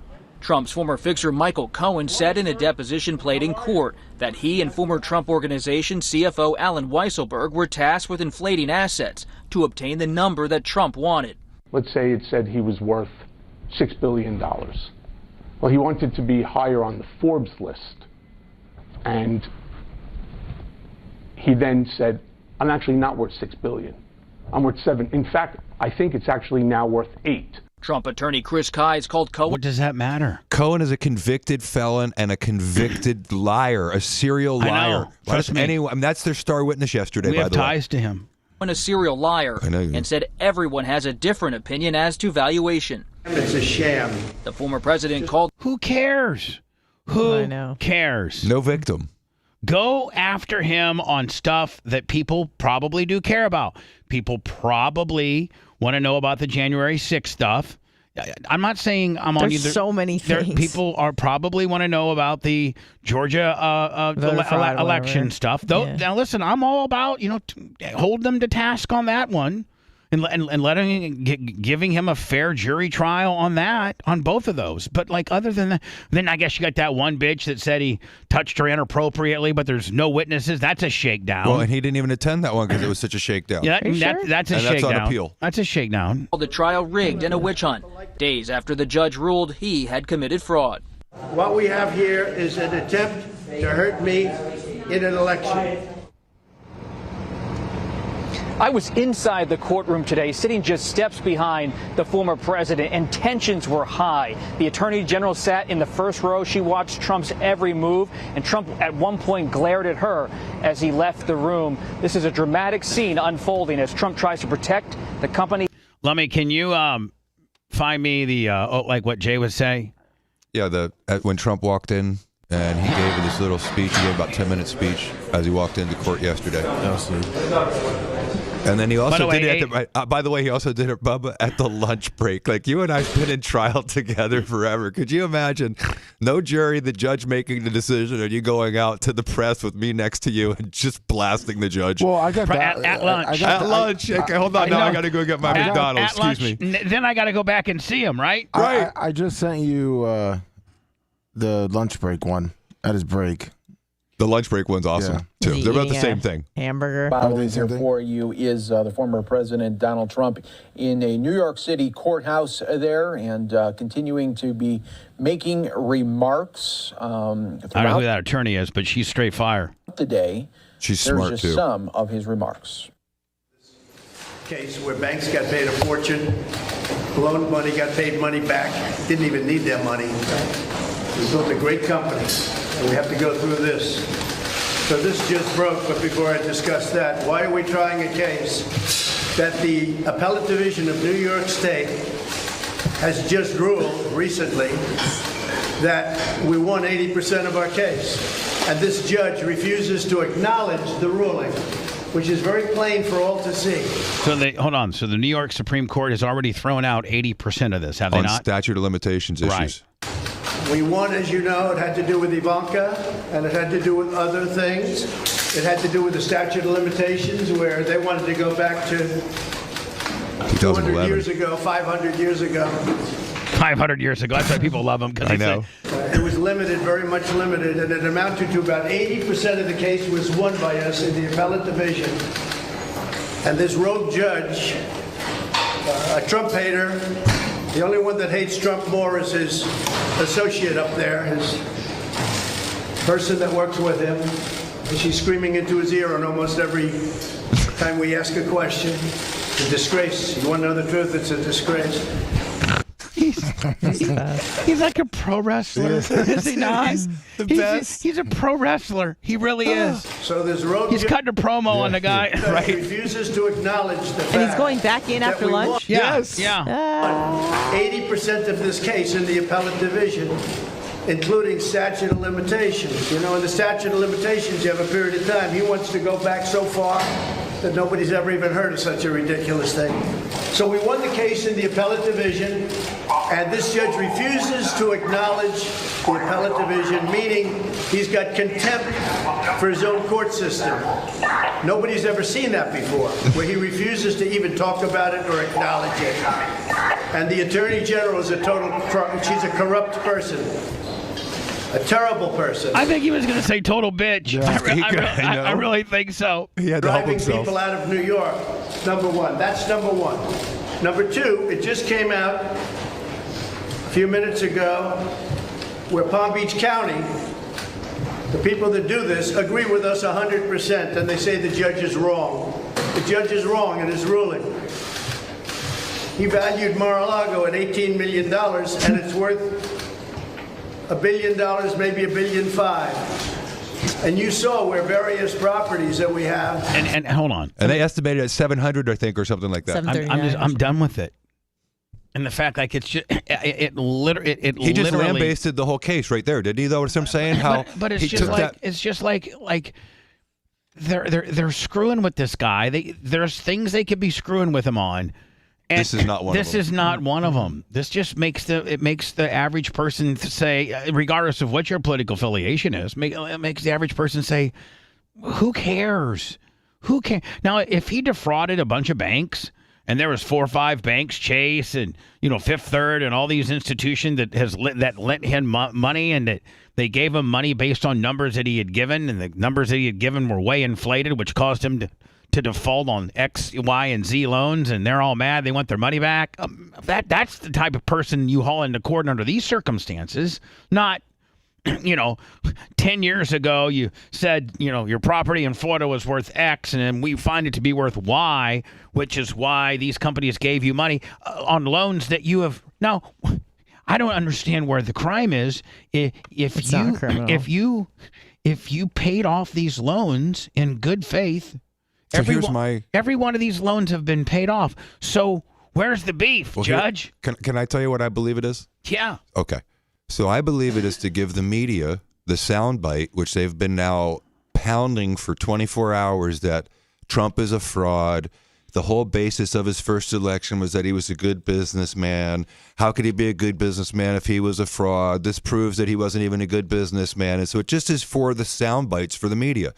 And what they've done now is they take the terminology fraud as determined by this one person, this judge, based upon these allegations of valuation, and now they have the ability to try to strip him of what we all know. Love or hate Donald Trump, one of his prized possessions is the buildings with his name on them, especially the buildings in New York with his name on them. He prides himself as being one of the developers in New York that made a difference during hard times, that made projects possible that were impossible, and he's very proud of the Trump name. As he should so be. They're trying to take his 2 biggest buildings, including his home and residence, and his business licenses, and then charge him $250 million, which would do what? Prevent him from being able to fund his campaign. Yeah, and so that's all political, in my humble opinion. Me too. Well, I agree, but my other thing is this, and that is, like, who determines, by what guidelines are there to determine what the penalty is? I know. This is exactly like Jay. If you run a stoplight, they're like, okay, that's running a stoplight, you and get 3 points. You get 3 pay points, and it's $250 or right. whatever. But Right. where's that say you lose your buildings, you lose your building license, and have to sell everything? What? In a civil case, like in criminal cases, there's guidelines. Civil, you got to prove damages, right? Right. What damages are there here? Right. Well, a lot of these deals too were cut back in the day when New York was struggling, and they were in the 70s and 80s when New York was struggling. So he got a little bit better deals to help bring New York back. And now that's some of the deals that they've said they're, I mean, we could get into the whole credit default swap I mean, that whole era of where, I don't know, maybe 15 or 20 years ago, you could literally go in and they were just they were just the housing crisis before the Great Recession. Oh, where they were giving out subprime mortgages. Right, and everyone we knew got them. And strippers had 3 homes in Miami. Right. Everyone we knew got a loan on their house and put a pool in and didn't have the ability to pay it. And Got a then HELOC. oh my God, it came. I have to pay for my debt. What? Everybody got HELOCs and everybody was just going crazy. Well, what about all those people that fraudulently, got home lines SOL. of yeah. I mean, like, but hold on, the brokers that acquired those loans, knowing that people couldn't pay for them. But nobody got put in prison. Nobody got put on trial. Nobody. I think there was a few, the Fannie Mae, and there were Freddie some Mac. people that did, but barely. I mean, they got bailed out, and that's when all remember Occupy Wall Street and stuff, all that happened. Right. And I've seen stuff, and not trying to be conspiracy Jones here, but right around that time, Obama started changing his tune about racism. You started seeing racism and all the stuff in the media about how the real problem was the underlying current of racism in America. Mm-hmm. I feel like that was a bait and switch, so that they said, okay, we're not going to go after the rich. We'll just have the people fight each other. Well, we'll have civil war on the ground. The crazy thing is, I'm going through it right now, is that they have changed the rules on the mortgage and the HELOCs and all that kind of stuff. They've made it a lot harder. And I've had 2 mortgage brokers actually tell me the same thing. And it's going to make me sound like I'm a racist, but they have said because I am white, Caucasian, it is going to be almost impossible for me to get a loan. And if I was a person not of a Caucasian race, if you're opposite of what you are, correct? So, it would be a lot easier, and I would have already qualified. I'm in a month and a half process right now. Listen, I can sum it up like this before we go into words. It's open season on white guys. Yeah. If you're a white guy, you're at a distinct disadvantage on everything. It's time for you to transition, Lummy. Non-scripted and unregulated. Sort of like the same sensation you get after sex. Bubba the Love Sponge. The Bubba the Love Sponge show returns after these words. Yeah, they were changing. They were trying to prevent banks from doing research into seeing whether you were financially able to pay for loans, and they were trying to say that they should give people that are not in a position to be, financially able to pay a loan back to get a loan over the priority over somebody like Lovey, which is insane. Yeah, I honestly, I've tried to learn about the 2008 financial crisis, and I still don't have like a full grip on like exactly how it happened. But who did really, really good work on it was Matt Taibbi. He's great. I like Matt Taibbi. And he was on Rogan one time, and Rogan didn't even really understand exactly what happened. And he goes, Joe, you're looking at it like it was an economic crisis. He's like, you need to start looking at it like a crime story.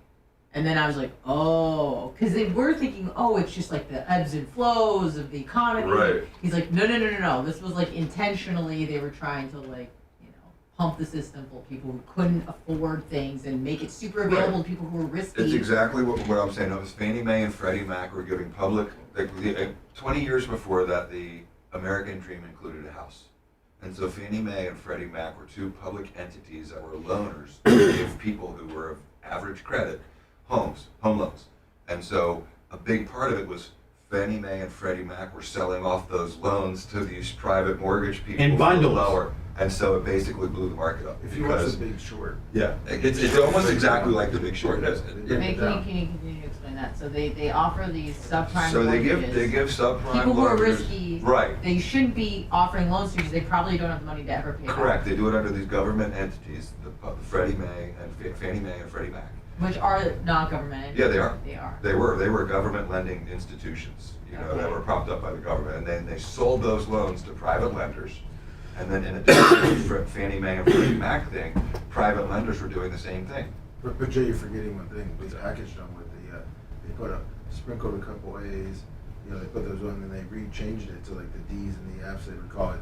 They recategorized everyone like improperly so that they could qualify for loans. So then when they would sell it, they'd sell like 5 A's with like 15 C's that were really F's.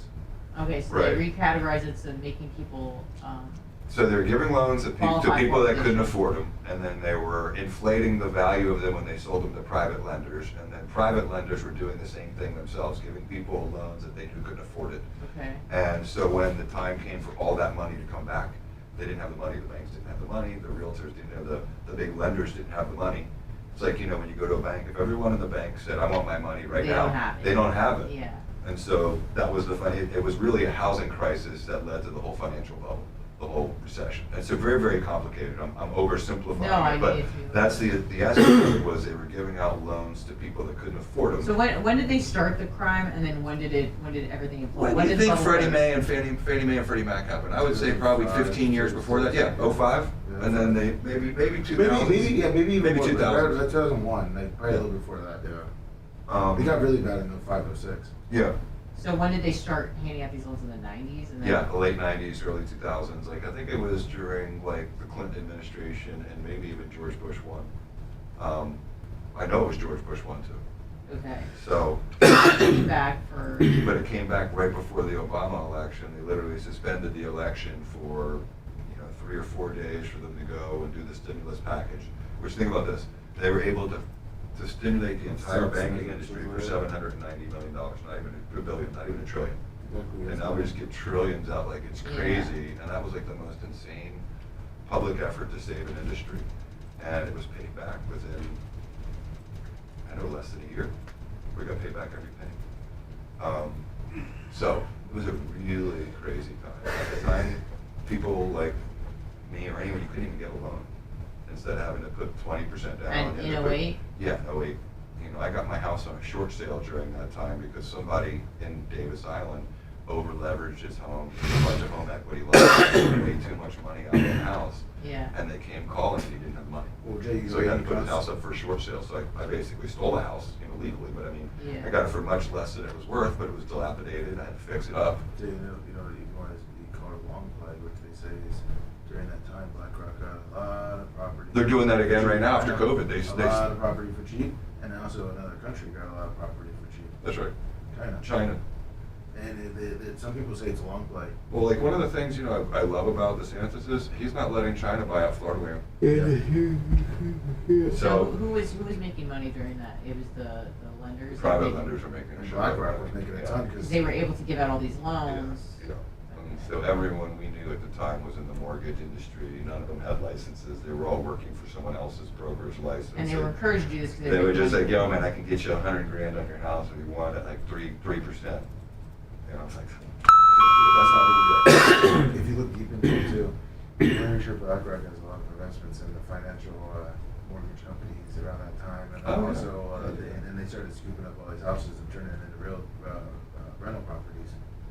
All those companies that now rent properties, those big, BlackRock has a hand in all those. Well, when everyone was cash poor during COVID, BlackRock bought up so much property. So they started renting them. They knew that people had to live somewhere, so they were going to start renting them. Control. Because you don't want anyone to own anything anymore anyway. Control the market. I'm fully ready. Hour's over. I don't own anything but a racetrack. And a Crown Vic. You own dirt that's worth money. And a Crown Vic. Yeah, you should be proud of that. And don't forget the smart car. Yeah, it's not doing too good. We gotta take it to Rick's one of these days. And the cream machine soon. Maybe Terry can.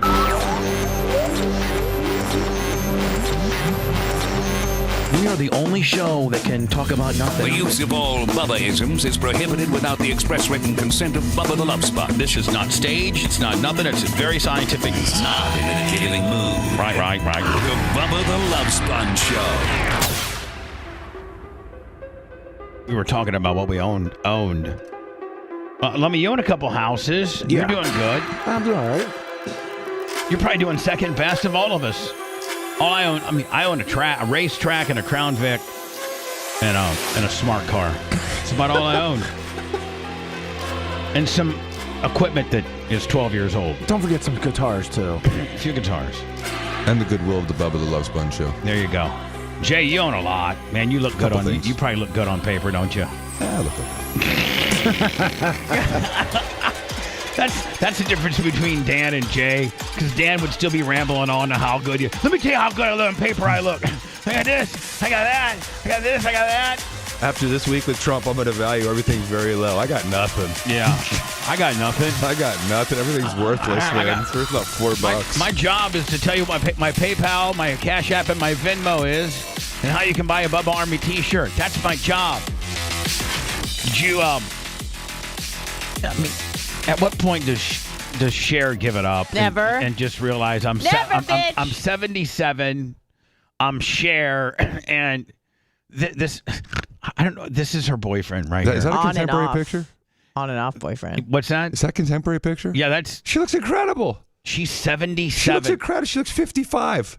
And he's 37. Wow. Yeah. Bubba, who would you rather, her or Madonna? Her. Yeah, her. Any day. I'd rather go with She Britney. She doesn't look all like a Catwoman. Yeah, that's not waking up in the morning with no makeup on, after you just blasted her and the sunlight's coming through the... But look, again, you can look at her over the years, and she has aged really gracefully. She was beautiful as a young I had woman. the She hots was for beautiful her as a middle-aged in the woman. She's a 70s. beautiful older woman. Cherokee deal. Oh, remember the... Oh, my God. Yeah. That's unbelievable. That's cultural appropriation. I can't even watch that. You can't... Is she part Cherokee? No, she is. I love it then. You can't sing that song that was a #1 song. I think Half Breed. I don't know if you could come. I don't know if Cardi B could come up with a song like that. I mean, Cardi B could, and so could Taylor Swift couldn't. No. Oh, Lizzo could because it would be empowering. Did you guys see? I saw it. Yeah, damn it. Somebody was all over Facebook yesterday and all over YouTube where somebody has already come up with Taylor Swift's next single. Oh, really? Oh, the next revenge song? When she breaks up with Travis Kelce. Hey, I could do that one. How about that? Oh, my God. ChatGPT. Come up with a Taylor Swift revenge song on Kelsey. Let me. Have you seen it, Lummy? No, I have not. I was just saying, Cher, they said she's not a part Native American, but... Isn't she Armenian? That last name looks Armenian to me. Yeah, it's Armenian. I knew it. Armenian, German, and English. I'll look it up. If I send it to you, Lummy, you might be able to find it on Facebook. I just texted it to you, and they've already come up with a song, and it's pretty funny. It's pretty damn funny, and I'm looking at Cher. Jay, you're right. For 77, man, she looks timeless. She's beautiful. I'd blast the hell out of her. God bless her. Could we have a fashion shot, sir? She's not wearing something that's age inappropriate. That Good to see you. Happy Fashion Week.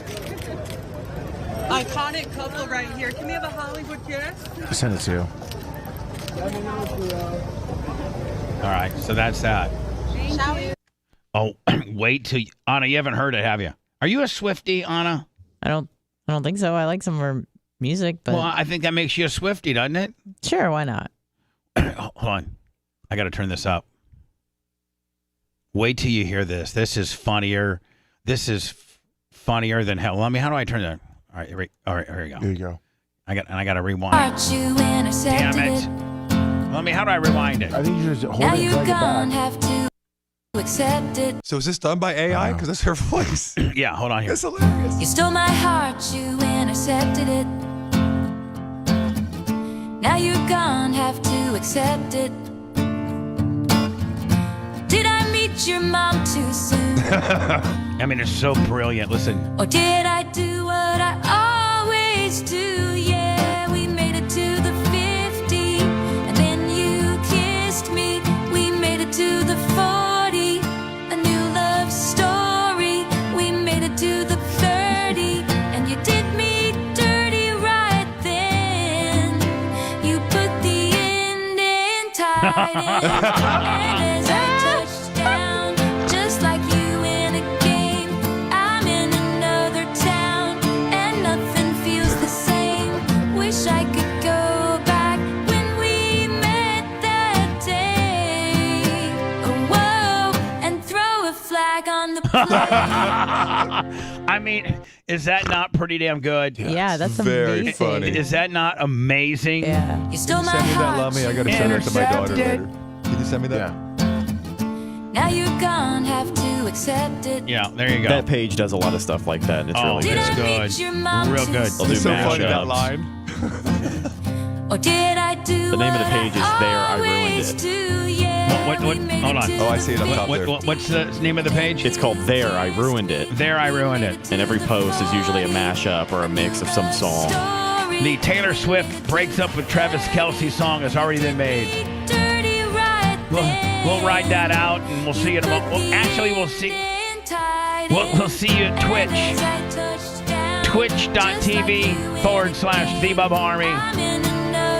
10:15. And nothing feels the same. Wish I could go back when we met that day. Oh, whoa, and throw a flag on the play. Thanks for letting me finish. You've been listening to the Bubba the Love Sponge Show, starring me, Bubba the Love Sponge. Co-host and show historian, Lummox. Co-host, Anna Hummel. Co-host, Dr. Dan Diaco, Esquire, of Council. Co-host, J. Diaco, Esquire, the Spitting Cobra, of Council.